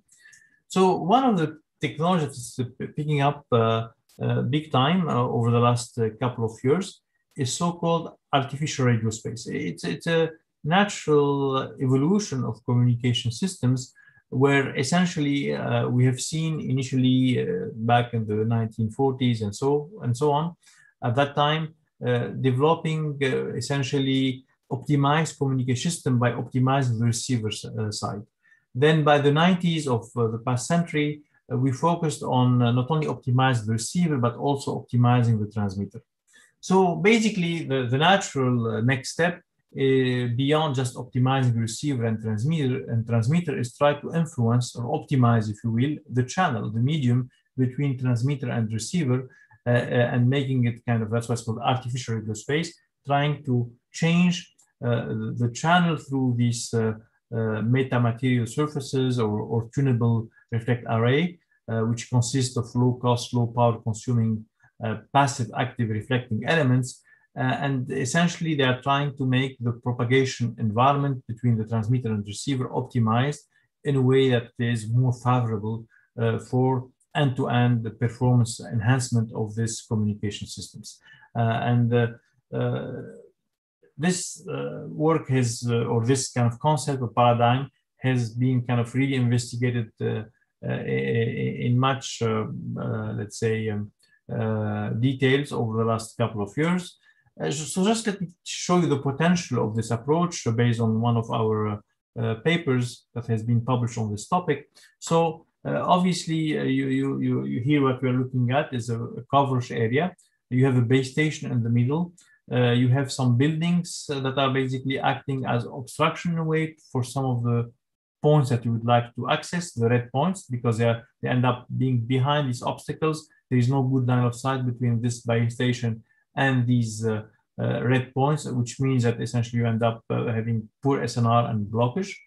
So if you choose to change or to, let's say, kind of put on the facade, let's say, of this particular building, an intelligent surface that allows the reflection of incoming waves. So obviously, what you end up having, you end up transforming this kind of environment with a lot of red points, or not spot, if you will, to an environment where you have much more essentially green spots because you are able now to take advantage of this reflecting surface to basically access these points that were kind of obstructed in a direct line of sight fashion.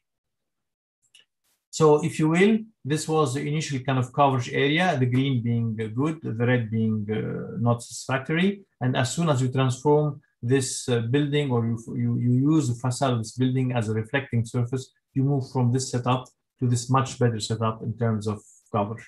So if you will, we did some kind of studies to quantify how many of this reflecting surface we need to inject in a particular area in order to improve drastically the coverage area. So we kind of took as an example a high dense environment with 500 buildings per kilometer square. We start with 10 base stations, a lot of obstruction given the high density of buildings, and you have all these not spot in red as part of our coverage area.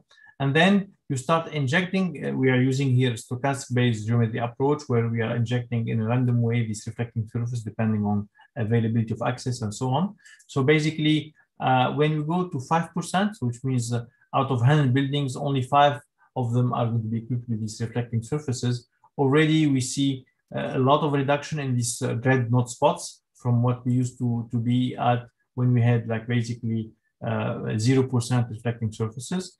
Now, if you further improve the ratio of reflecting surface to 10%, then you end up having only 4 knot spot.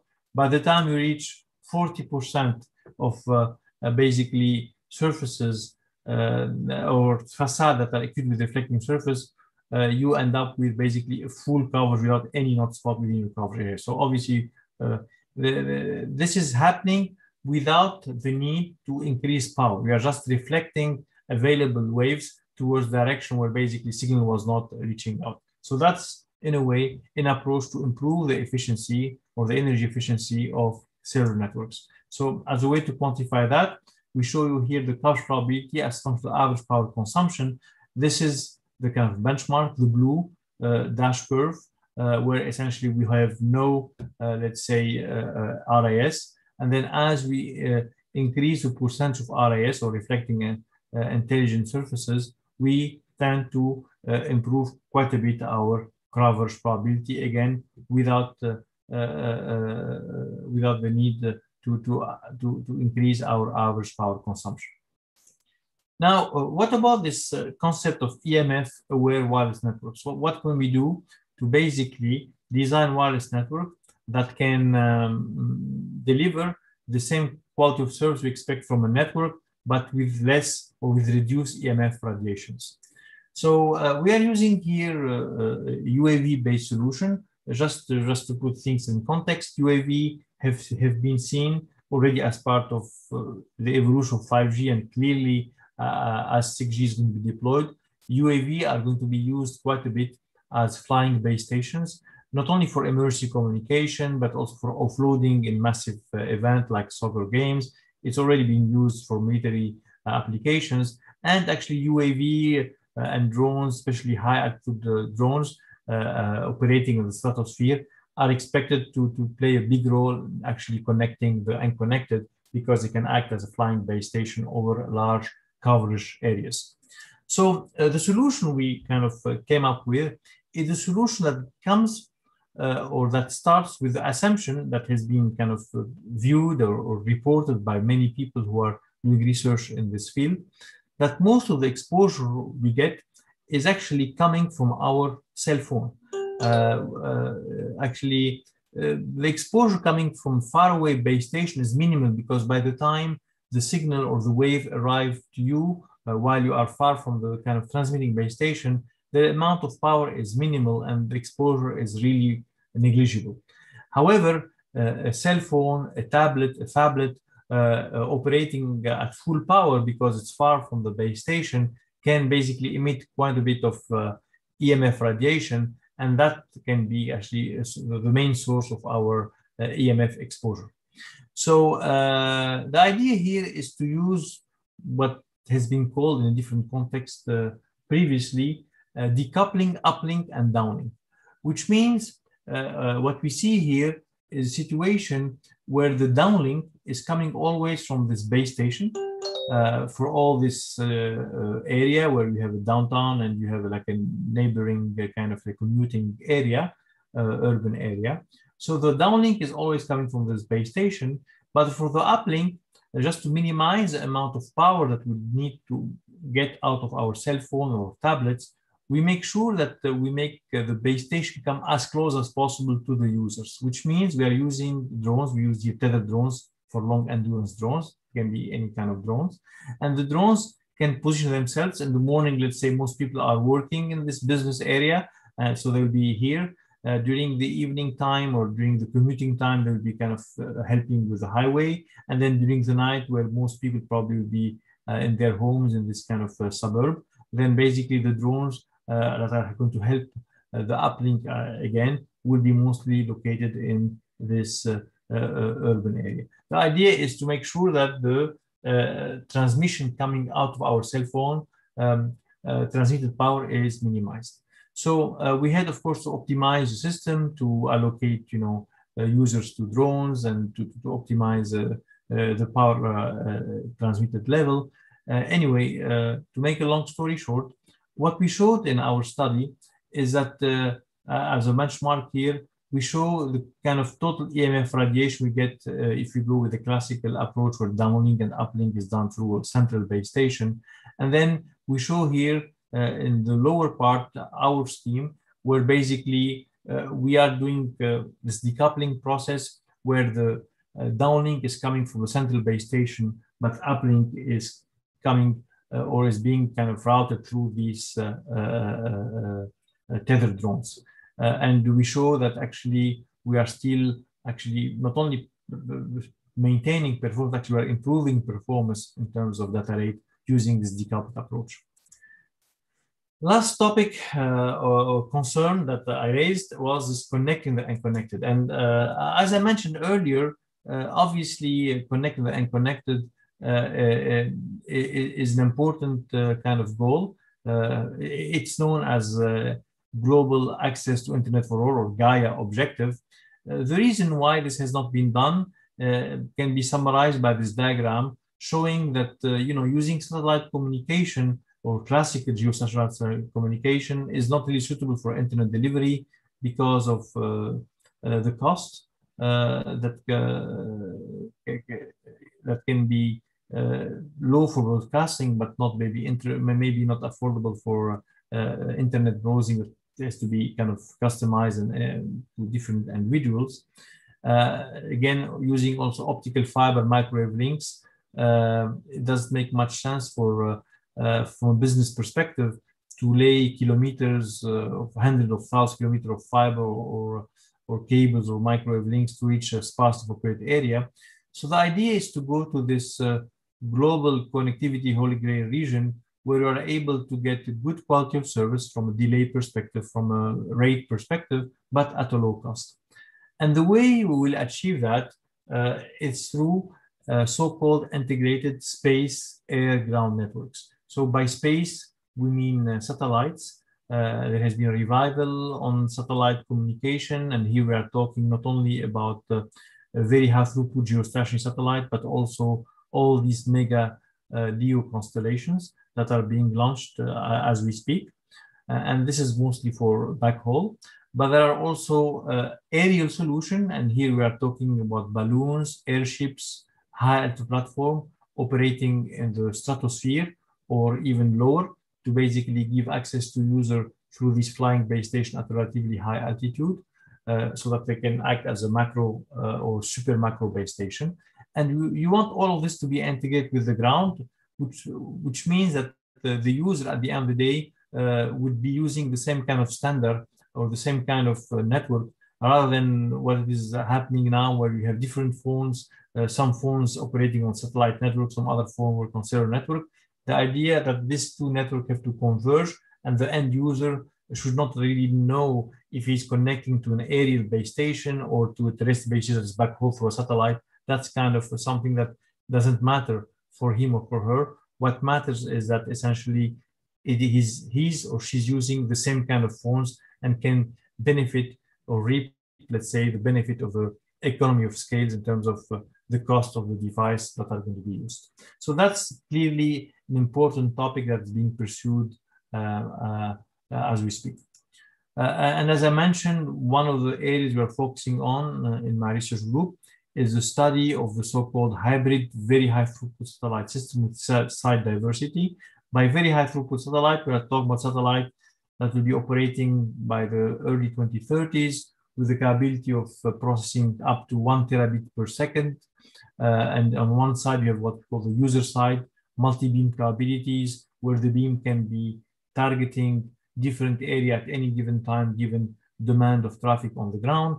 And you need, of course, to have a feeder link, a backhaul link that is going to connect the satellite to the internet.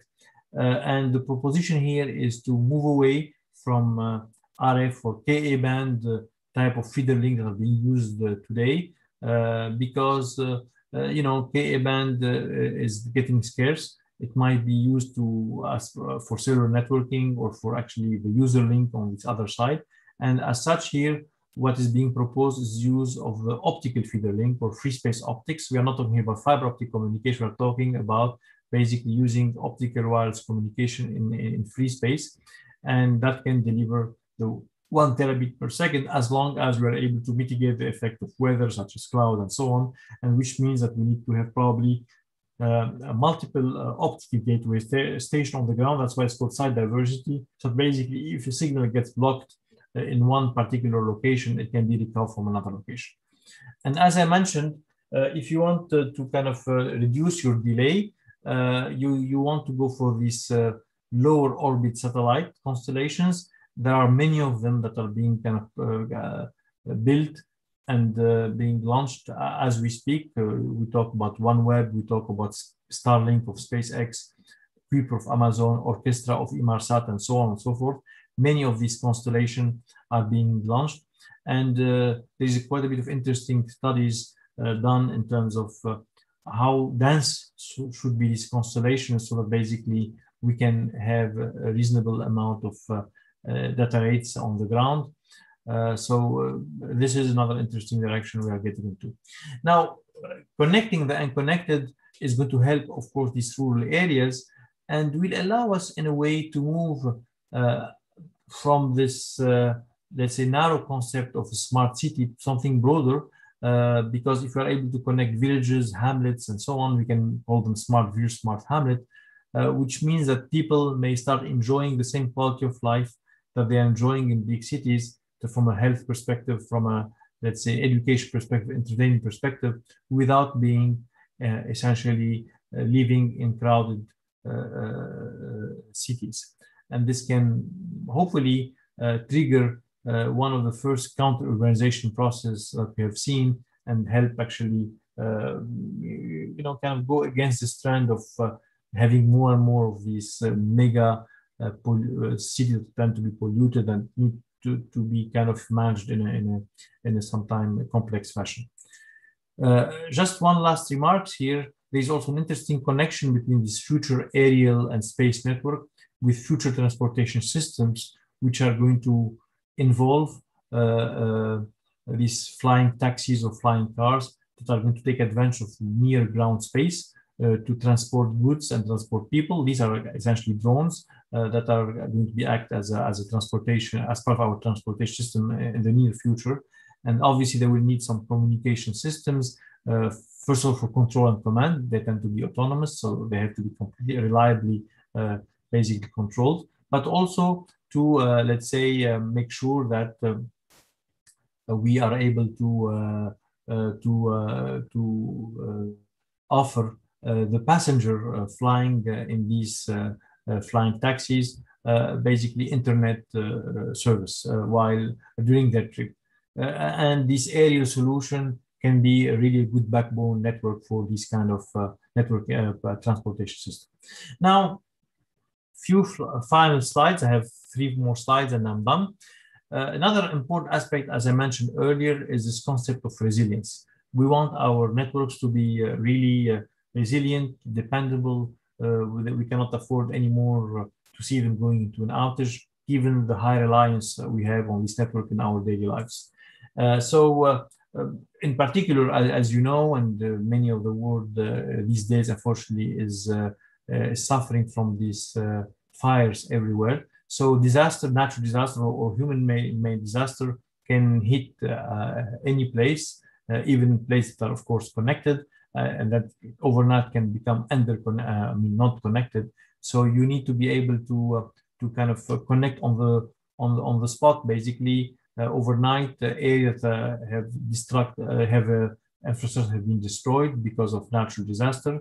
You may have situation where basically you have kind of a quick increase in demand because of an event that we have massive people coming together. So obviously, does make also sense to kind of build a permanent infrastructure for a temporary event, such as like a soccer game, a concert, or even like a temporary event of a couple of weeks, like Olympic Games. You need to send people or scientists, let's say, on a mission in the middle of the Amazon, and you want them to stream data reliably. Military, of course, can set up their network anywhere. So obviously, there is a need for what people are calling pop-up network on demand. One solution is to use so-called network in a box. And when we talk about the network in a box or a pop-up network, what we are talking about is a network that has good access to backhaul through satellite or otherwise, access to spectrum to be able to kind of give access to users surrounding this network in the box or pop-up network. Power is a critical aspect. Typically, one of the main reasons why actually even rural area there is no reliable networking is that essentially sometimes there is no underlying reliable grid. So you need to generate your own power. And we have done some work on trying to see how we can use solar energy or wind turbine to basically provide power to our base stations. And then, of course, you want all this to be done relatively fast. You want, a good deployment time so that we don't lose connectivity for a long time.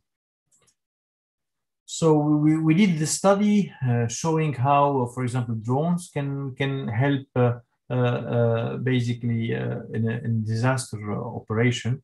So here we have a disaster that hit this red area, which means that the base station that used to be operational here have been destroyed. And what we're doing, we're sending drones to help basically maintain connectivity or basically jumpstart connectivity during the hopefully transition time until the base station are back into operation. And the kind of question we ask ourselves, how many of these drones we need to send and at what altitude, for example.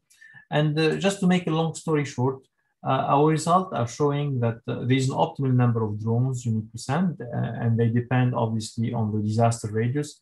The bigger disaster radius, the more number of drones you need to have.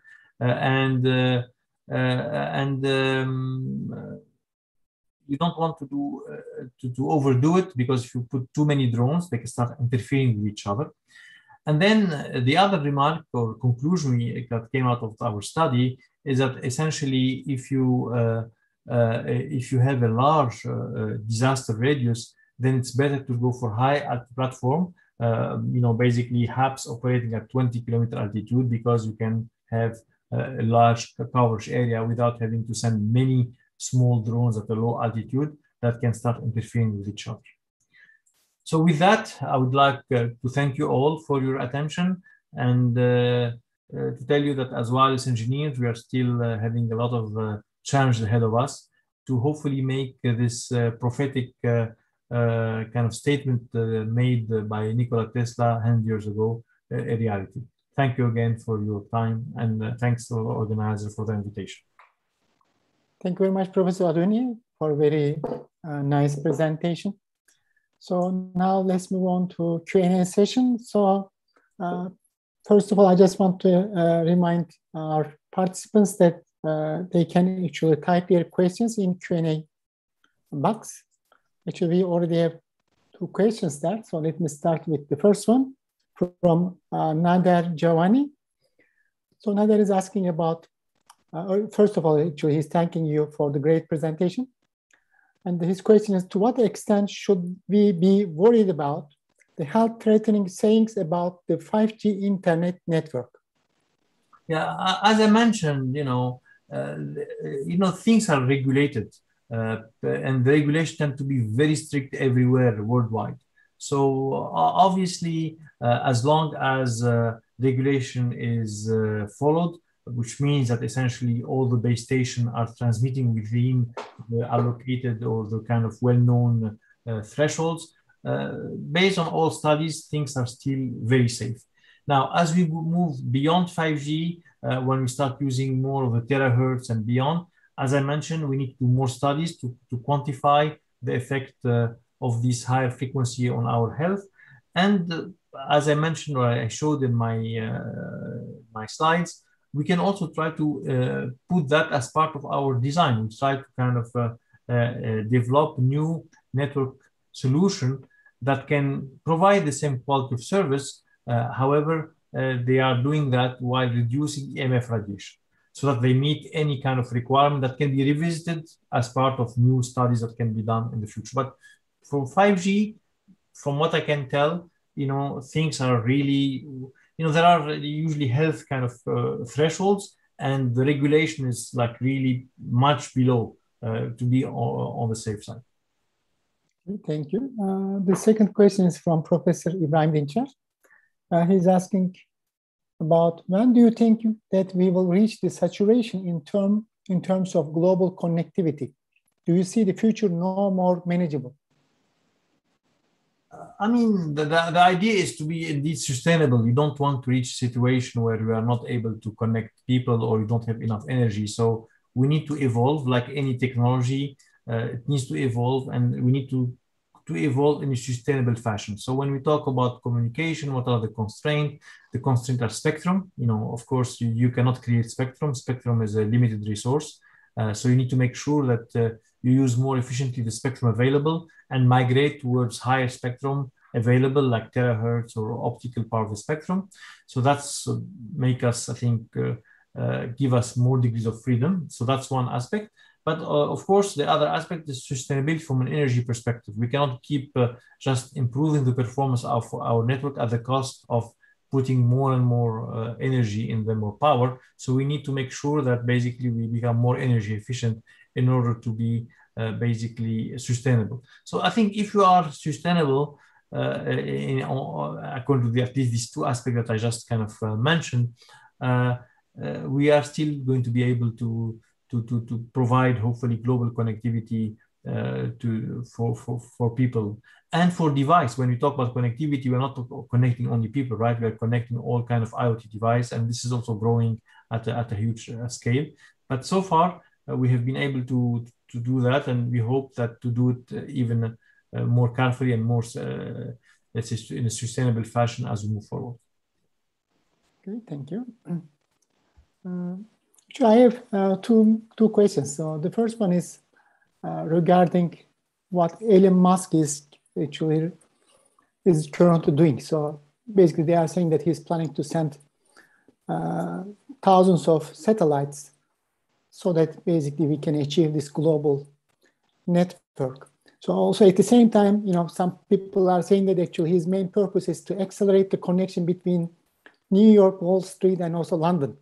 So basically for the public. So what is its actually purpose from your point of view? I mean, it's going to be it's a backhaul network. We have to understand that at least I hope I try to convey that as part of my talk, that these satellite networks are not meant to connect to them directly from our phones, or maybe in the future it will happen at a very low data rate with or maybe with IoT device. But the idea is this is going to provide the infrastructure to the umbrella, if you will, to backhaul all kind of communication services. So this can be for connected and unconnected. So if you are in the middle of nowhere and you don't have fiber, you put a satellite dish and that will connect to the network. And then basically once it goes into the mega constellation, you are able to access a data center in London and access internet.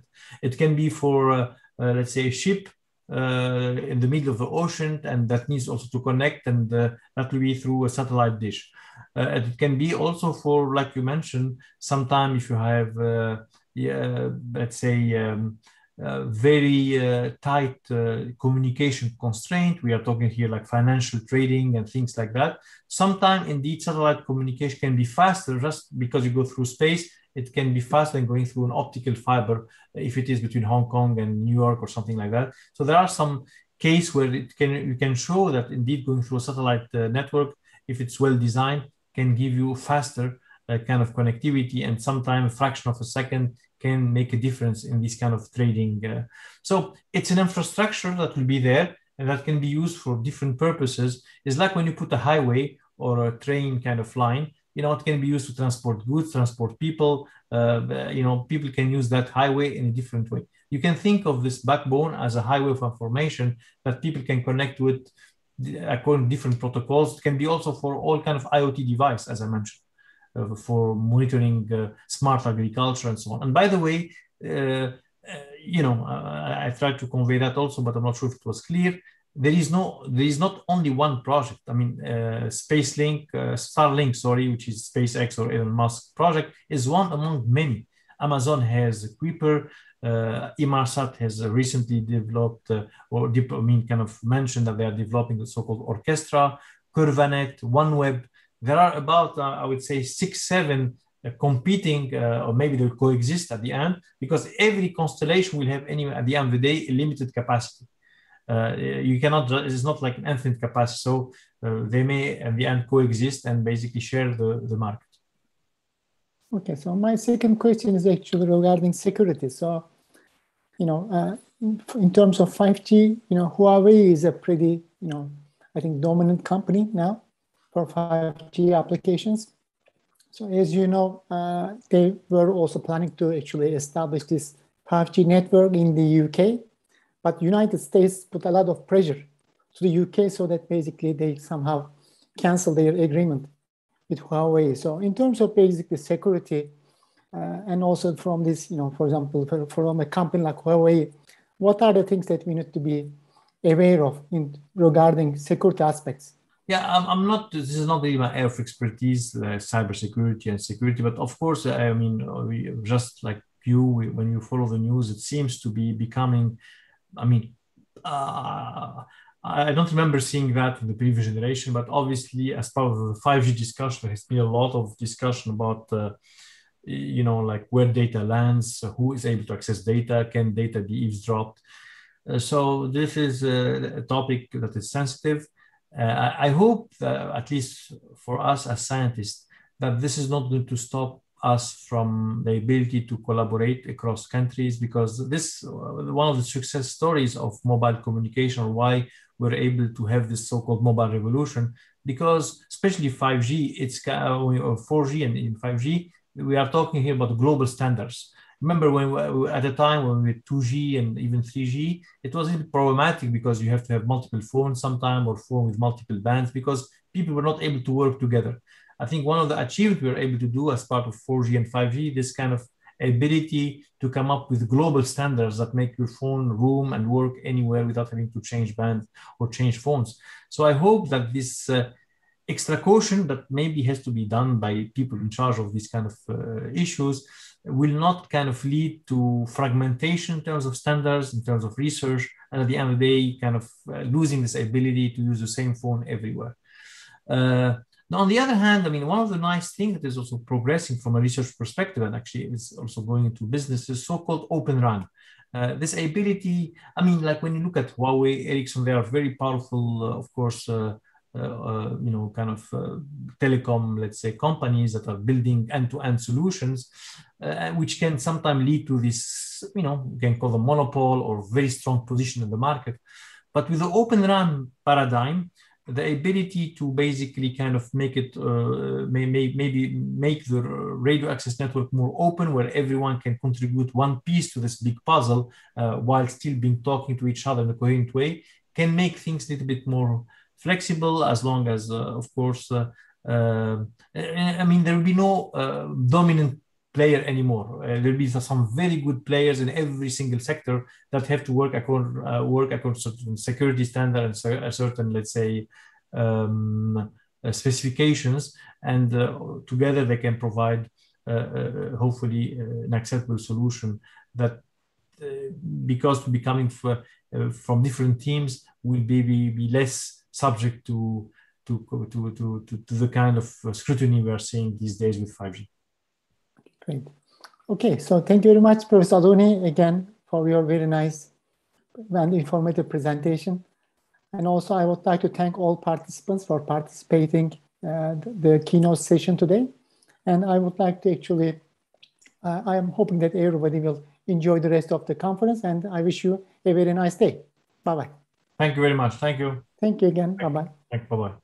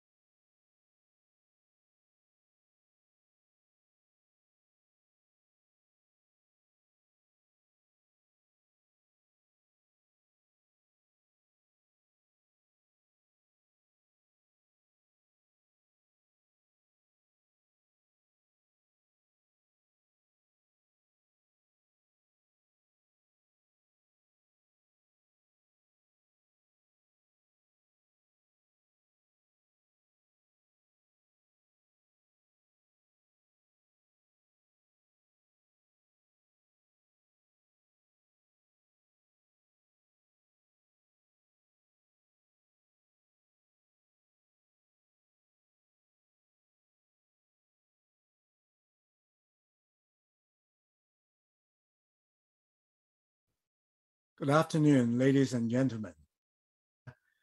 Application of AI become indispensable. Those are engaged to provide computing resources.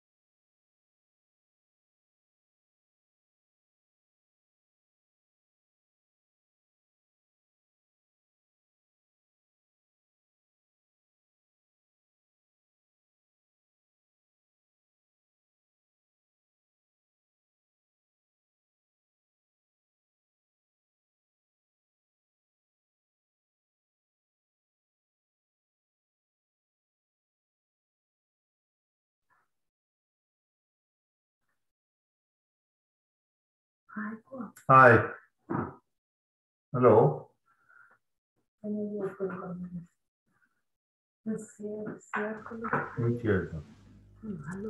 Hello, good afternoon. Hello, is it Professor Weaver? Yes, I am. This is Jamar Mohanty. How are you? I'm fine, and you? Yeah, I am fine too. Thank you. So I will be presenting after 3-4 minutes. It is 45 minutes total, or? Yes, 45 minutes total, so 40 minutes presentation and 5 minutes Q&A. Okay, that's good. But we still have some time to go, so. Okay, and I know that's from Professor. Are you able to see my screen? Yes, I do see it. Okay. And for Professor Leung, it will be a recorded one.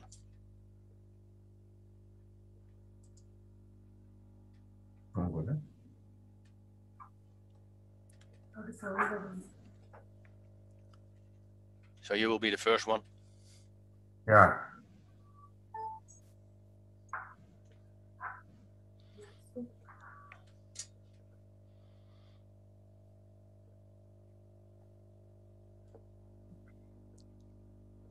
You can speak from there.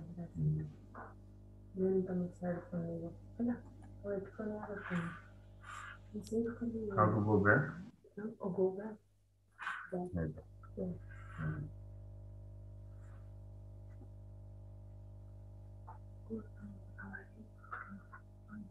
No.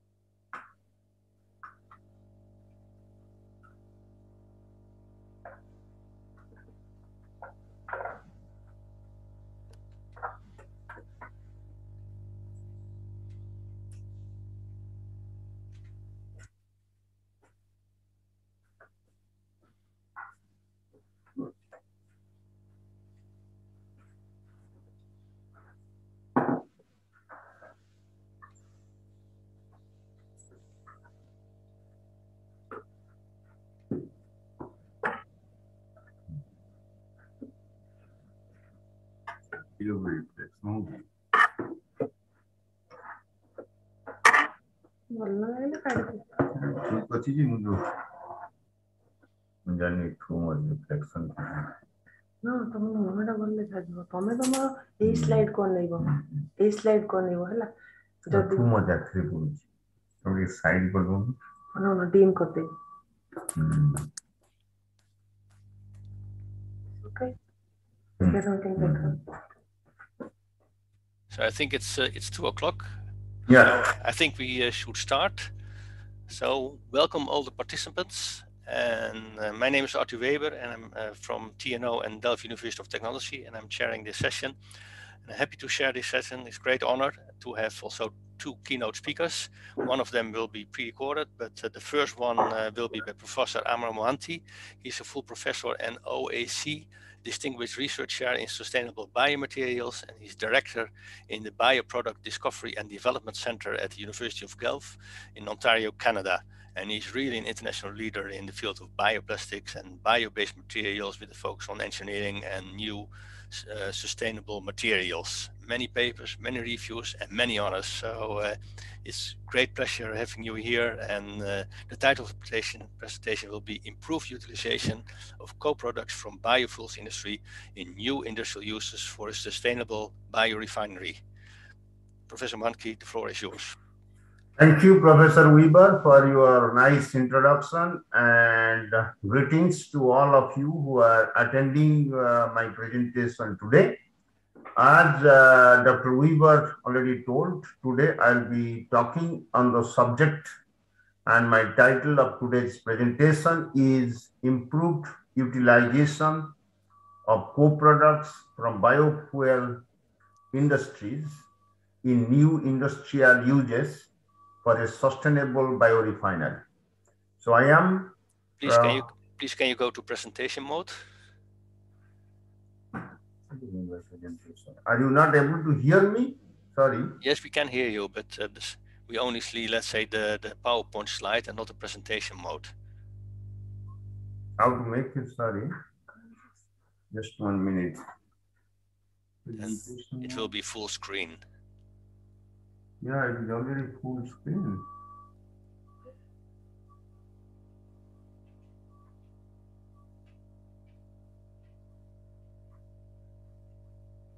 Is it in full screen now? Not yet. Can you put it here? Yeah, that's the icon. It should work.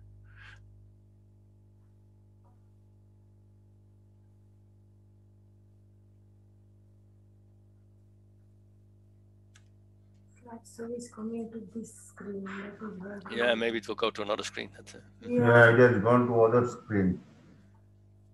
And this is not moving.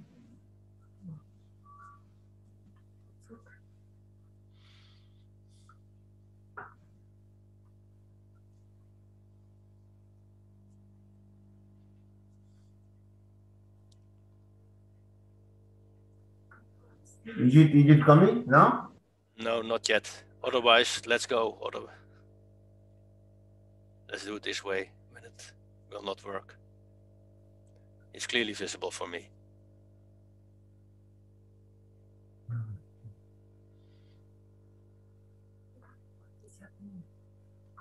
You can control open back. Yeah, or let's continue in this way. It's okay for me.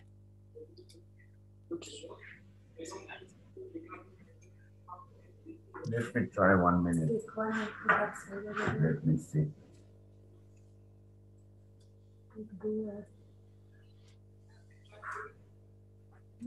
Make it like bigger. This one. And this one. Here. Yeah. Oh, here is okay. No. This one. Yeah. Here to close करते Here. No, here close करते तो कौन दा? What's happening? I don't know. No, otherwise go back and then just start the presentation. No,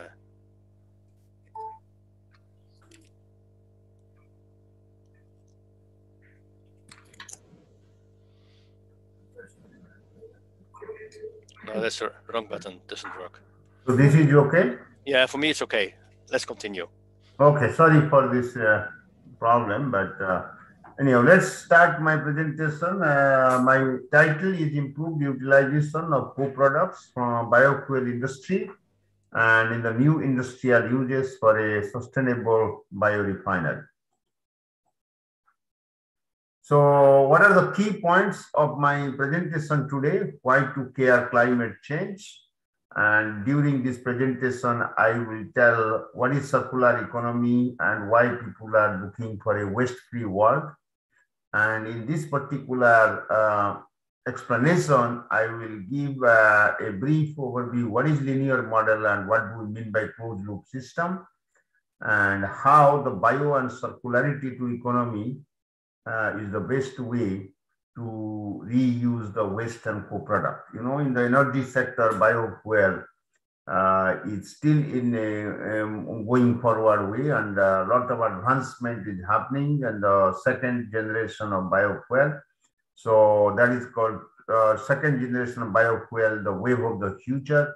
But we need advanced biorefinery to have an overall sustainability and economic recovery. That's what will be main theme of my presentation today. And in order to find the application of co-products and byproducts of the biofuel industry, I'll be talking more about bio-based and sustainable materials that are being developed from the co-products of the biofuel industry so that it can give a value addition to the co-products so that to have an advanced biorefinery and the holistic way for the development of the biofuel industry.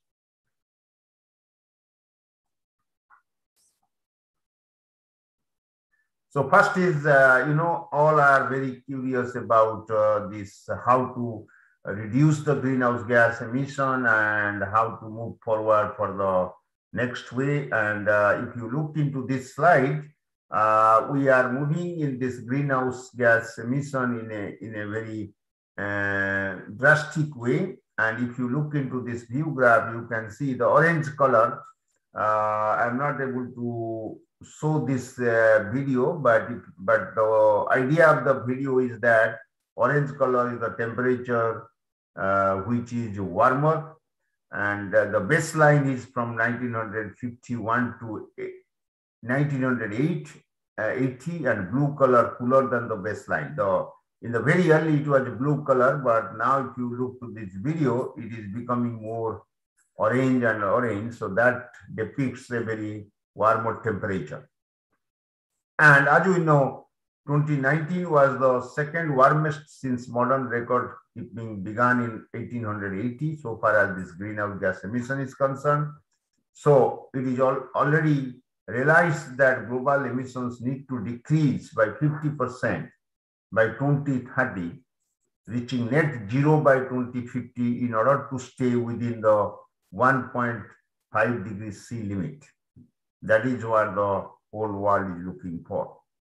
So let me tell you, because my talk will be mostly focused on materials application, and this specific presentation is basically from the byproducts and co-products of the biofuel industry, looking into the relevance of this conference, energy sector. So I just want to give a message that in this biofuel industry, we get a huge amount of co-products and byproducts that has very low value applications. So now the question is, can we add more economy in the advanced biorefinery way to get more benefit to the biofuel industry economically and more sustainable? So I belong to Bioproduct Discovery Development Center at the University of Guelph. I am the director of their center. And the whole idea of the center is the innovation in bioproducts for mitigating climate change. What we do a lot of new bio-based materials to have a low carbon footprint and reduce greenhouse gas emission that helps the circular economy. So the concept of the work that we do is nothing is waste. Waste is a resource for the new industry. That's what I want to talk today with respect to the biofuel industry. So if you look into the various products we developed, I have, if you go to the right-hand side, we do a lot of agro residues and a lot of co-products from biofuel industry. And we create a lot of plastic-based materials by field materials. We call it composite materials. One type of materials we develop mostly biodegradable and compostable. As you know, currently the plastic pollution has become a daily headline, and we try to develop some biodegradable or compostable materials. And in many cases, we try to incorporate many co-products of biofuel industry and other industrial co-products into the costly bioplastics. So the idea is that at the end of the day, the product that will go to for societal usage should be cost competitive. One is bio-based and biodegradable. On left-hand side, we develop some biocomposites which are recyclable but not biodegradable. That go for many consumer applications, whether it is in a flower pot or automatic parts. Those are the two different types of products we develop. One is bio-based, non-biodegradable, that's a durable applications. And second type, we develop biodegradable for sustainable packaging uses. Those are the two aspects. Exactly same thing I will talk with relation to the biofuel industry co-product applications. If you look to the whole biofuel industry, there is a value chain alteration we find from single to multiple use.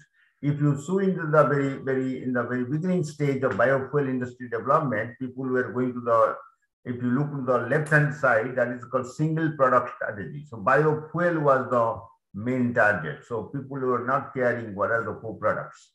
Suppose you take some edible food materials, corn or some other soya bean or rape, and then we are only targeting for biofuel. That's a single product strategy. But we found that the single product strategy is one way to go, but so far as we get a lot of co-products or byproducts. It is not, fuel is not the only product during the biofuel production. We get a lot of co-products, byproducts. Sometimes that amount is 2/3, whereas biofuel is 1/3. So if we do not find the value of the 2/3 of the whole biofuel production, then to maintain the economic or sustainability of the whole biofuel industry will be a question mark. So people were using mostly food crops. So there was a lot of dialogue, food versus fuel type of argument, or a lot of rationality, or a lot of scientific discussions are going on. But now the direction is to non-food type of biomasses, that is called non-edible crops like jatropha for biodiesel industry, switchgrass for biofuel like bioethanol industry, algae. So whole idea is that unlike a single product strategy, people are looking to the multiple product strategy. In another way, we call it a biorefinery. That's called diversified uses. Besides biofuel, we want the use of co-products, byproducts for biochemicals, biomaterials, and nanomaterials. So my talk is basically focused on how to get a multiple product strategy. Biofuel is certainly one way. There are a lot of research need to be done, how to improve the biofuel production, how to make it more economical. But the majority of co-products that go for very low value application are sometimes being go to landfill or being destroyed. Can we, or low energy value, can we make it more application oriented by making sustainable materials for manufacturing sector, whether we can use in auto parts or packaging applications.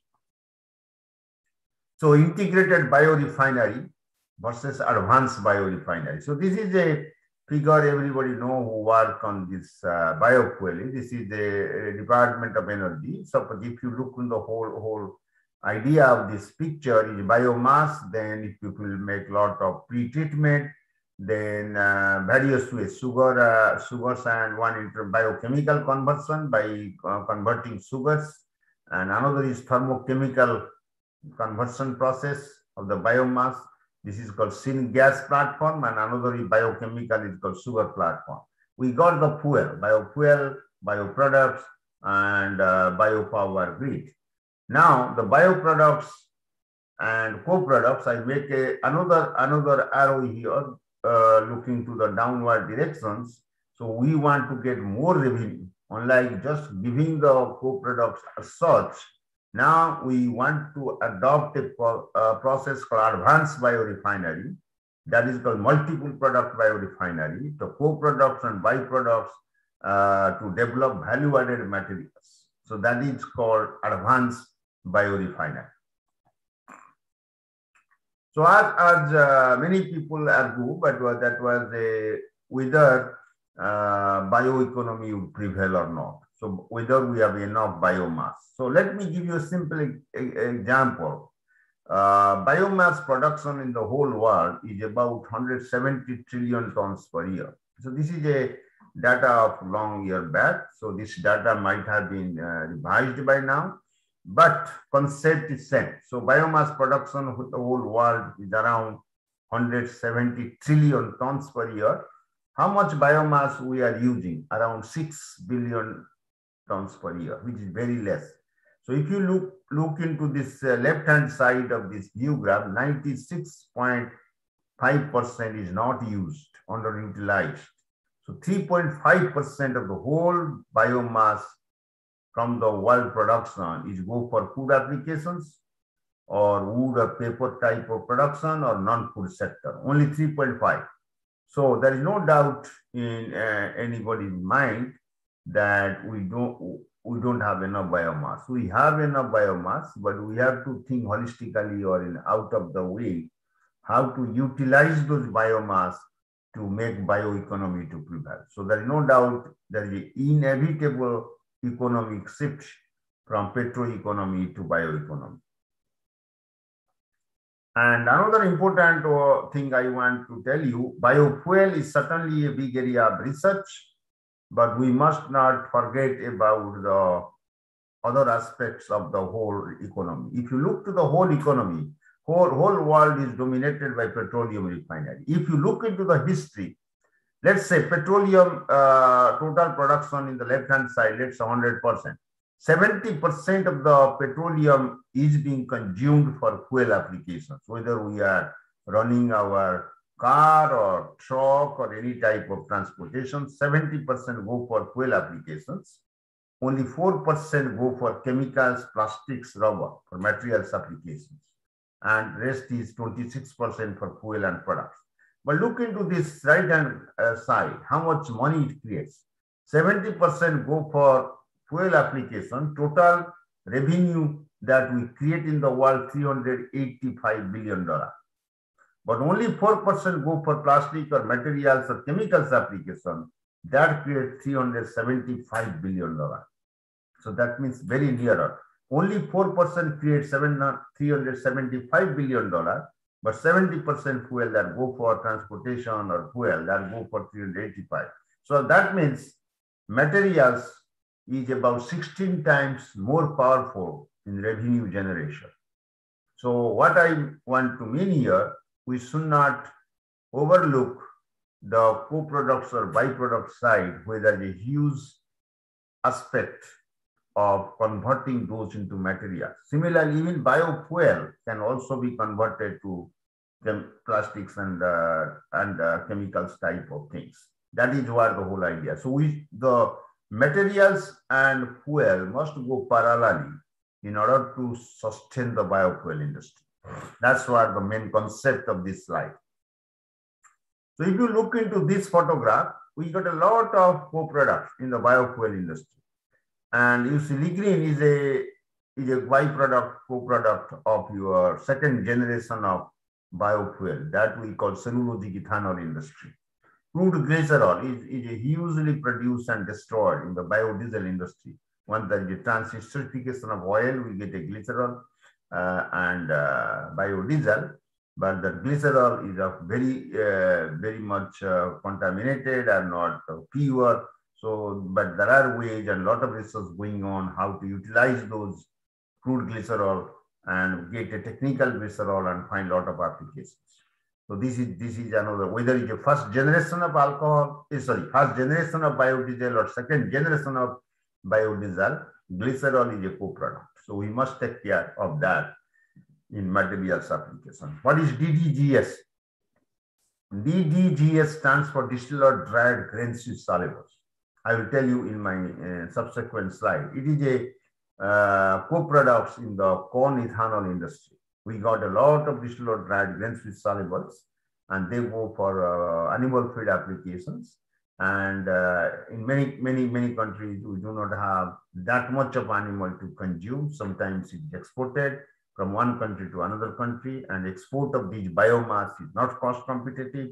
So people want to create some regional economy by application of DDGS in materials applications. I will give you some examples. Soya sediment. In the soya industry, people take oil and go for biodiesel, but there are a lot of residues. Can we use that for materials applications? Soya meal, canola meal, lignin from paper industry and lignin from paper industry. So having said that, we get a lot of byproducts, co-products, which are either destroyed or landfill or have low value applications, but we can make a lot of value addition of those through materials or plastic type of uses. So sustainable for a sustainable bioeconomy roadmap is like this. Biofuel industry will certainly go up. We got increasing biofuel industry as we move on for climate change mitigation. We have to develop our biofuel industry much higher than what we are now in the world scenario. And having said that, biofuel industry will go on increasing, but we get a lot of co-products. As I told, distilled dried grains, crude glycerol, lignin, and biomass residues like baggage and all those. If you look into the whole, it has been estimated that more than 500 billion kilograms of those co-products are being produced per year. So it's a huge amount. We cannot sustain by destroying those or getting those a very low value application. So now the idea is that, can you take these huge resources, more than 500 billion kilograms per year, into chemicals and polymers, into composite applications? Can you make carbon fiber out of that and carbon nanostructure, which has very advanced applications in the manufacturing sector that will help us to economic return and environmental benefits? That's the whole idea of the talk I'm giving today. Let's come to my first application slide, distilled dried grain-sweet cellulose. In the North America, corn ethanol industry still moving on, and there is a huge economic return of this corn ethanol industry in US, Canada, and North America in many parts. So what I want to tell you, if you take 1 bushel of corn, it gives 2.7 gallon of ethanol and 18 pounds of distilled dried grains with soluble and 18 pounds of carbon dioxide. So overall, if you look to this view graph, if you take corn, 1/3 is carbon dioxide, which go to offsite, is again a waste. And distilled grains, it go for animal food, is a very low value applications. As I explained, this cannot be exported because of biomass. It should be used, and many countries do not have enough animals to feed. And we have a lot of other things for animal feed. So can we get applications in the composite area? Then alcohol. 1/3 is the alcohol, 1/3 is distilled grain, 1/3 is carbon dioxide. But we are only relying on the economy generation from corn by alcohol selling. So 2/3 is waste. Why don't we use those 2/3? Carbon dioxide is now being tapped and used as a materials application. In some industry are now making carbon dioxide as a raw material to make biodegradable plastics. And DDGS now go for biocomposite applications. So now this 2/3 part is what I want to focus here. So I will show you some innovation that was made from distilled grains and get some new industrial products.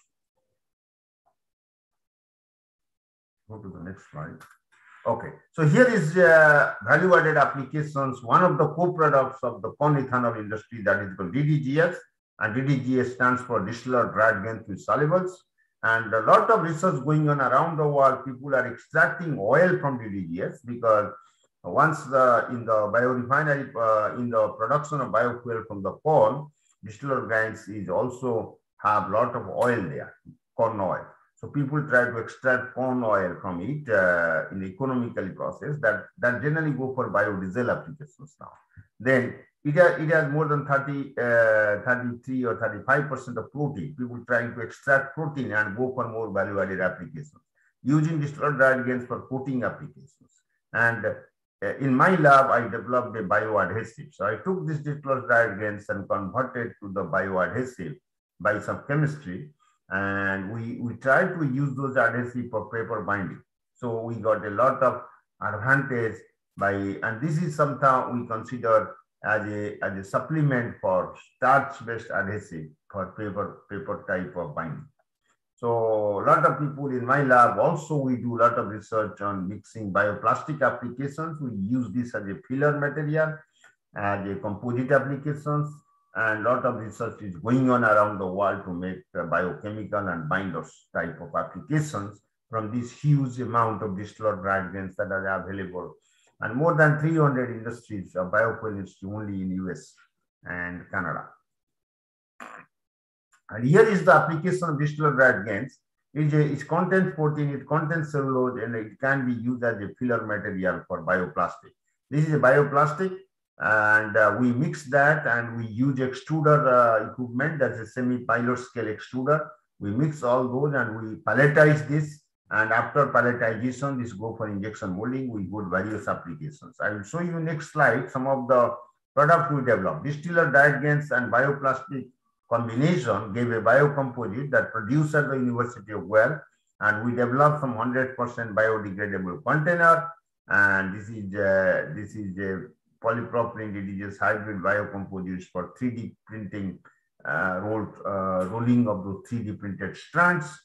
And this is a hybrid biocomposite developed from distilled dried grains and polypropylene.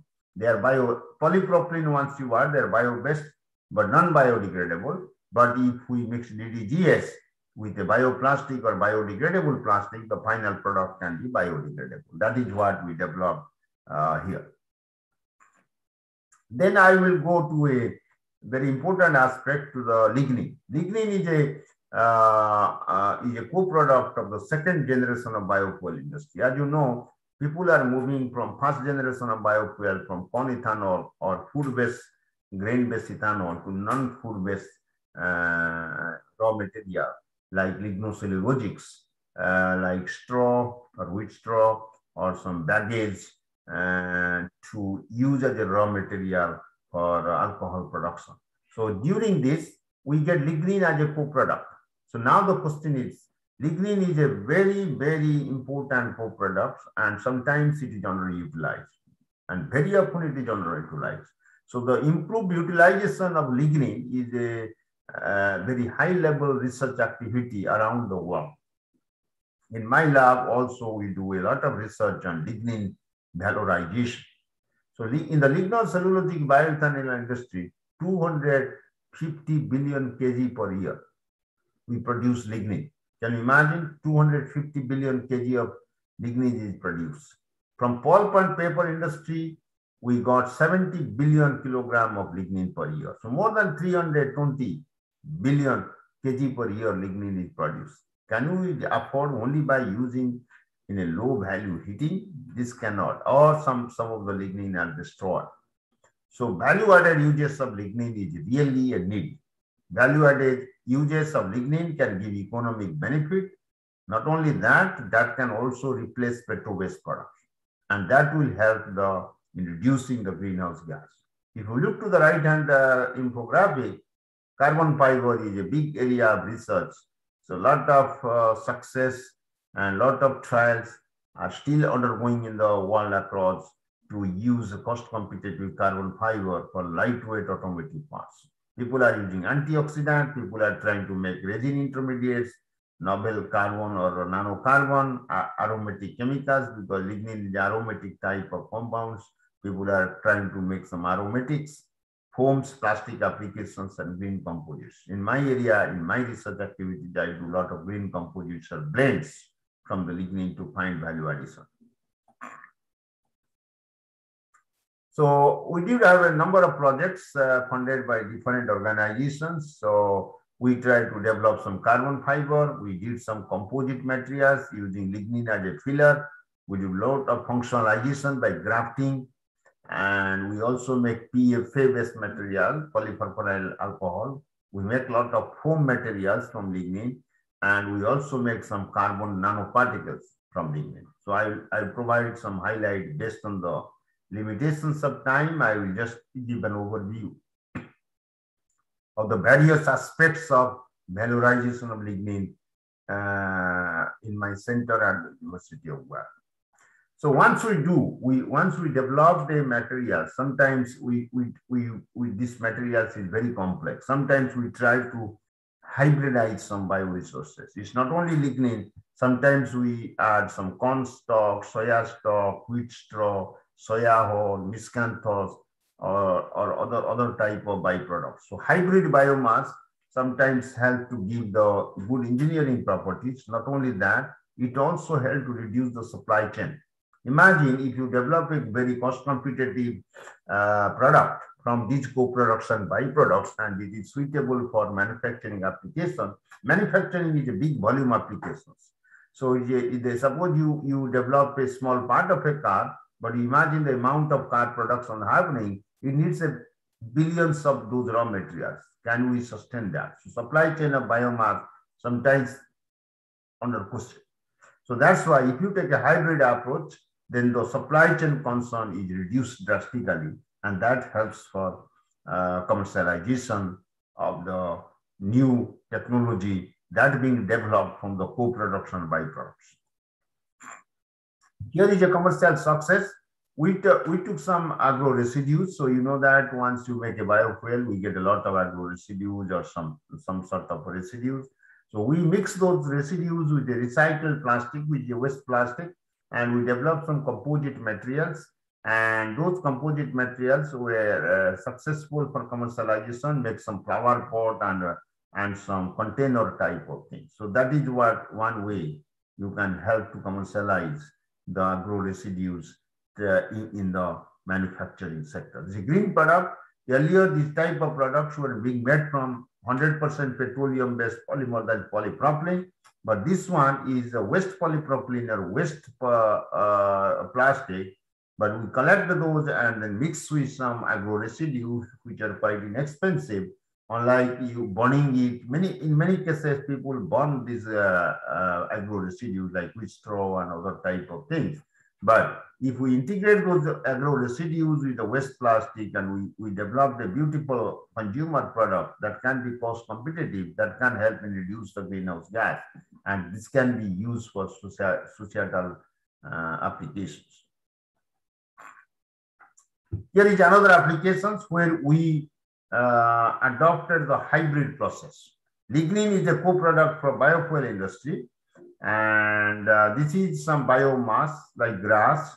We took a hybrid of lignin and biomass and mixed that with the bioplastic that we call biopolyester, and we extruded that at a temperature of 160 to 70. Then we got a composite pellet, and those composite pellets were injection molded to appropriate shape. You can see those are the various different parts of a that look for automotive applications. So industry prevalent processing we adopted, and we do a lot of research measuring strength, modulus, so many mechanical properties to make sure that properties are similar or better than counterparts available. So I am not showing all those hundreds of experiments to explain you, but I just want to give you a concept how the biofuel co-product and agro residues can be combined with the plastics to make some value-added materials for applications in the industry. So these are the various types of products we developed. And another application, we took the lignin and we added with a bio-based resin, polyfurfuryl alcohol, and we made some hybrid materials. And those type of things show lot of promise. We developed some glass fiber composites, and we developed natural fiber composites car interior trim that can made from these lignin-based materials, polymer concrete, and some durable wood. So there are a lot of research and a lot of applications of those biofuel industry can be made if they are used holistically and in an appropriate technology. And here is the example where we develop some lignin-based polyurethane foam. So foam has a lot of applications in various areas. So if you take lignin and we mixed with the biopolyurethane, we develop foam of various densities. So biopolyurethane, where there was no lignin, is the left-hand side. If you add 5% lignin, 10% lignin, and 15% lignin, we just develop various geometry and various foam structure. So self-rising method with water as a blowing agent. This is a unique technology we developed where we can make some new foamy materials for lightweight manufacturing applications.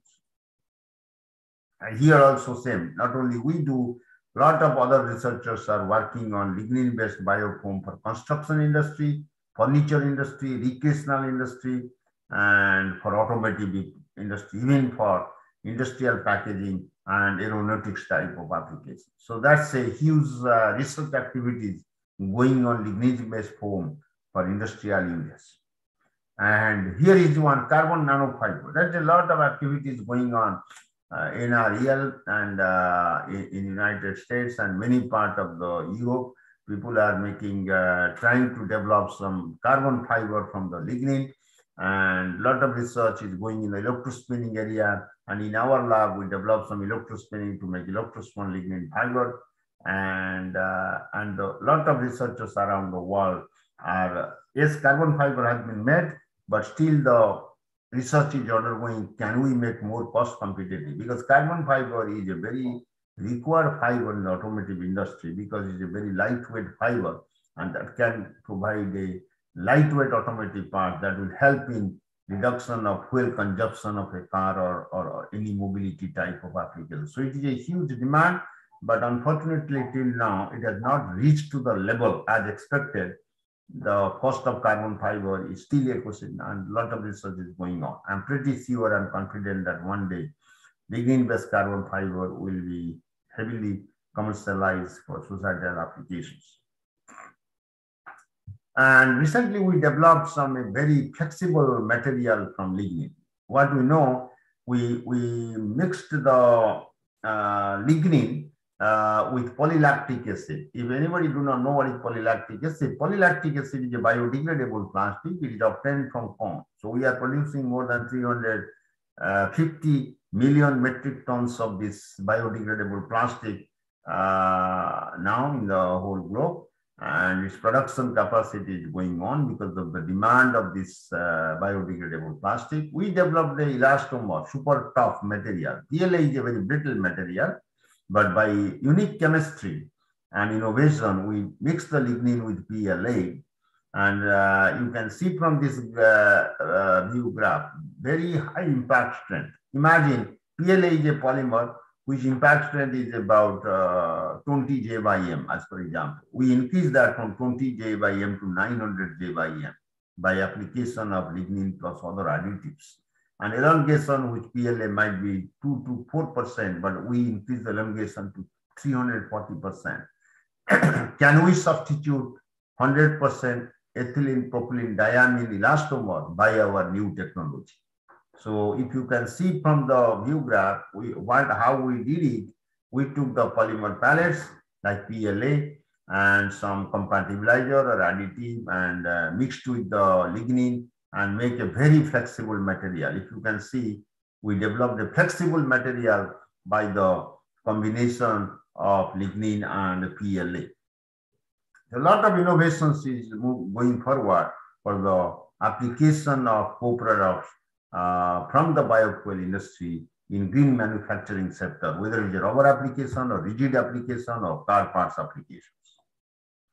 So, and the last part, I will take 2-3 minutes here. We are doing one technology that's called black is the new green. What I mean by that, you know that we call it a tetrapetra, the black soil. Now, in the 21st century world of carbon sequestration. If you look into this biomass, it falls inside the ground and this converted into carbon material. The technique of using charcoal to improve the fertility of soils originated in the Amazon basin at least 7,000 years. Now we are reinventing by taking lot of waste materials, whether it's biofuel industry or any biomass industry, and converting it to the black particles. That's called biocarbon. And we are utilizing those biocarbon for applications. If you look into the whole area of this, lot of waste biomass have been pyrolyzed, heating at a higher temperature in absence of oxygen to keep some bio oil and biochar. This biochar is what we call biocarbon. And we use this biochar as a filler material in the plastic to make some composite materials for manufacturing applications. So we do a lot of research here. We let a lot of biomass, waste biomass, whether it's distillers grains or miscanthus or corn cob or soya hull, and we make a purification. We heat it at 350 or at higher temperature to create various type of active or very advanced filler material for composite applications.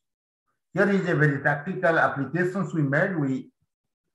We use this biocarbon technology to develop a car part currently being used by Ford Motor Company. What we did here, we use biocarbon from coffee shop, which is a waste product from another industry, and they make a headlamp housing. So this is the headlamp housing that developed from the carbon technology we developed at the University of Guelph. So according to Ford, the resulting components from the University of Guelph technology are around 20% lighter, and it requires up to 20%, 25% less energy during the welding process. So that's what a lot of innovation is happening around these byproducts, co-products, and waste biomass.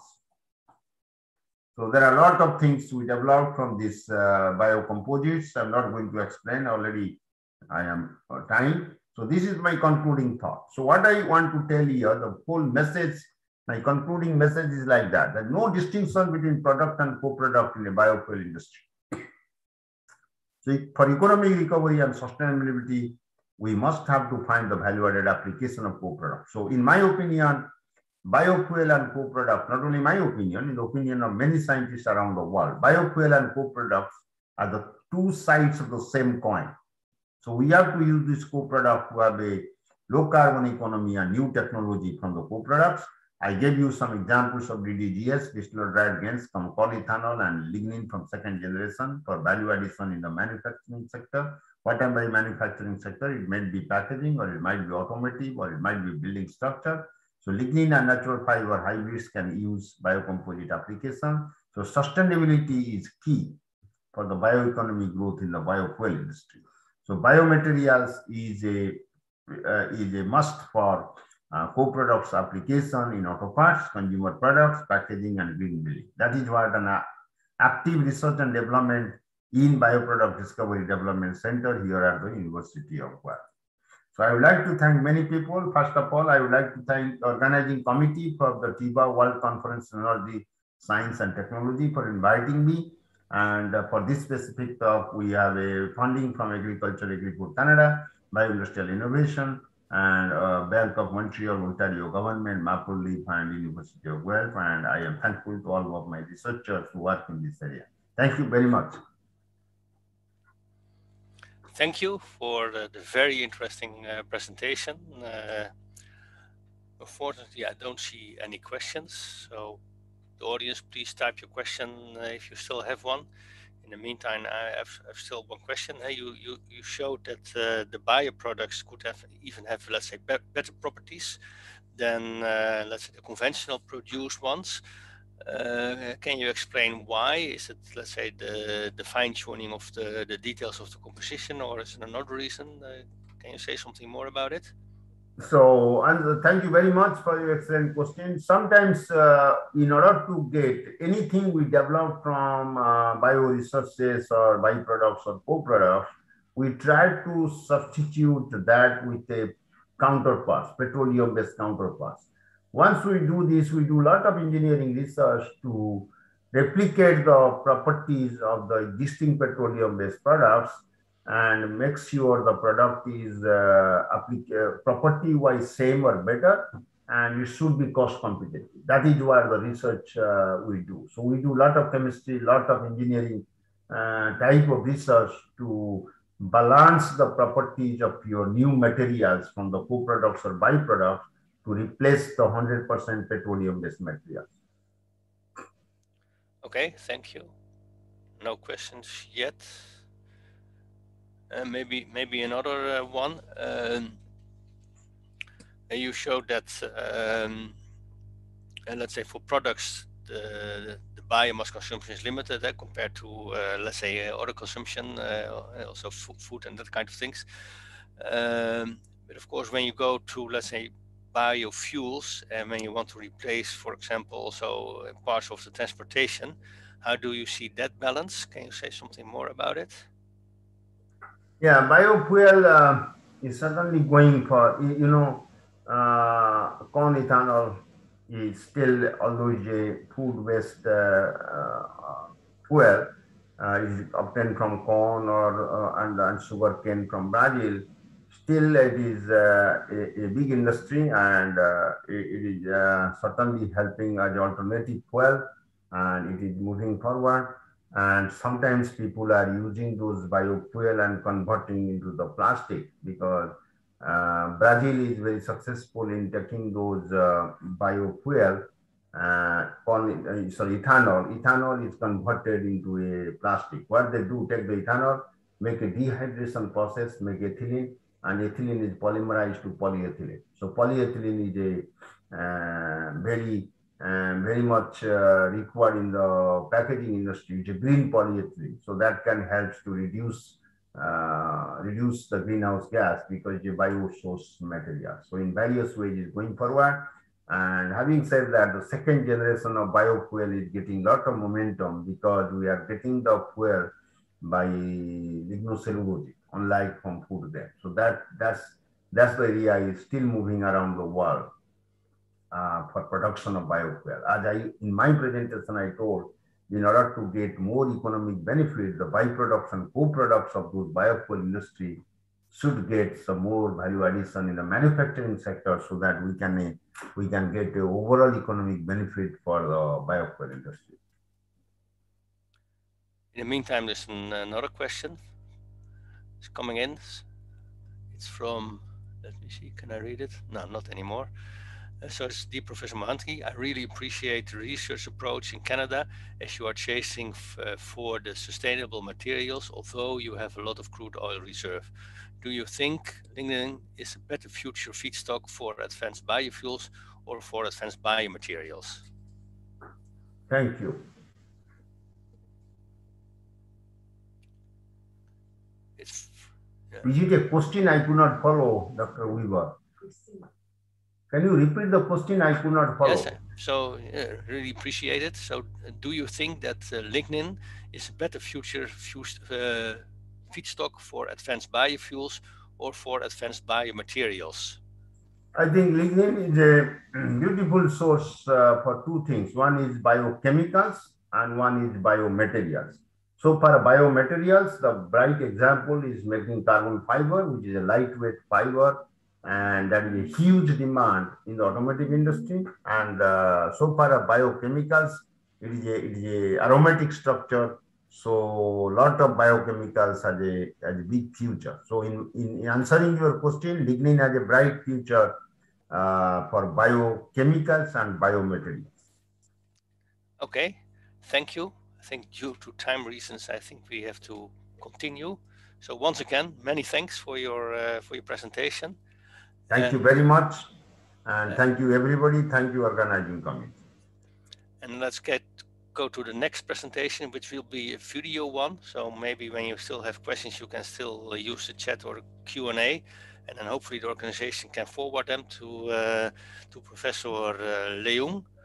So it's about the integration of artificial intelligence and the Internet of Things. So AI, OT as a service, framework, opportunities and challenges. And let me see, Professor Victor Leung, he's a distinguished professor of computer science and software engineering in Zhejiang University. And he was also professor of electrical and computer engineering of the Taylor's Mobility Research Chair at the University of British Columbia. And before he retired, and at Leipzig, went to Emeritus. So his research is on the broad area of wireless and networks and mobile systems. So maybe indeed the organizers can start the video.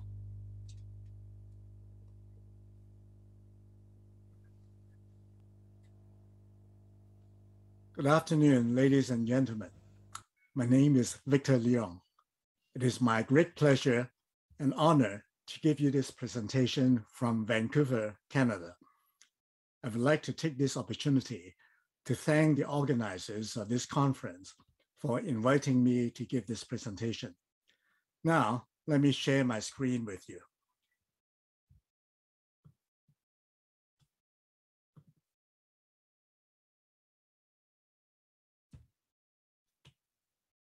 The title of my presentation is AIoT as a Service, Framework, Opportunities, and Challenges.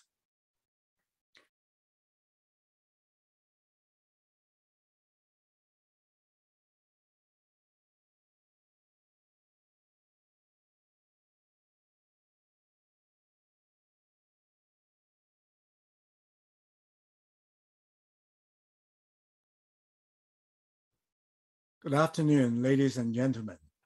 My name is Victor Leung. It is my great pleasure and honor to give you this presentation from Vancouver, Canada.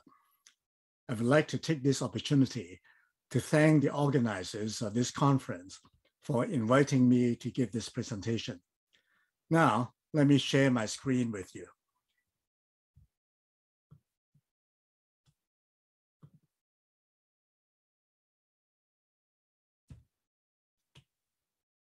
The title of my presentation is AIoT as a Service, Framework, Opportunities, and Challenges.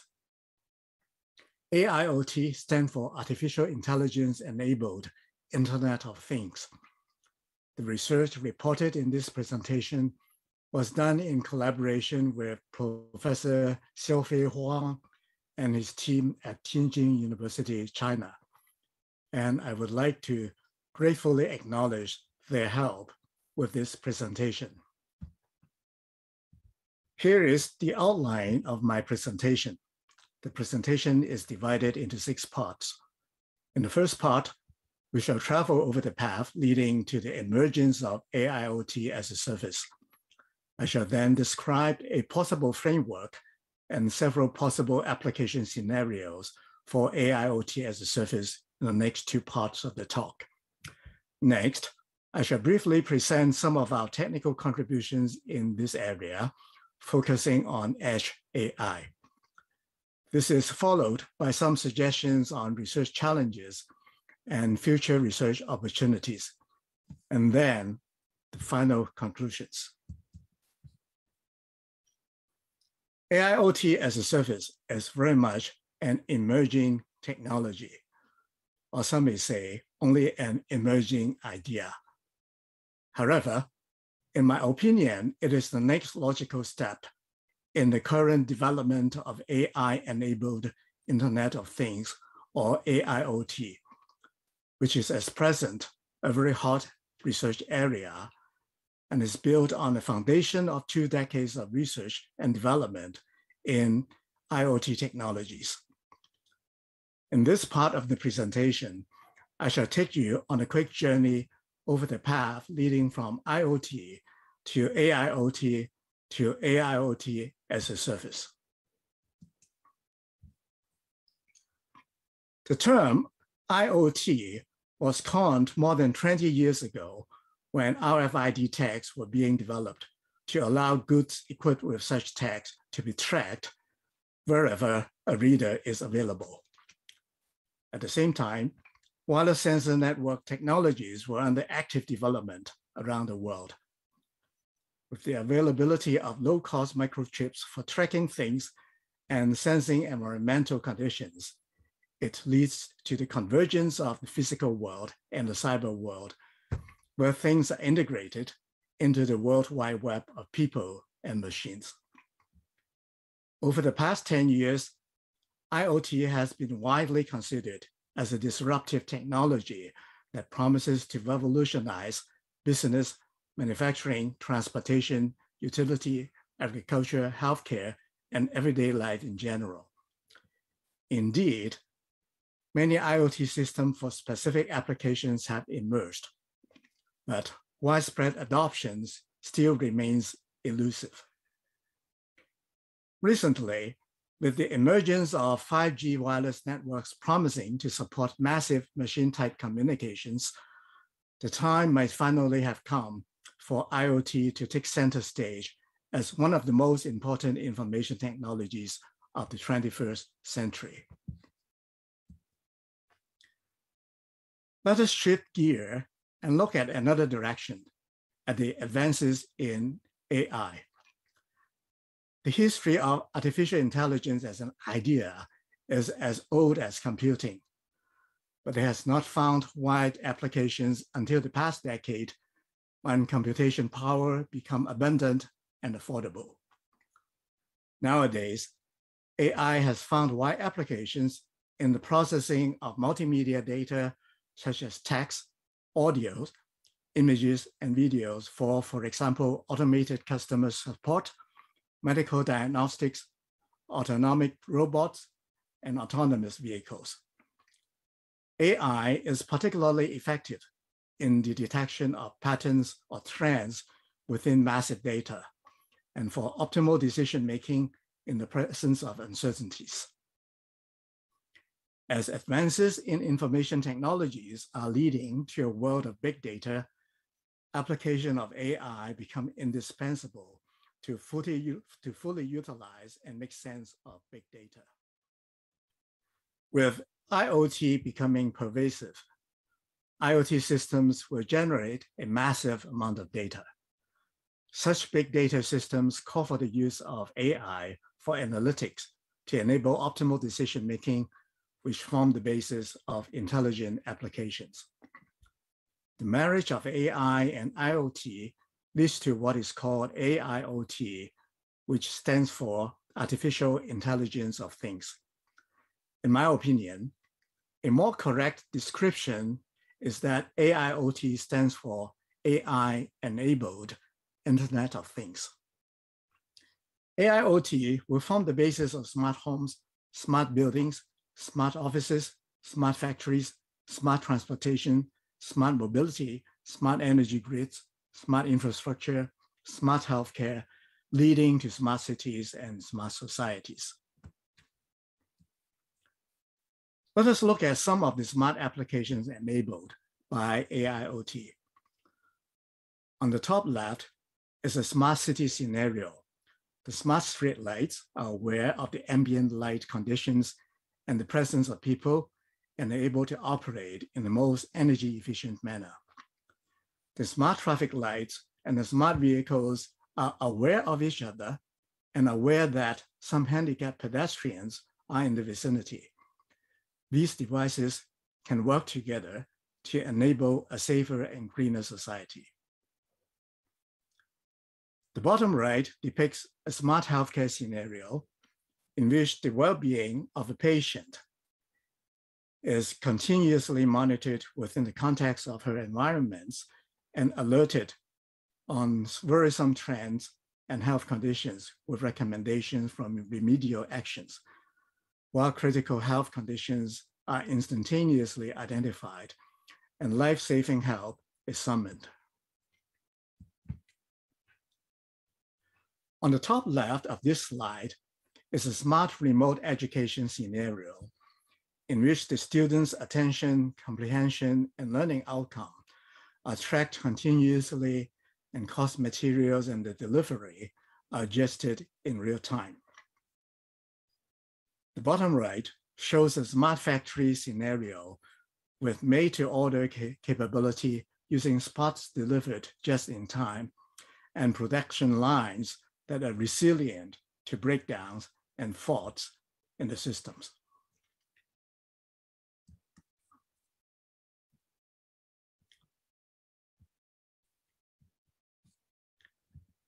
Another disruptive information technology that has emerged in the last 20 plus years and become very successful is cloud computing.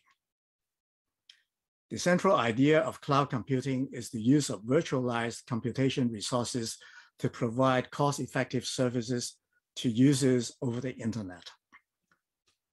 Cloud computing comes with three flavors in increasing complexities from the standpoint of the service provider and ease of use from the standpoint of the users. The first is infrastructure as a service, where commodity CPUs in server farms provide on-demand service to users who furnish the computation environment and applications over the virtual computers. Next is platform as a service, in which both the virtual computation machines and the computing environment with the operating systems, such as standard Windows machines, are provided to the users who run their own applications over these machines. The most sophisticated is software as a service, where the service provider extends popular applications such as email clients, word processors, and so on to the users over the internet, usually via a web browser-based user interface. The users only need to provide the data needed by the particular applications. Virtualization relieves the users from providing their own computation resources, which would need to be provisioned to meet their peak demands and likely would go unused for a significant fraction of time. Instead, virtualized computation resources are provided to users on an on-demand as needed basis. Sharing of resources by a large number of users on demand allows the law of large numbers to come into play to even out the peaks and valleys of the user's demands. The first service providers can provide these virtualized computational resources at scale by managing large server farms consisting of commodity machines and locating them where energy is relatively plentiful and cheap. This is how virtualization significantly reduces cost and reliability, which makes cloud computing one of the most successful information technologies of this century. Virtualization can further be generalized towards the sharing of other kinds of resources, provisioning of various services to users. And this is commonly referred as anything as a service, or XaaS. In the next two slides, we shall reveal IoT as a service and AI as a service.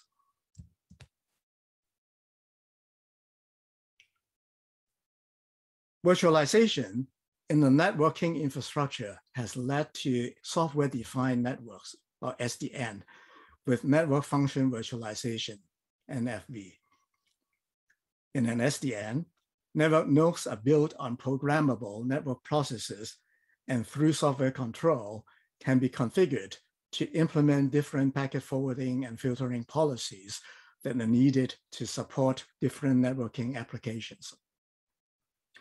The idea can be extended to the endpoints of IoT systems. IoT devices are traditionally deployed on an application-specific basis, which may lead to relatively low utilization. There are applications in which commodity sensors such as cameras are deployed in an IoT systems. These commodity sensors can be shared between different applications or even different IoT systems by considering these sensors as virtualized resources. Since these are end nodes of the internet, with proper management and security provisions, they can be orchestrated into different IoT systems to serve different needs, leading to IoT as a service. Following the same trend that leads to XaaS, AI is also becoming service-oriented to enable the technology to be more accessible for everyday use. Conventionally, incorporating AI in system design and operation requires a lot of expertise in developing the algorithm, programming and managing the infrastructure, managing the workflow, and handling the outcomes. Increasing level of sophistication in AI as a service provides a black box approach to AI, which relieves the users from the details such as algorithm development and infrastructure management. Putting IoT as a service and AI as a service together, we have AIoT as a service. The goal of AIoT as a service is that together with computing and network resources, IoT end nodes resources and intelligent data analytic resources can all be virtualized and orchestrated to support novel and useful applications. This is an emerging research area in which many challenges and opportunities exist for future research. The next two slides briefly provide a framework for AIoT as a service by identifying the elements and the general architecture.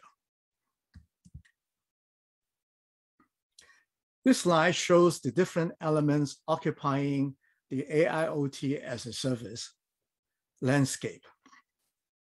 With the advent of edge computing, edge nodes will form an important element in the connection between IoT devices and the cloud data centers.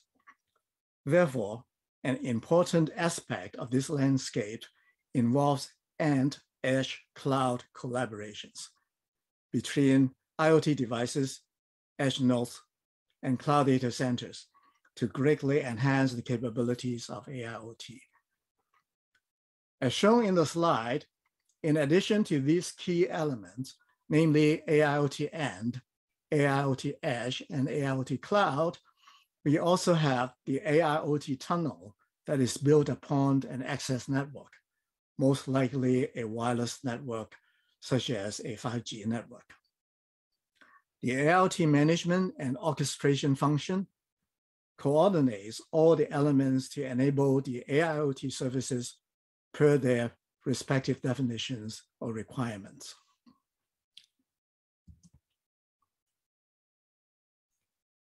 The three layers in this figure provide one possible functional description of the AIoT as a service architecture. The AIoT IaaS management layer at the bottom manages and organizes the virtualized hardware, including sensor nodes, processors, and storage in edge nodes and virtual machines in the cloud data centers. The middle layer, called the AIoT Edge Management, manages the connectivity and security between the virtualized resources.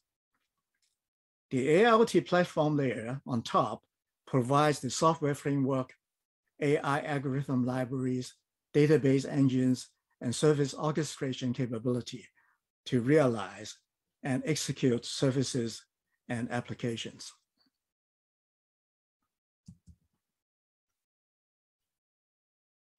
At this time, there is not yet any product or platform directly supporting AIoT as a service. However, many companies, as listed in this slide, have extended their cloud and AI platform to support AIoT. For example, AWS IoT Greengrass seamlessly extend the Amazon Web Services to edge devices so that they can act locally on the data they generate, while still using the cloud for management, analytics, and durable storage. With AWS IoT Greengrass, connected AIoT devices can run AWS Lambda, a serverless computation capability with software that is packaged in Docker containers to execute predictions based on machine learning models, keep device data in sync, and communicate with other devices securely.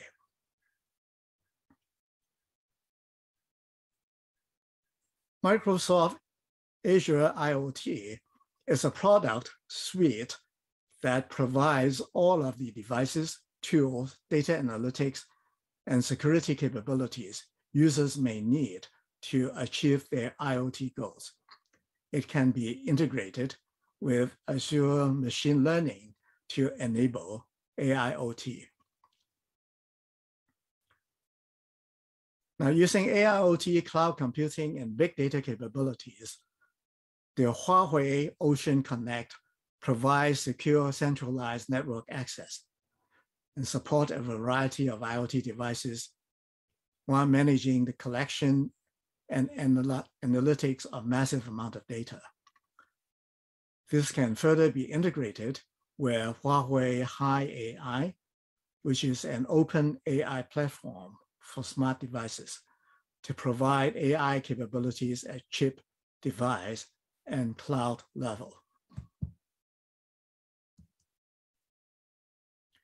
In the next few slides, we revisit smart applications made possible by AIoT and discuss the additional capabilities that may be made possible by AIoT as a service.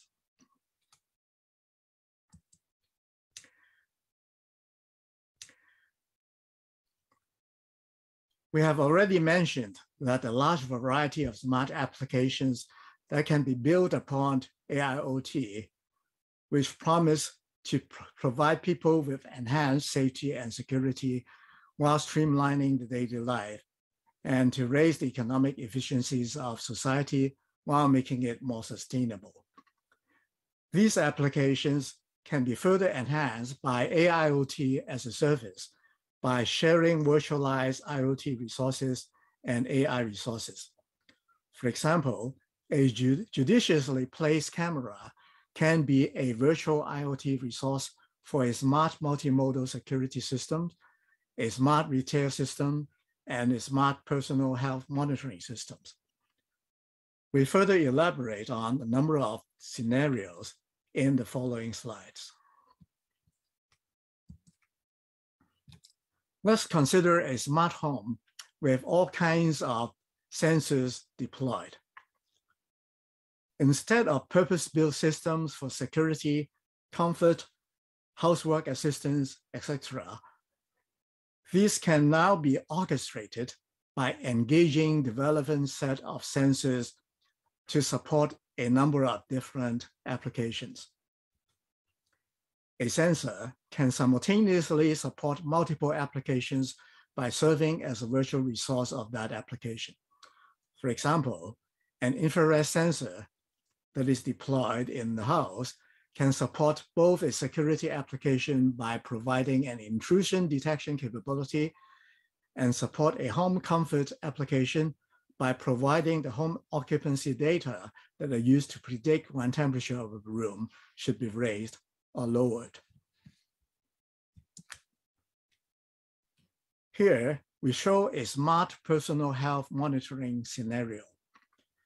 Before the advent of smart devices, personal intervention by healthcare professionals is required to continuously monitor the health of a patient. The advent of smart devices allow personal self-help to collect health data such as blood pressure and heart rhythm and upload them for evaluation by AI or healthcare professionals. With AIoT as a service, contactless smart monitoring may now be possible using sensors in smart homes, smart offices, and other smart environments orchestrated by a mobility-aware application that has the capability of integrating the data of virtualized sensors in the respective environments. For example, by marshalling various sensors in different environments, such as video sensors at home and in a shopping mall, audio sensors in a theater, wireless location tracking sensors located on various walkways, the application can continuously monitor the well-being of a particular senior person who would be able to summon help when the person suffers a fall, even when she is away from home.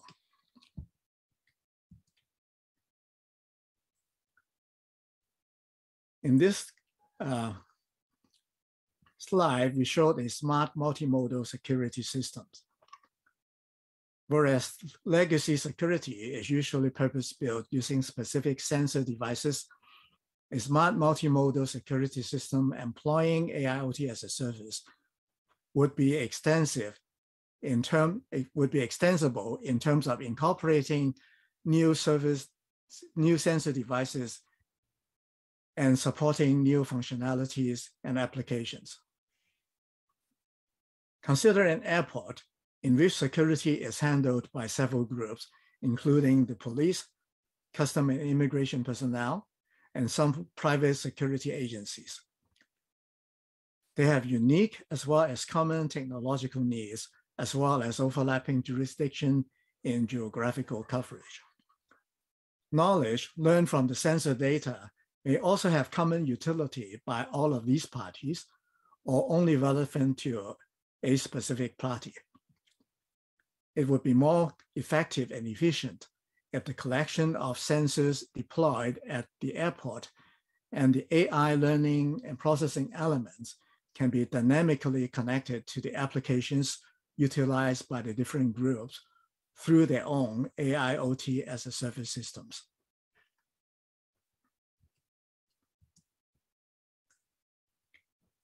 In the next part of the presentation, I shall give an overview of some of our recent work that contribute towards the path to AIoT as a service.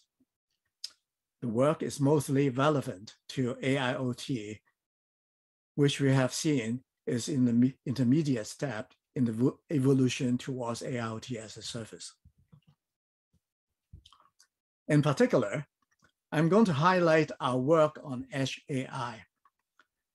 As we have presented in our slides on AIoT as a service landscape and architecture, we argue that edge computing is an important element of this landscape, and edge cloud cooperation is an important function that needs to be efficiently supported by this architecture. Our work has been published recently by Splinger in a book titled Edge AI, Convergence of Edge Computing and Artificial Intelligence. In this book, we provide a comprehensive overview of how AI services are being applied to the network edge near the data sources and explain the mutual interactions and benefits of AI and edge computing. Apparently, this book has been attracting a lot of attention in the technical community. You are very much encouraged to access the Springer website to browse the contents of this book and to recommend the book to your institution's library or to acquire it for your own personal collection. And thank you very much for your support.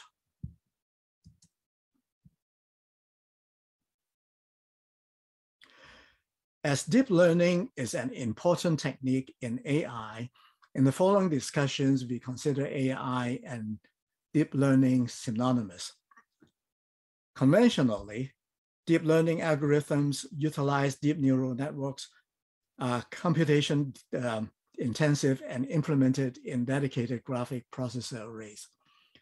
However, with recent advances in shrinking the hardware and reducing the complexity of the algorithms, some deep learning algorithms might be amenable for execution in edge nodes or even in end devices. From several perspectives, the figures on the right compares cloud intelligence, which is the conventional and centralized approach, with edge intelligence and device intelligence, which are more of a distributed approach. It can be seen that edge intelligence provide a good compromise in terms of latency and security. The advantage in latency is due to not only having to move data a great distance from end devices to the cloud data centers at unknown, possibly remote locations, and the executions of smaller models that are of local significance rather than global significance. Centralized processing tends to result in a single point of failure that can impact system reliability and a single point of vulnerability and security breaches. While device intelligence is a distributed approach that largely overcomes these limitations, the computation resources in end devices are usually very limited, and only very limited deep learning models could be executed in these devices. Therefore, edge intelligence might very well represent a sweet spot in the timely execution of deep learning models of reasonable sizes, using local data in which local failures or security breaches do not have global detrimental consequences. In fact, edge intelligence is a current research direction that is attracting a lot of interest in the technical community as well as in industry.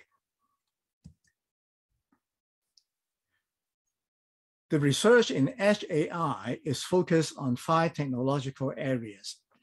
2 of these are concerned with the use of deep learning. Firstly, to consider how application use deep learning can be supported in a network involving edge nodes, referred as deep learning on edge.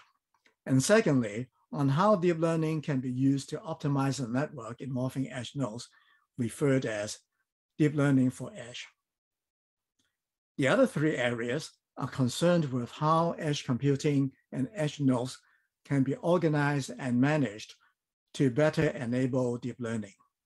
Firstly, the hardware, software, and communications of edge nodes need to be structured and optimized for efficiently enabling deep learning, so-called edge for DL.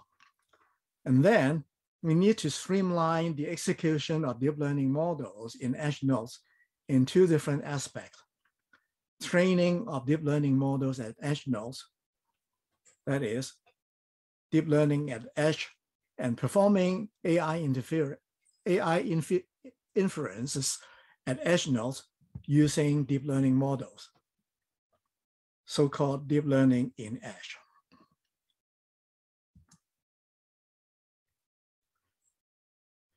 This slide shows the conceptual relationships between the 5 technological areas and list some potential topics in each area. Now we shall skip deep learning on edge and edge for deep learning in this discussion and focus on the other 3 areas. In deep learning for edge, we have studied DL-based optimal policies for adaptive edge caching and task offloading.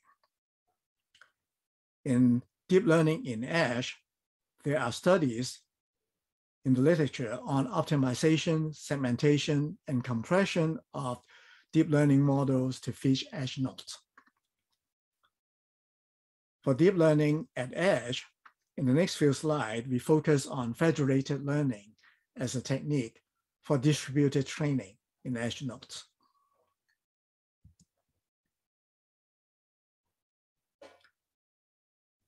Training AI models at edge nodes mean distributed training, and it is done in an independent manner, conventionally, with no connections among edge nodes, between edge nodes and end devices, and between edge nodes and the cloud.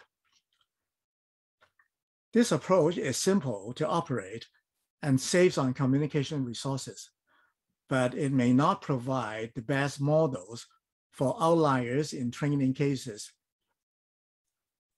that may not be seen by one node, that might be seen by one node and not by other nodes.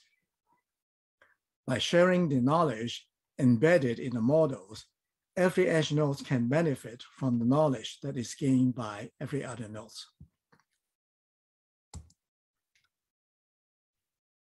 Federated learning is a technique that overcomes the limitations identified above. In federated learning, a global deep learning model is maintained centrally at an aggregation server. Periodically, the global deep learning model is downloaded to the edge nodes at the starting point for training with local data. Changes in the model resulting from the local training are uploaded to the aggregation server periodically for updating the global model through averaging or other means. Federated learning effectively deals with the heterogeneity of data as seen by different edge nodes, while reducing the communication cost of transferring a large amount of data for globalized training. By limiting the spread of data to the local edge node only, federated learning can also further enhance security and privacy by limiting the scope of possible identity leaks that may result from attackers intercepting and analyzing the data.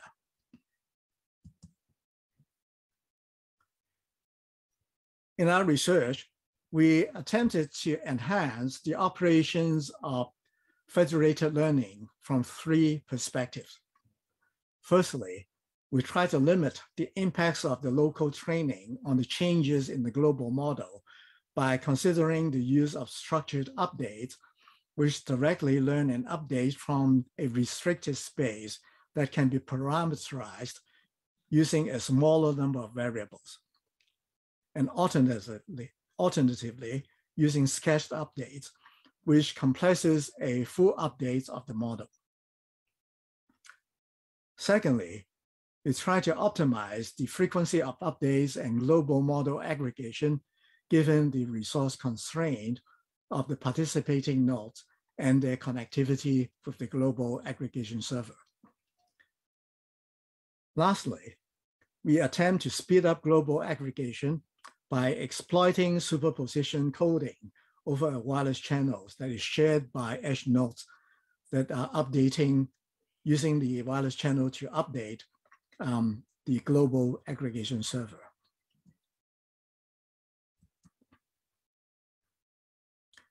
In one of our contributions, we considered an edge caching scenario in which edge nodes trained a deep learning model to facilitate decision on which multimedia contents to cache and which contents to cache to replace. In this scenario, as shown on the left, edge devices have limited device-to-device connectivity with other end devices in the vicinity. And a set of end devices are connected to each edge node. A number of edge nodes are further connected to the cloud servers that serves as a repository of all the multimedia content that may be requested. As shown on the right, when a piece of multimedia content is requested, the cache in the end device is first queried for the content. And if it is not found there, nearby D2D connected end devices are further queried for the content. If the content is still not found, the query progressively goes to the edge node and finally to the cloud server. Deep Q-learning networks are deployed for caching decisions at various nodes, which are based on the popularity of the specific content and the likelihood that the content will be requested at a specific location. This work has been published in the November issue of the IEEE Journal on Selected Area in Communications in 2020. In this work, we propose a D2D-assisted heterogeneous collective edge caching framework by jointly optimizing the node selection and cache replacement in mobile networks. We further design an attention-weighted federated deep reinforcement learning model that uses federated learning to improve the training efficiency of the Q-learning network and incorporates an attention mechanisms to optimize the aggregation rate to avoid the imbalance of local model quality. Please refer to our paper if you are interested in further details. As an example of deep learning for edge, we considered a task offloading scheduling problem in edge nodes. When edge nodes are engaged to provide computing resources for offloading tasks from less capable end devices, a number of questions naturally arise. These include how many tasks or what fraction of tasks should be offloaded, which edge nodes should receive a particular offloaded task, and how much resources should be allocated to each offloaded task in each edge node. This is a huge problem that suffers from the dual curses of dimensionality and modeling. We propose to train a deep neural network in which the optimal decisions can be made by the deep reinforcement learning agent.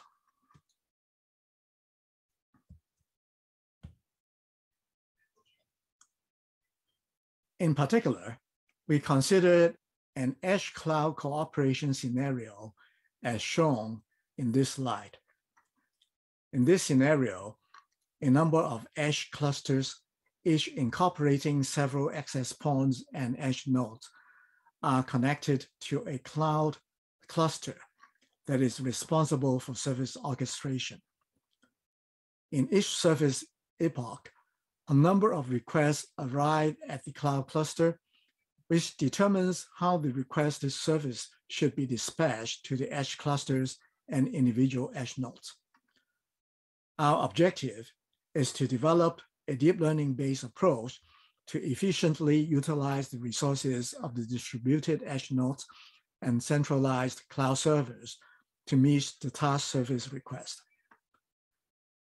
The results of these works have been published in a paper that has been presented in the IEEE Infocom in May of this year.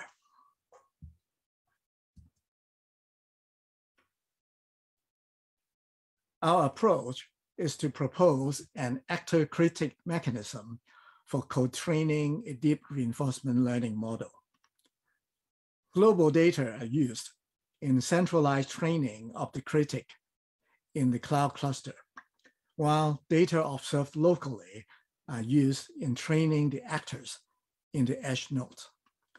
This enables multi-agent deep reinforcement learning to decompose high-dimensional states, actions, and encode relevant states to achieve distributed in-place decision-making at the edge. For better efficiency, The states of the edge cloud systems are encoded in a graph neural network.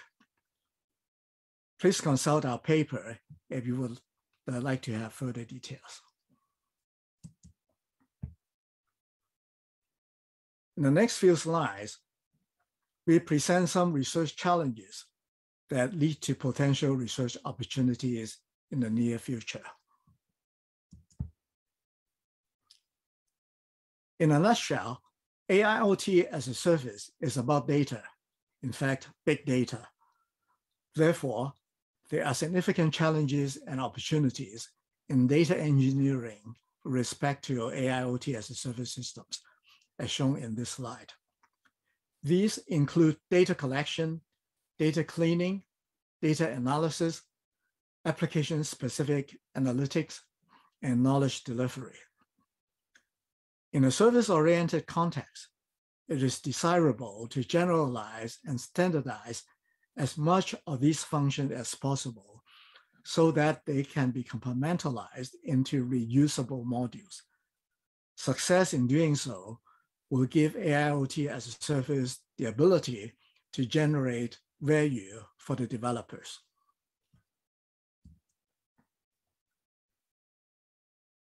AIoT as a service involves the close cooperation of AI and IoT. Our previous discussions on AI and edge can be extended to AI and IoT endnodes. Ideas such as distributed learning, hierarchical learning models, etc., can be further explored in the context of IoT and AI.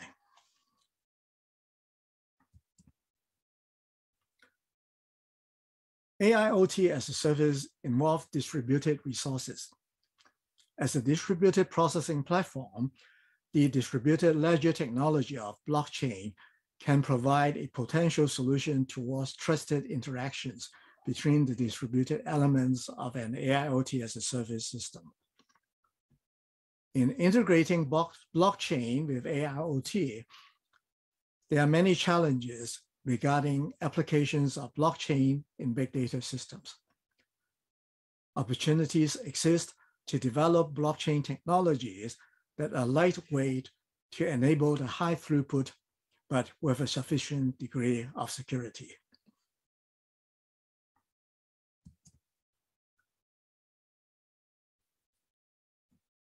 Whereas AIoT will successfully evolve into AIoT as a service, ultimately depends on how much of the AIoT functions can be modularized as components that can be virtualized and reused across different applications. This can be approached by organizing these functions in layers, as shown in this slide, where components interconnect via standardized interfaces and protocols. To make this architecture useful in practice, there is also a need for tools to efficiently orchestrate and marshal the different elements that may be provided and supported by different entities, and to effectively utilize the available elements for fast composition of innovative services. Effective incentive and reward mechanisms also need to be developed so that there are meaningful value propositions for these AIoT elements to be developed and supported. This brings us to the conclusions of this presentation. In this talk, I have introduced AIoT as a service as an emerging research area that tightly integrates AI and IoT while supporting virtualization and service-oriented engagement of appropriate resources. We have presented some recent work on edge AI that contributes towards this technology path. We anticipate much more research activities to emerge that will ultimately lead to the realization of AIoT as a service in the future. Thank you very much for your attention.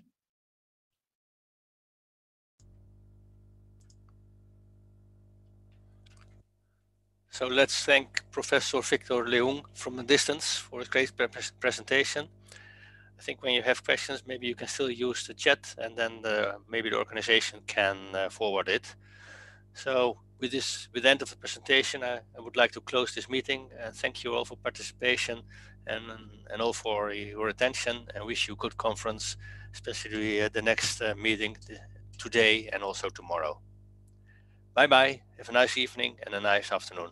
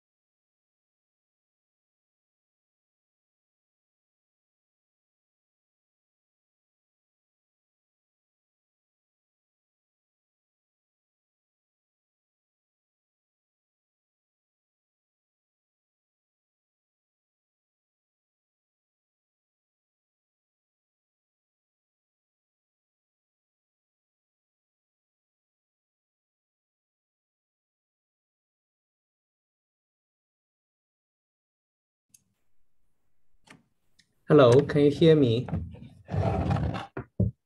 Hello, Dr. Shiev. Yes, we can hear you. We will start in around 2 minutes.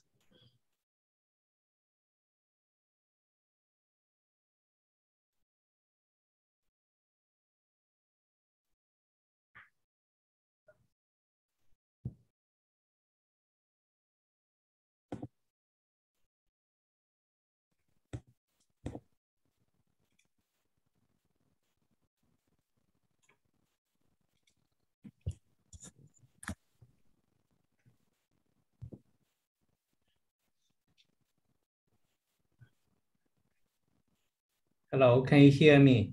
Yes. Okay, great, thank you. Sorry, took some time for me connected to this. Can I share my screen? I will introduce you first, then I will give you the floor. Oh, okay, good, thank you. I'm just waiting 1 more minute to start. Okay, sure.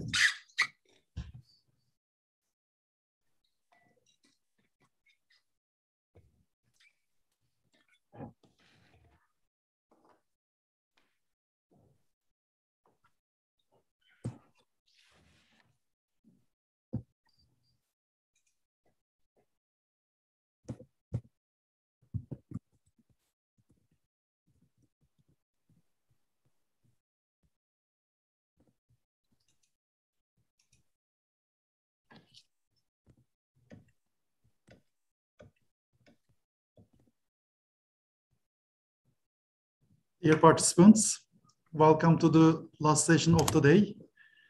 And we have 2 distinguished keynote speakers in this session. First, I would like to introduce Dr. Li Shi. Dr. Shi is the Ernest Cockrell Chair Professor in Engineering at the University of Texas at Austin. He received his bachelor, master, and doctoral degrees from Tsinghua University, Arizona State University, and University of California at Berkeley, respectively. He explored industrial research in an electrical power research institute in China before pursuing graduate studies in the US. He was an IBM research staff member for a year before joining UT as an assistant professor in 2002, followed by appointment to the B.F. Guthrie Endowed Professorship in Materials Engineering. He has served as the editor-in-chief of Nanoscale and Microscale Thermophysical Engineering between 2013 and 2021. His scholarly contributions and professional services have been recognized by several awards, including the O'Donnell Award in Engineering from the Academy of Medicine, Engineering and Science of Texas, and the Heat Transfer Memorial Award in Science from the American Society of Mechanical Engineering. He is an elected fellow of the ASME, and American Physical Society. So the floor is yours, Dr. Shi. Okay, thank you. Let me share my screen.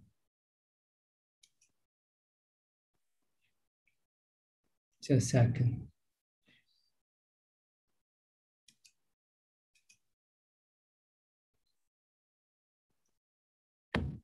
Couldn't share. Just a second.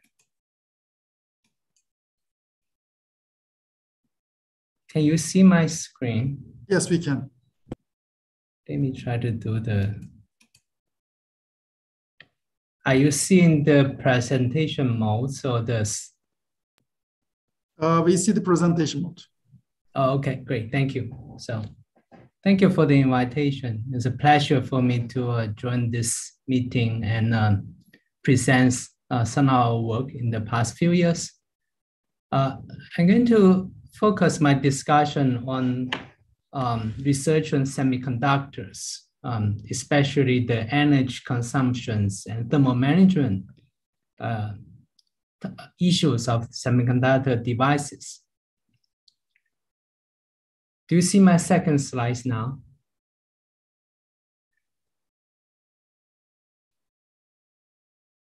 This is working, right? Okay.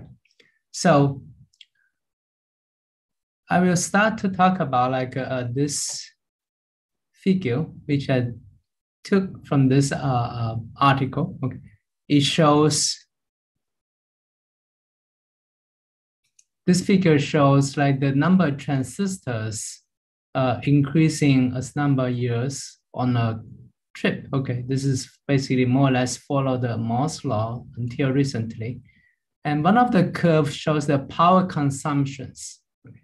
You can see that the power consumption becomes, it initially increased exponentially as a function of years. And then at around like 2005 or 2010, it becomes flat. Okay.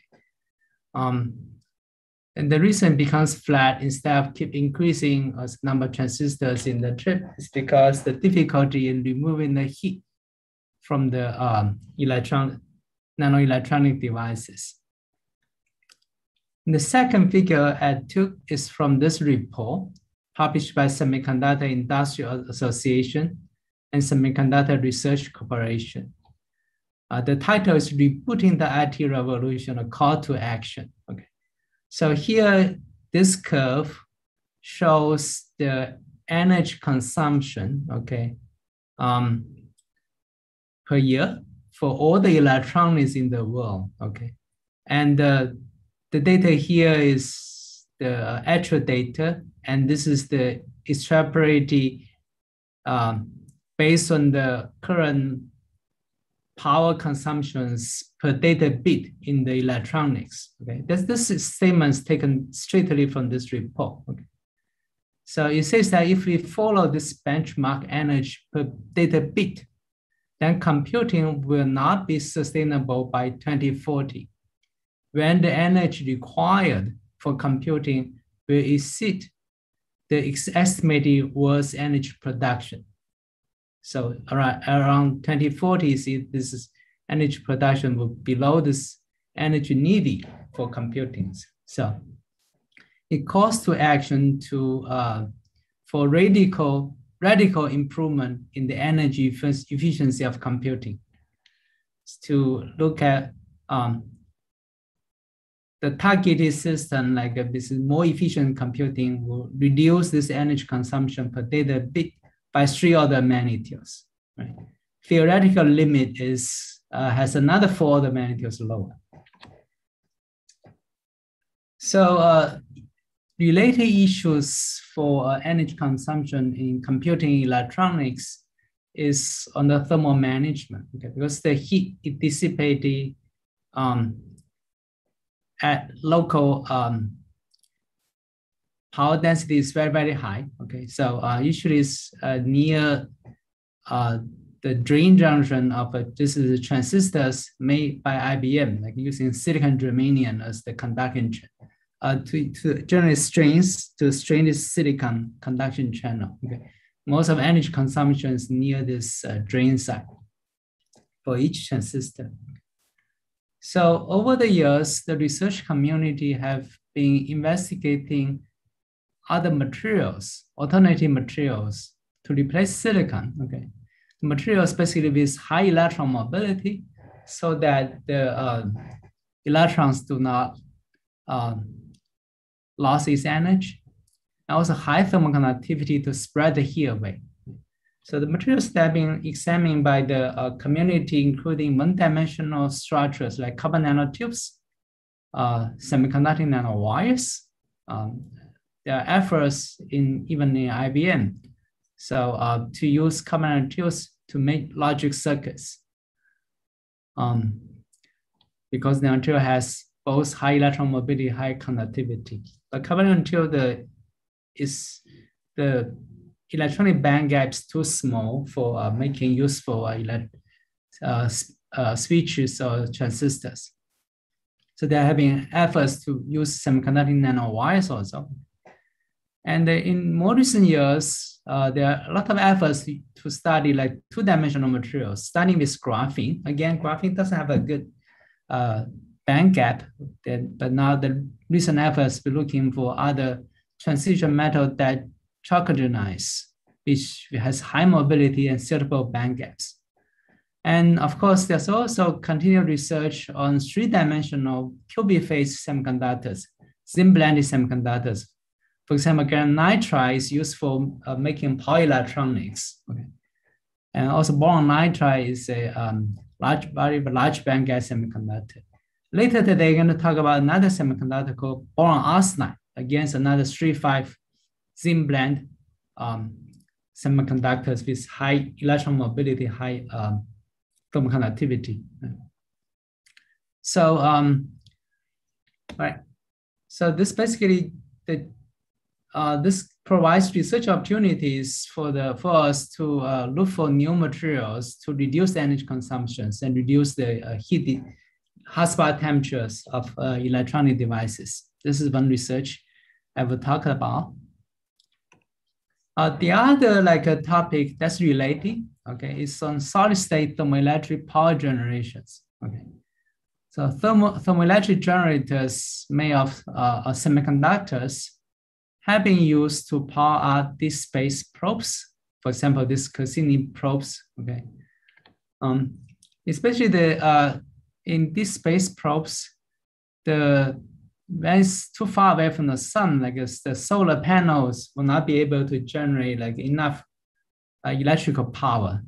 That's why they use the nuclear isotope decay to generate heat, to convert that heat into electricity. This is a very reliable device. It's been working on for over many decades to power these space probes. Okay, and it's very reliable. Okay. So this device is basically made of, again, semiconductor, an N-type semiconductor and a P-type semiconductor. So when you have this p-n junction, this is a thermocouple. Okay. When you sandwich this p-n junction, this thermocouple between a heat source and a heat sink, okay, the electrons in the N-type semiconductor and the holes in the P-type semiconductor, they all diffuse from the heat source to the heat sink. It generates basically an electrical current output. And the generated thermal voltage divided by the temperature difference for open loop condition, that's the so-called Seebeck coefficient.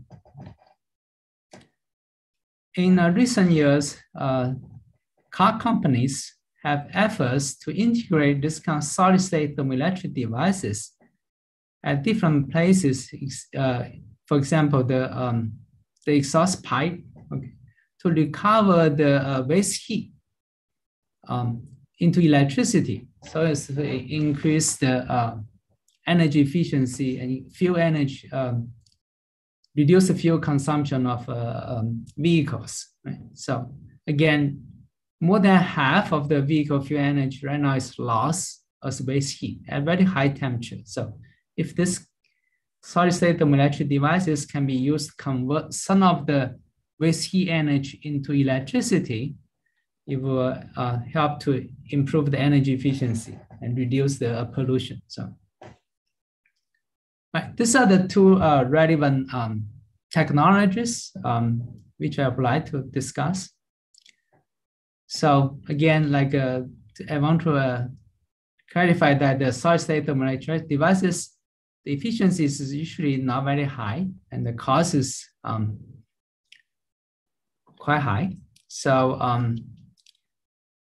that basically motivated the need for research of other alternative low-cost materials. This high figure of merit, this figure of merit is called ZT. Okay. It's proportional to the Seebeck coefficient square, electrical conductivity, temperature, and here you require low thermal conductivity materials to reduce the heat loss from the heat source by heat sink by just purely heat diffusion.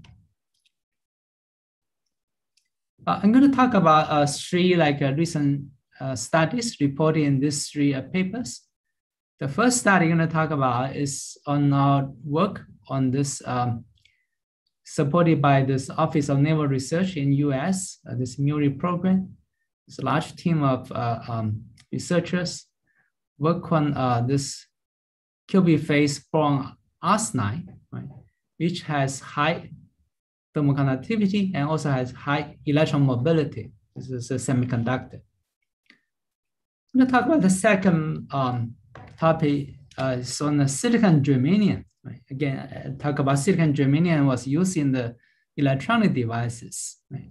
And the thermal conductivity of the those semiconductor materials in electronic devices is an important parameter. This is talk about a fundamental study of how the thermal conductivity is going to depend on the size of the this semiconductor. The third study, I'm going to switch to the thermoelectric materials. I'm going to talk about silicide materials, which is a low-cost, abundant materials.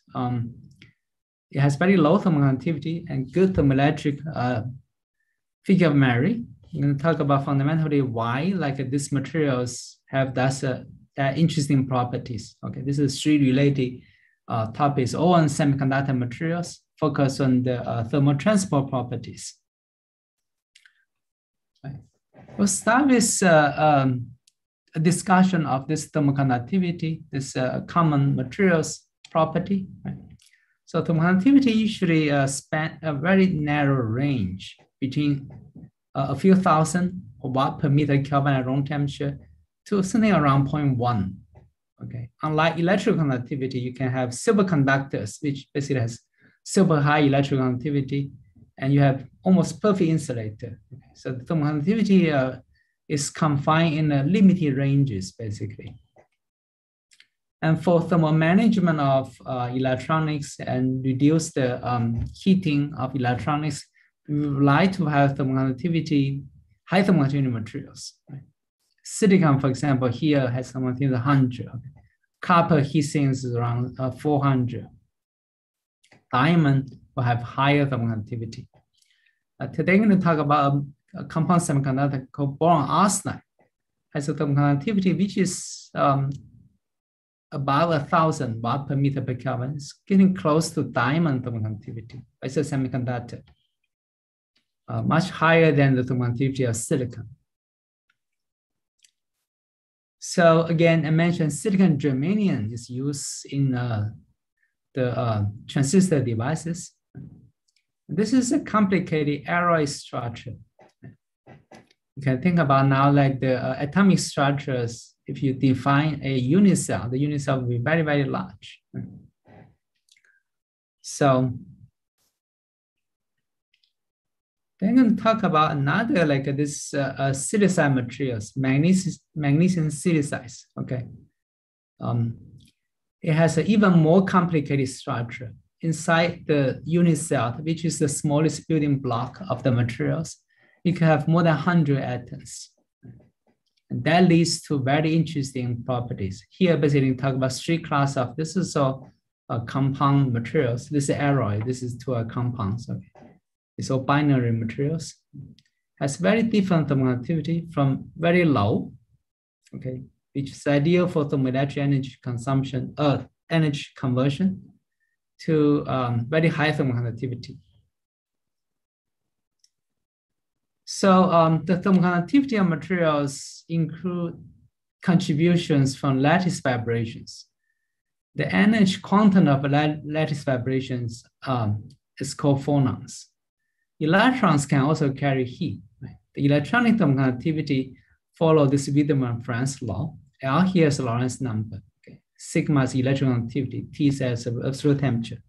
In magnetic materials, magnetic excitations can also carry heat. So the thermal conductivity is proportional. It has contribution from the lattice vibration modes or phonon modes of different frequencies or different wavelengths. Each mode has its contribution to the specific heat, and the phonons propagate at a certain velocity. They scatter with a given scattering mean free path. So phonons, they can scatter between them. Okay, two phonons can be combined. Two long wavelength phonons can be combined into a short wavelength phonons. And this process I'm showing here, you actually conserve the momentums of phonons if you treat phonons as a particle. Okay. What's peculiar is two phonons can combine and flip the transport direction and destroy its momentum. And this so-called unclasped process would cause thermal resistance. This normal process does not cause thermal resistance directly. And phonons can be scattered by defects. If you have vacancies, impurities, it can scatter phonons. But this atomic point defects are not effective in scattering long wavelength phonons.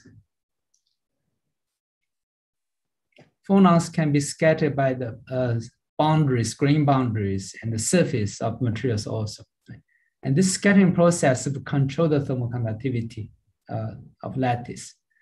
And the thermal conductivity from the lattice contribution, it dominates thermal conductivity in semiconductors, the materials I discussed here. And different scattering processes, they can add together to give rise to effective mean free path.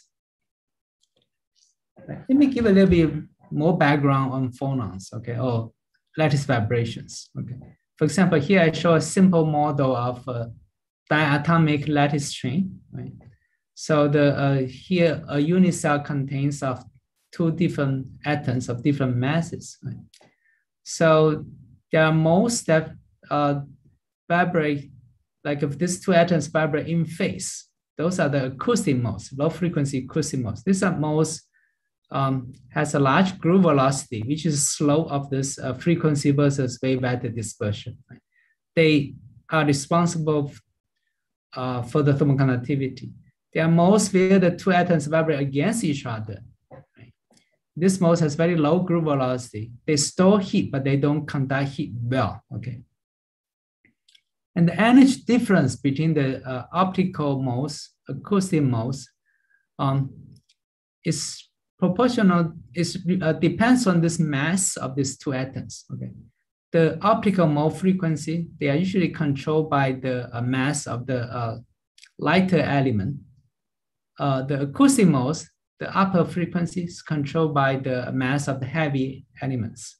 Okay. So this is important. This gap here, energy gap here, depends on the mass difference.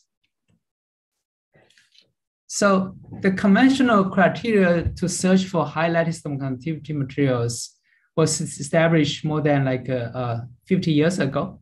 It says that we need to find materials that made of simple crystal structure so that you have very few phonon polarizations. The scattering between phonons are small.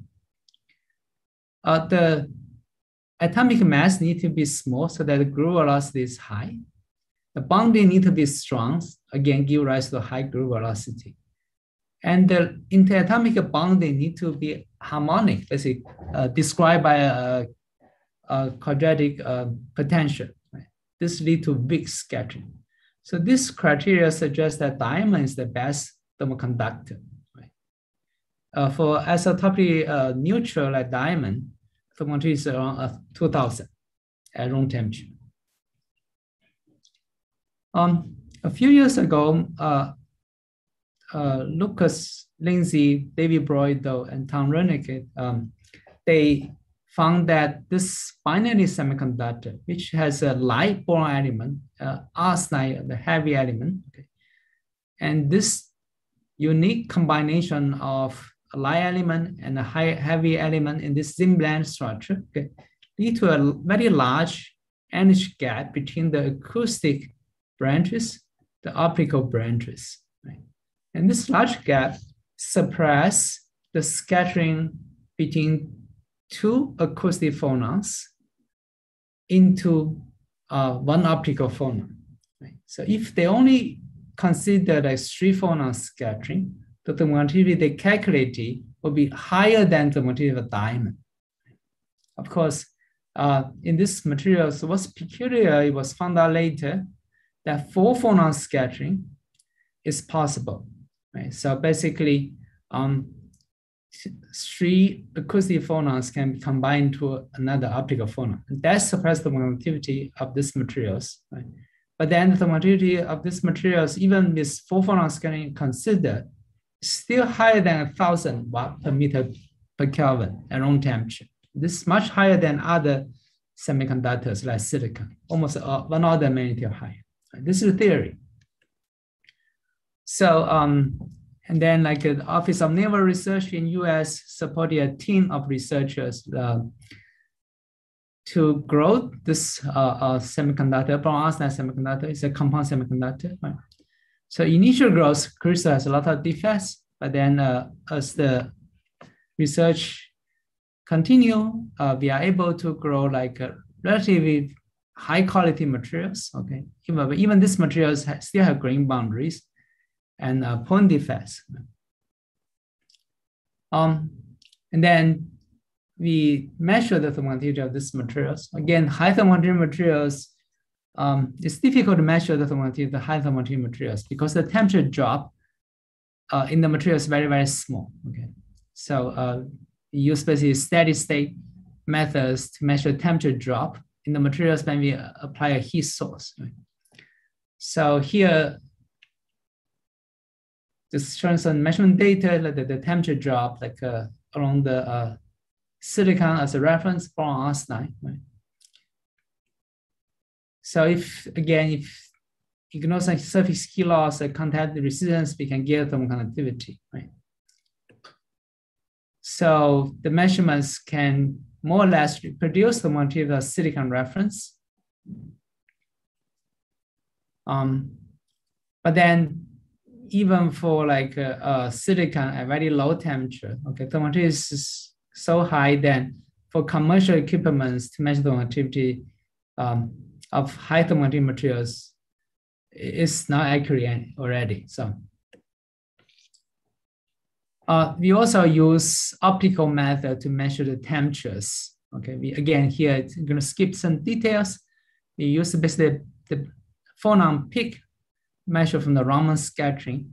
From there we can find out what's the temperature. Okay, we have some special technique we can use to improve the measurement accuracy of these optical measurements. Okay, this is lock-in detection, measure temperature sensitivity.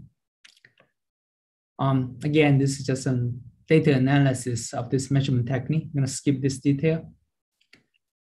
So our measurement for even a ball sample with point defects and grain boundaries present, we already obtain a thermoconductivity close to 1,000 at room temperature for high quality samples. Right? And this temperature dependence of this measured thermoconductivity can only be explained when we include the full phonon scattering. That gives rise to this temperature dependence. Again, this is our own measurements. Our collaborators using other methods, optical method, to measure thermoconductivity of local region. Okay, a local high quality region, they can get even higher thermoconductivity. So again, this work is reported by 3 papers in Science in 3 years ago. Okay. It shows that boron arsenide definitely defies the conventional criteria. Right? Conventional criteria says that high thermoconductivity materials need to have light elements only, but here boron arsenide has a heavy element there. Right? So we validate boron arsenide as the first known semiconductor with a thermoconductivity which is comparable to other ultra high thermoconductivity materials like diamond and graphite. We are continuing to work on boron arsenide because it also has very high electron and hole mobility. Right? We are moving to make actually boron arsenide electronic devices. Right? I'm going to switch my discussion to the second topic. Should I have enough time? So silicon germanium is an alloy, okay? But if you treat this as a lattice with many atoms in the unit cell, you can think about this as many optical modes now, okay? The optical phonon polarizations, the number of optical phonons polarizations proportional to the number of atoms in one unit cell. And this is wave vector. This is the frequency of the vibration modes. Again, like usually what we deal with alloys, we do make a virtual crystal approximation. We take the average mass, right, and treat it as just like a silicon instead of silicon germanium. Right? But with the mass, replace the average mass of silicon and germanium. we consider this like a mass difference as a perturbation, treated as an alloy scattering to calculate thermal conductivity. So this again, we replace this dispersion for complicated alloy structure with a dispersion for silicon, but we change the silicon mass to an average mass for silicon germanium. So we can calculate the scattering rate. This is reported by in this paper. Right? So it shows that the mass disorder scattering is the dominant mechanism. It's very effective scattering short wavelength phonons. But it's not effective in suppressing the long wavelength phonons. That's why when you make silicon germanium alloy, and you increase the germanium concentration to just a few percent, the conductivity reach a constant level. It does not reduce anymore. So because the long wavelength phonons are not scattered. So to understand like the long wavelength phonon contribution to thermal conductivity, okay, prior work reported by this paper already shows that the thermal conductivity of long wavelength phonons are these long wavelength phonons can have very long mean free paths. So that when you increase the length of the nanostructure, the conductivity keep increasing. Okay. So this actually has very important consequences for the fundamental science of understanding the phonon physics, phonon transport in disordered systems. Okay. This long wavelength phonons, if indeed it's not scattered by this surface of these nanostructures, can have important consequence. So,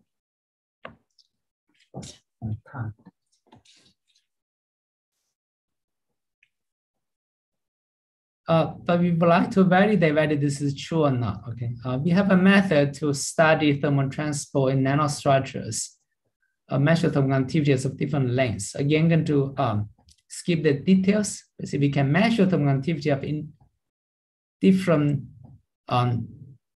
segments of the same nanowires. So again, there's some details in the measurement. This is very low-level measurement. The heat signal is very small. We have to invent a number of methods, improve the signal to noise ratio.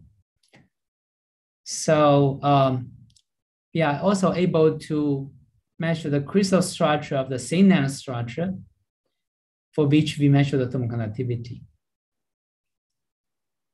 So our results is different from that report. We found that the thermal transport in this silicon germanium alloy nanowires still follow this diffuse heat transport like phenomenon, basically the Fourier's law. Okay, thermal resistance increase with the suspended length, and the thermal conductivity is more or less independent of the length. Okay, also we can use the grain boundary scattering, surface scattering to reduce the thermal conductivity of silicon germanium, right? Which is used both in the semiconductor electronic devices, also used in the thermoelectric devices. So again, the low thermal conductivity caused by the boundary scattering is helpful for thermoelectric applications. Again, we have detailed understanding of what phonon modes contribute to the thermal conductivity. It shows that the thermal conductivity of silicon germaniums for both bulk and nanowires, okay, they mainly come from the phonons with mean free paths on the order of like less than a micron, okay, instead of more than a micron. So I'm going to use I need to check my time. You have around 12 minutes. Okay, so I'm going to talk about the third topic, use the last probably 5 minutes, right? So here I'm going to talk about another materials is higher manganese city size. This materials is labeled as, we call it HMS, okay? So it has, even for a single crystal, it has a thermoconductivity against anisotropy. For the two different directions, okay, for example, along the direction C, thermoconductivity is as low as thermoconductivity of silicon, actually lower than thermoconductivity of silicon germanium already. Silicon germanium again is used for making those thermoelectric generators for the disk space probes because it has a low thermoconductivity. Okay, but this materials it has even lower thermoconductivity than silicon germanium. Okay, we want to understand why this is the case. Okay, this is a single crystal. This is alloy. Usually, alloy has a lower thermoconductivity than single crystal. So basically, the last part we basically want to understand this and try to find out whether we can even suppress the thermoconductivity even lower to increase the thermoelectric energy conversion efficiency. So this material is very peculiar. Basically, it's made of two different sublattices. One is the manganese, one is silicon. The silicons arranged in this helical chain. The manganese is arranged in this chimney structure. It's called chimney ladder structure. Silicon's ladder, the manganese is the chimney. Right? But when you combine these two unit cells into one unit cells, okay, the unit cell of the HMS crystal could have more than 100 atoms, could have a length more than 10 nanometer over one dimension. So again, I mentioned that the number of optical phonon vibration modes is proportional to the number of atoms. So because of this very complex structure, a large number of atoms in the unit cells, right? It has numerous optical phonon modes which has flat dispersion, almost vanishing group velocities. Right? Of course, you still have the street acoustic modes. This theory calculated by our collaborator shows that it also has a very low frequency optical modes. We call it twisting modes. So I hope this video can show.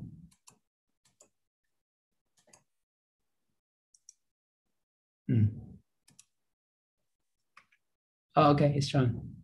So this, again, the blue atoms is the silicon chain, and this gray is the manganese atoms. Okay, it shows this particular twisting vibration modes, how it vibrates. It's going to turn around.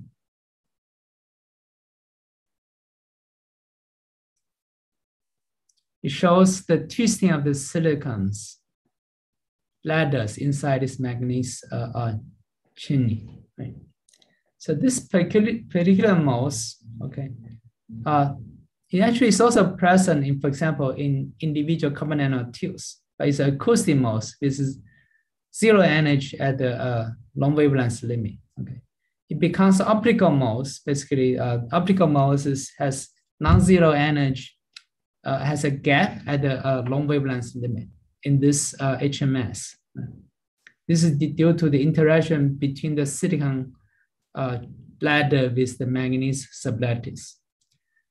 This energy gap is very low. It's because of very weak interaction between the manganese chimney and the silicon lattice. So this is a theory. Okay? We made this single crystal of HMS. Right? Again, show this very complex diffraction pattern. It means it has a very complicated structure, has substructures. Right? The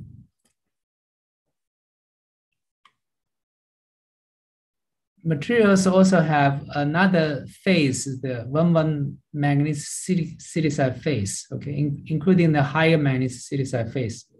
It's a mixed phase materials, really, right? And we use neutron scattering, inelastic neutron scattering, okay, to measure the phonon dispersion, okay. And we observed this very low line in the twisting modes, okay. Basically, this mode is the twisting modes. And this twisting mode seems to be the main reason for the low thermoconductivity of this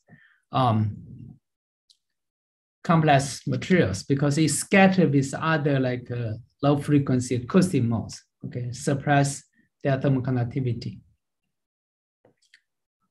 So besides this complex structure to suppress thermal conductivity, we also investigate the use of nanostructures in the HMS to suppress thermal conductivity. If I mentioned that the atomic point defects reduce the conductivity of only long wavelength phonons, but we can use embedded nanostructures to reduce the conductivity of short wavelength phonons.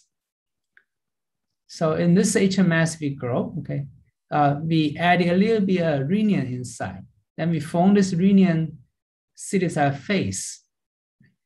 And with this addition of this nano like particles inside this HMS crystal, we reduce the thermal conductivity even further. Right?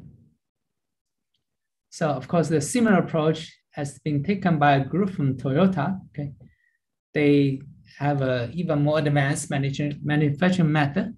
They can use this nanoparticle inclusion to suppress the conductivity and increase the ZT to be above 1. Okay, this for thermoelectric materials, if the ZT is increased above 1, then like it could be useful. And this materials is made of mainly like industrial metals. It's abundant, okay, low cost. So I think it has potential applications for vehicle waste heat recovery. To just summarize, we conducted experiment to validate boron arsenide as the first known semiconductor. We say unusual high lattice thermal conductivity, okay? And this high thermal conductivity is achieved using a phonon band engineering approach, right? So in this approach, we use the this binary semiconductor with 2 different mass with very different like elemental mass, very high like ratio between the atomic mass. Okay. This high mass ratio leads to a large energy gap between the optical vibration modes, acoustic vibration modes. It suppresses scattering of acoustic phonons into optical phonons. For that, we get the high thermal conductivity. Okay. Again, this uniphonon structure also suppresses the scattering of electrons and holes by phonons and lead to high mobility. We have coming publications to report on high mobility of these materials, and we are making few effect transistors of boron arsenide. Second study, we conducted experiment to understand like the phonon modes that contribute to thermal transport in this nanostructures of silicon germanium. Silicon germanium is used in both semiconductor devices and also in thermoelectric generators. In semiconductor devices, we want to have high thermal conductivity. In the thermoelectric generator, we want to have low thermal conductivity. Here we shows that we can still use the surface scattering, grain boundary scattering, to suppress the thermal conductivity of silicon germanium. That would be helpful for mainly the thermoelectric energy conversion applications. The last study, we switched to another compound semiconductor, which has a very complex structure. The unit cell contains more than 100 atoms. In this structure, the numerous optical phonon modes, they don't conduct heat well because they have very low group velocity. And there's also a very low line twisting modes. They scatter with other phonon modes to suppress its thermal conductivity. Right? So this materials holds promise for thermoelectric power generation applications. I'm going to stop my presentation here. Okay, I don't know, am I supposed to answer questions or online? Right. Thank you very much for the presentation. Yes, we have one question. Okay. From Nadir Javani, and his question is, many thanks for your informative presentation. When can we have these thermoelectric generators commercially viable in terms of efficiency and cost? I believe some of the car manufacturers do have offer option using thermoelectric car seat, that's for cooling, like the car seat. Okay, that's already commercially available. Okay, the thermoelectric generator, I believe, has been integrated in BMW and some other car models, but it's not widely available on market. Okay, mainly because the materials, for example, the high efficiency materials, they usually contain like a toxic or element like a lead. I think European market doesn't allow to have lead in the vehicle. I think that's one of the reasons. That's also the motivation for us to look at other materials like magnesium silicide. It's made of environmentally friendly materials. It's also low cost. Right? I think further research is still needed to reduce the cost, manufacturing costs, and increase the efficiency of thermoelectric generator. Okay, for it to be widely adopted by the car manufacturers. Okay, thank you very much for your answer. I think there are no other questions. So thank you again for this nice presentation, Dr. Shi. Thank you.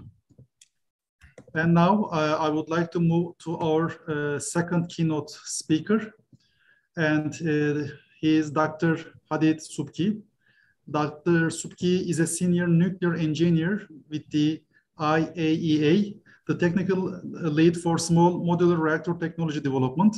He joined the IAEA's nuclear power technology development in May 2010 as the project officer for SMR technology development. To date, he has 30 years of working experience in advanced nuclear reactor design and technology development, safety analysis and licensing. He had worked for 17 years with two nuclear industries, GE Nuclear Energy in California, then with Mitsubishi Heavy Industries in Kobe, Japan, prior to joining the International Atomic Energy Agency. He initiated his career with National Nuclear Energy Agency of Indonesia in 1991 as a reactor engineer at the Bandung's TRIGA Mark II Research Reactor Center. He holds a Doctor of Engineering degree in Nuclear Engineering from Tokyo Institute of Technology, Japan. He earned his MS degree in Mechanical Engineering from San Jose State University, California, United States. He's also International Atomic Energy Agency Scientific Secretary for the Technical Working Group on SMRs and the Technical Working Group on High Temperature Gas-Cooled Reactors. And the floor is yours, Dr. Subki. Thank you, Chairperson. Am I sharing my presentation and you could hear me well? Yes, we can hear you and we can see the screen. All right, thank you very much, Secretary. So, all right, distinguished participants, distinguished speakers, and experts participating in this TÜBA World Conference on Energy Science and Technology. I'm very pleased and honored to present the topics invited to me and then by Professor Dinser on advances in small modular reactor technology development for near-term deployment. I think I am one of the only a few presenters with the topics on advanced nuclear power plant, but Turkey is the now is nuclear power country with the constructions of 4 unit of Akkuyu nuclear power plant. Right. So my speech is regarding the small modular reactors.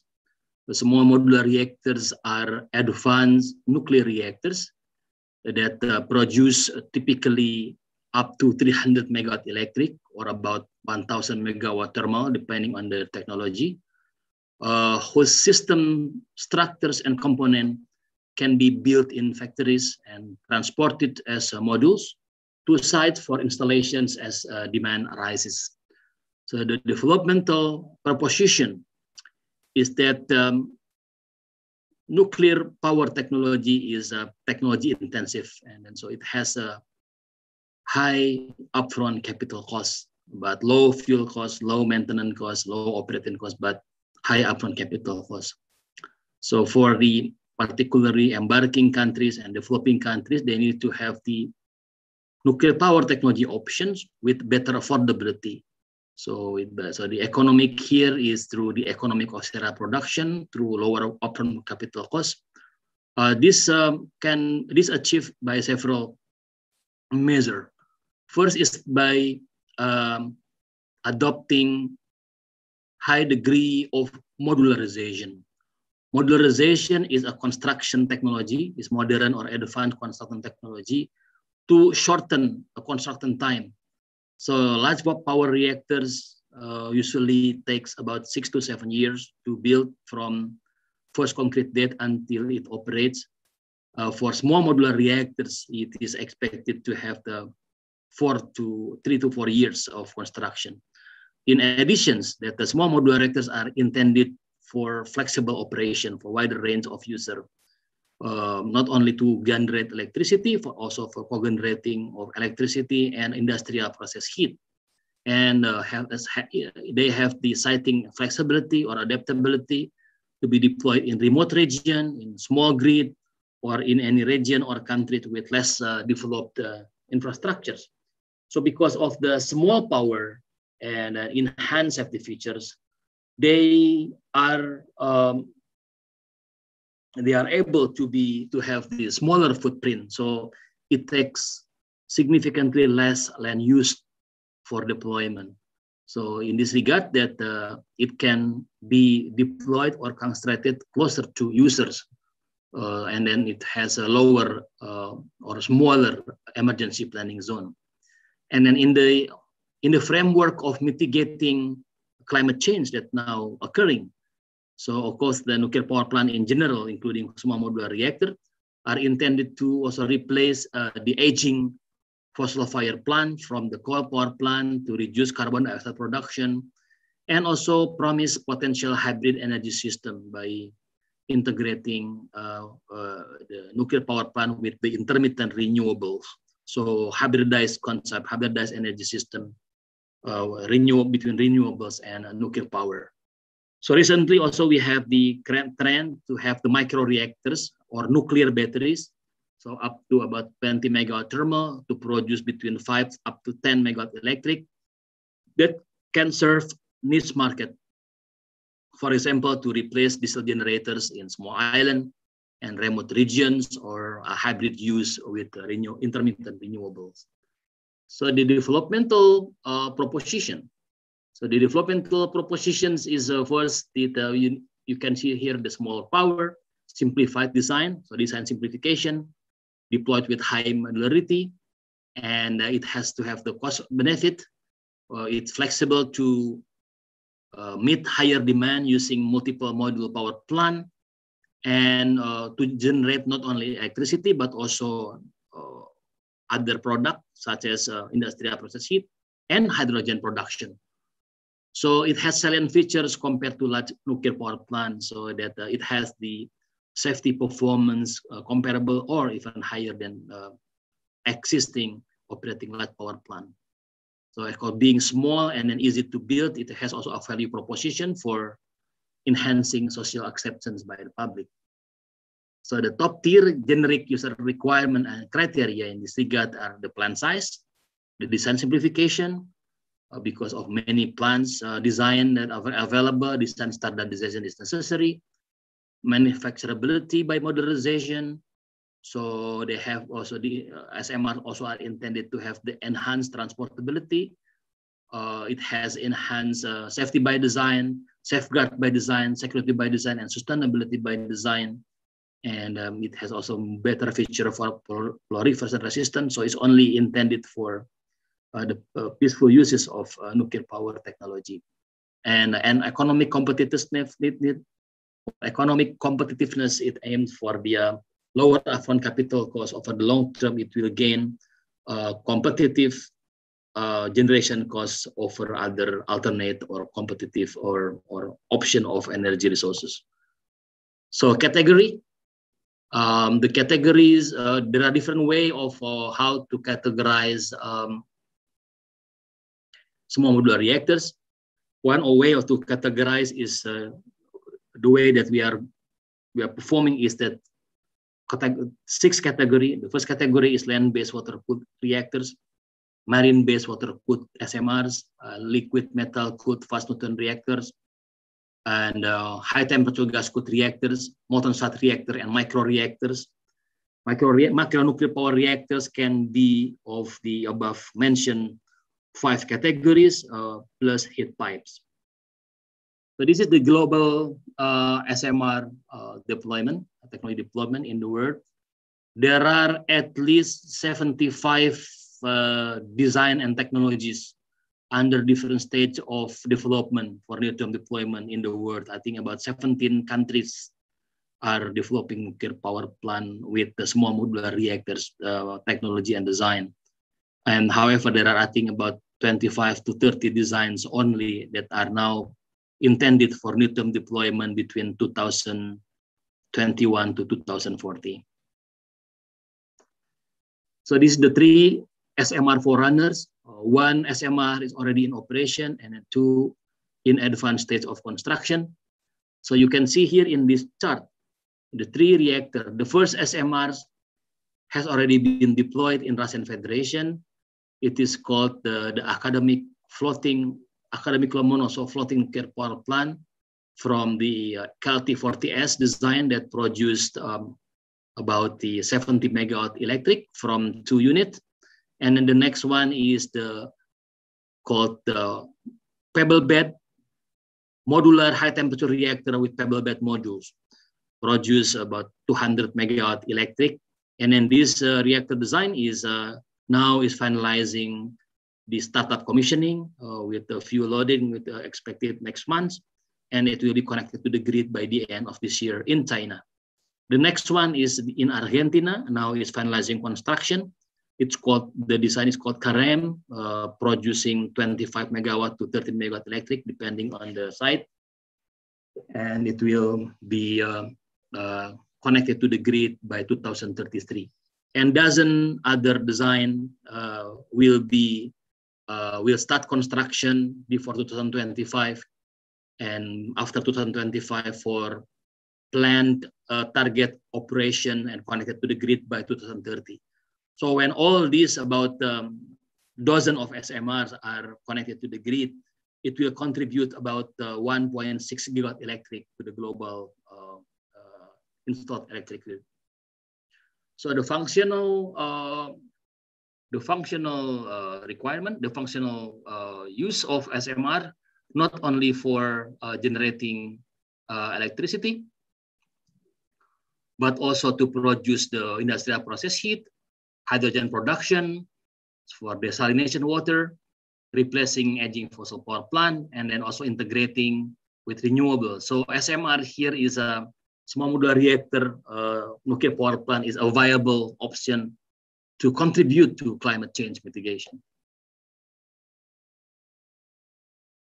So this is there are several design of there are several categories that I mentioned earlier. So the first type is what are called water-cooled reactor type, or light water cooled reactor type of SMRs. So there are about 25 or 26 design of them, and then there are only 6 now that I presented to you. The design in Argentina called CAREM, producing 25 megawatt electric. And then SCP-100 is the design in China. In the second part here, will be constructed, I think, in a few months in Zhanjiang nuclear power plant site. And France is developing a design called New World, is 2 times 170 megawatt electric. And it's not clear yet right now where will it be built, but France, a consortium, national consortium in France is developing the design ready for deployment around 2030. Saudi Arabia and Republic of Korea, they are working to finalize the design on SMART. Is a joint design between the Korea Atomic Energy Research Institute with the King Abdullah City of Atomic and Renewable Energy of Saudi Arabia for the design called SMART to produce 120 megawatt electric. In the United States, there are several designs, and one of them is NuScale that's already received the standard design approval, and it will be built in Idaho Falls state in United States that for for the target operation date by 2028. And so in addition to land-based SMR, we have also marine-based small modular reactors, and this is only 4 examples of them. I mentioned earlier that the academic Lomonosov floating nuclear power plant is already in operation from last year, now connected to the grid in December 2019, and went for commercial operation from May 2020, producing 70 megawatt electric in the region called Kochutka region in northeastern part of Russia.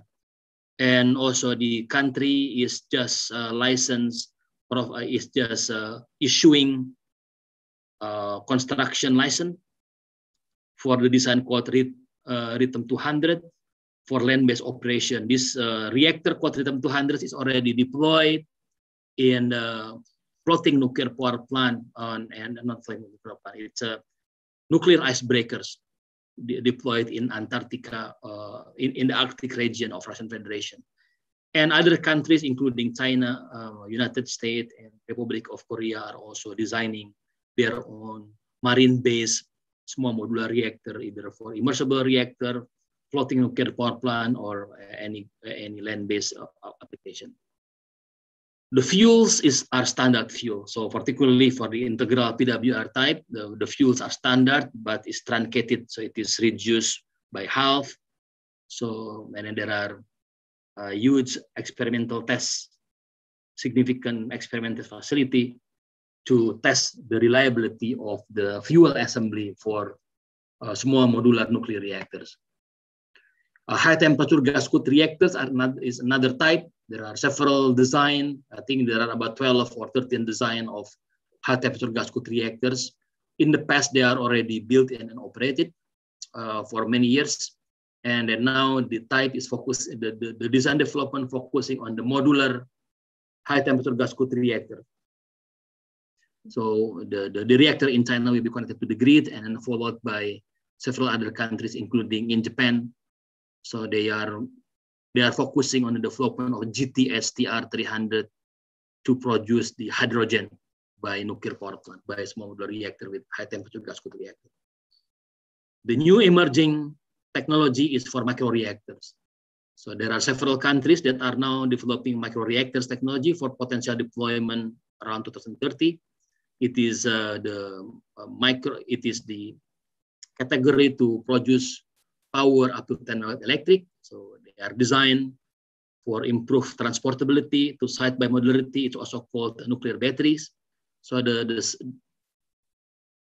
customers are unique, are specific. It is to supply power at remote site with mining operation, island communities, oil platform, and maritime shipping.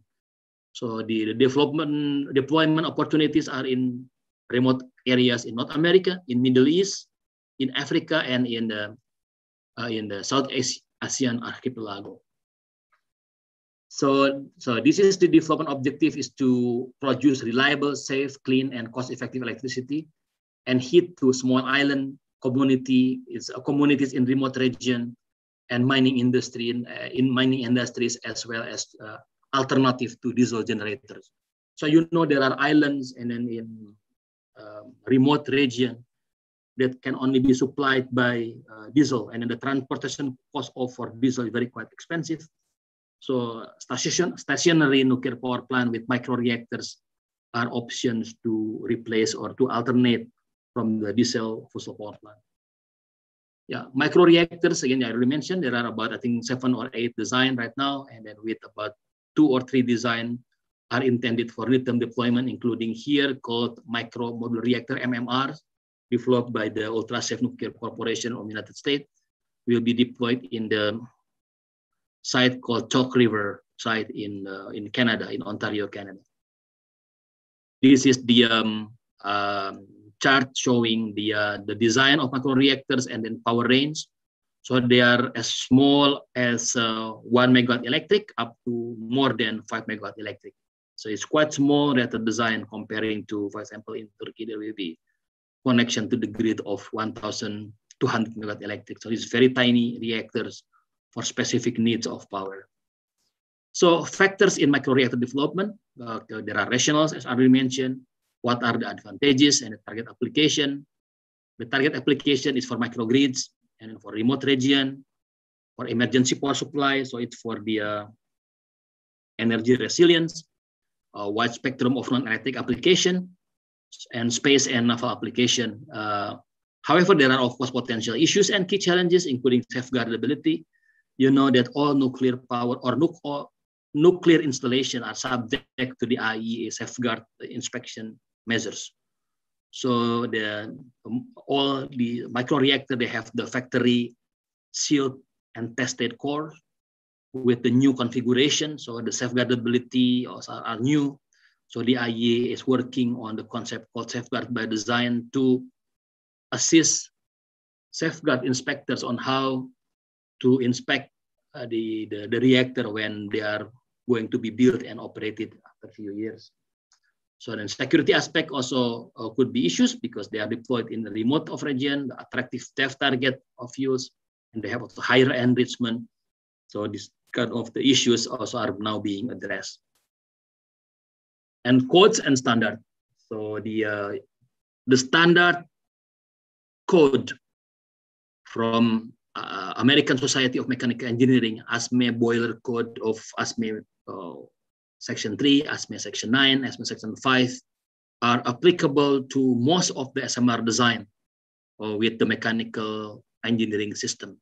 So many of you are familiar with the ASME code, and then they are all applicable, and also as well as other code and standard in different countries that they are developing SMR international standard. So the key advantage here by applying the code and standard is that enabling design simplification. So by design simplification, we minimize the number of system and component, of course, without compromising safety. And simplification will improve economic, will improve maintainability and then availability of component. The second benefit is we need to confirm a robust supply chain. So to assure diverse supply for replacement by manufacturers and improve the assurance of sustainable operation of nuclear power plant. So what are the key takes from our communication with member states on standardization? So standardization alone will not solve all the issues in advanced data product development because companies and organization, vendors they are all competing. So like companies, even in aircraft industries, they are competing in the features. So there are confidentiality of in product, but standardization to some extent happening, but not to the wide extent because we still need to allow for the healthy competition. So for example, excellence in applying advanced manufacturing and non-destructive technique are often confidential between companies to companies. So not readily shareable or standardized because it would benefit competitors. So the biggest challenge to quality product is to establishing the capability of designing, the capability of manufacturing and delivering within time and budget product that meet the national and international requirements. So as well as like other product presented in this conference. And on safeguard considerations, some SMR have new fuel. They have some new reactor design and new fuel cycles and longer operating cycle, for example, not only by 3 years or 4 years, but they can operate more than 25 years. So there needs to be the IAEA verification capabilities that must be prepared, both for the safeguard inspector as well as the countries that are operating SMRs. So issues and action in this regard for SMR and microreactors. First, between 2020 to 2030, will be to demonstrate the safety and operational performance of the first of a kind unit. And then there are novel design and technologies.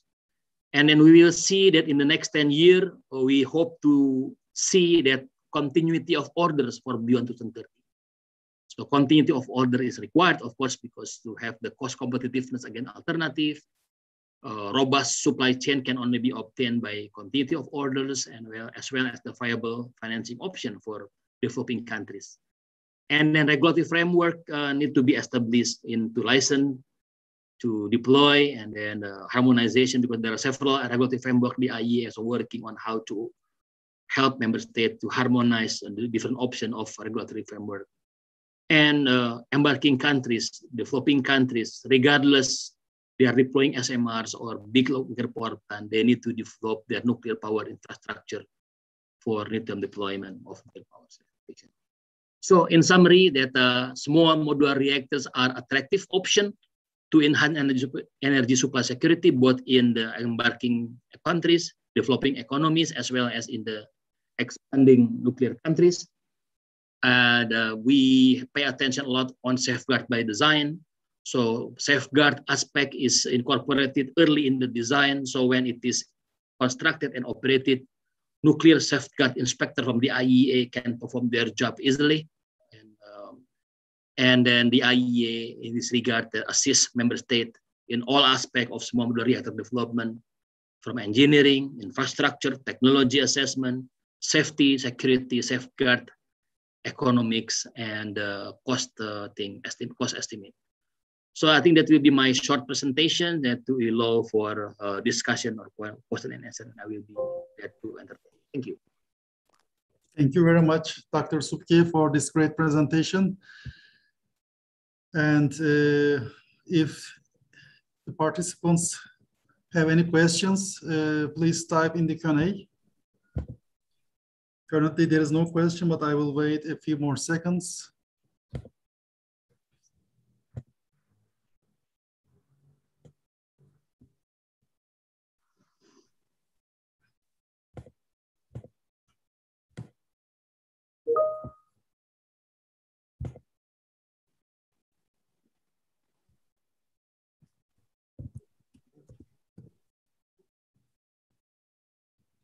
Okay, I think there's no question. So I would like to thank you again for your presentation. And with this, thank you. And with this, we conclude the keynote session. And the sessions will continue tomorrow morning. Thank you all for your attendance. And have a great evening. Thank you. Bye. Have a nice evening. Thank you very much. Bye. Bye.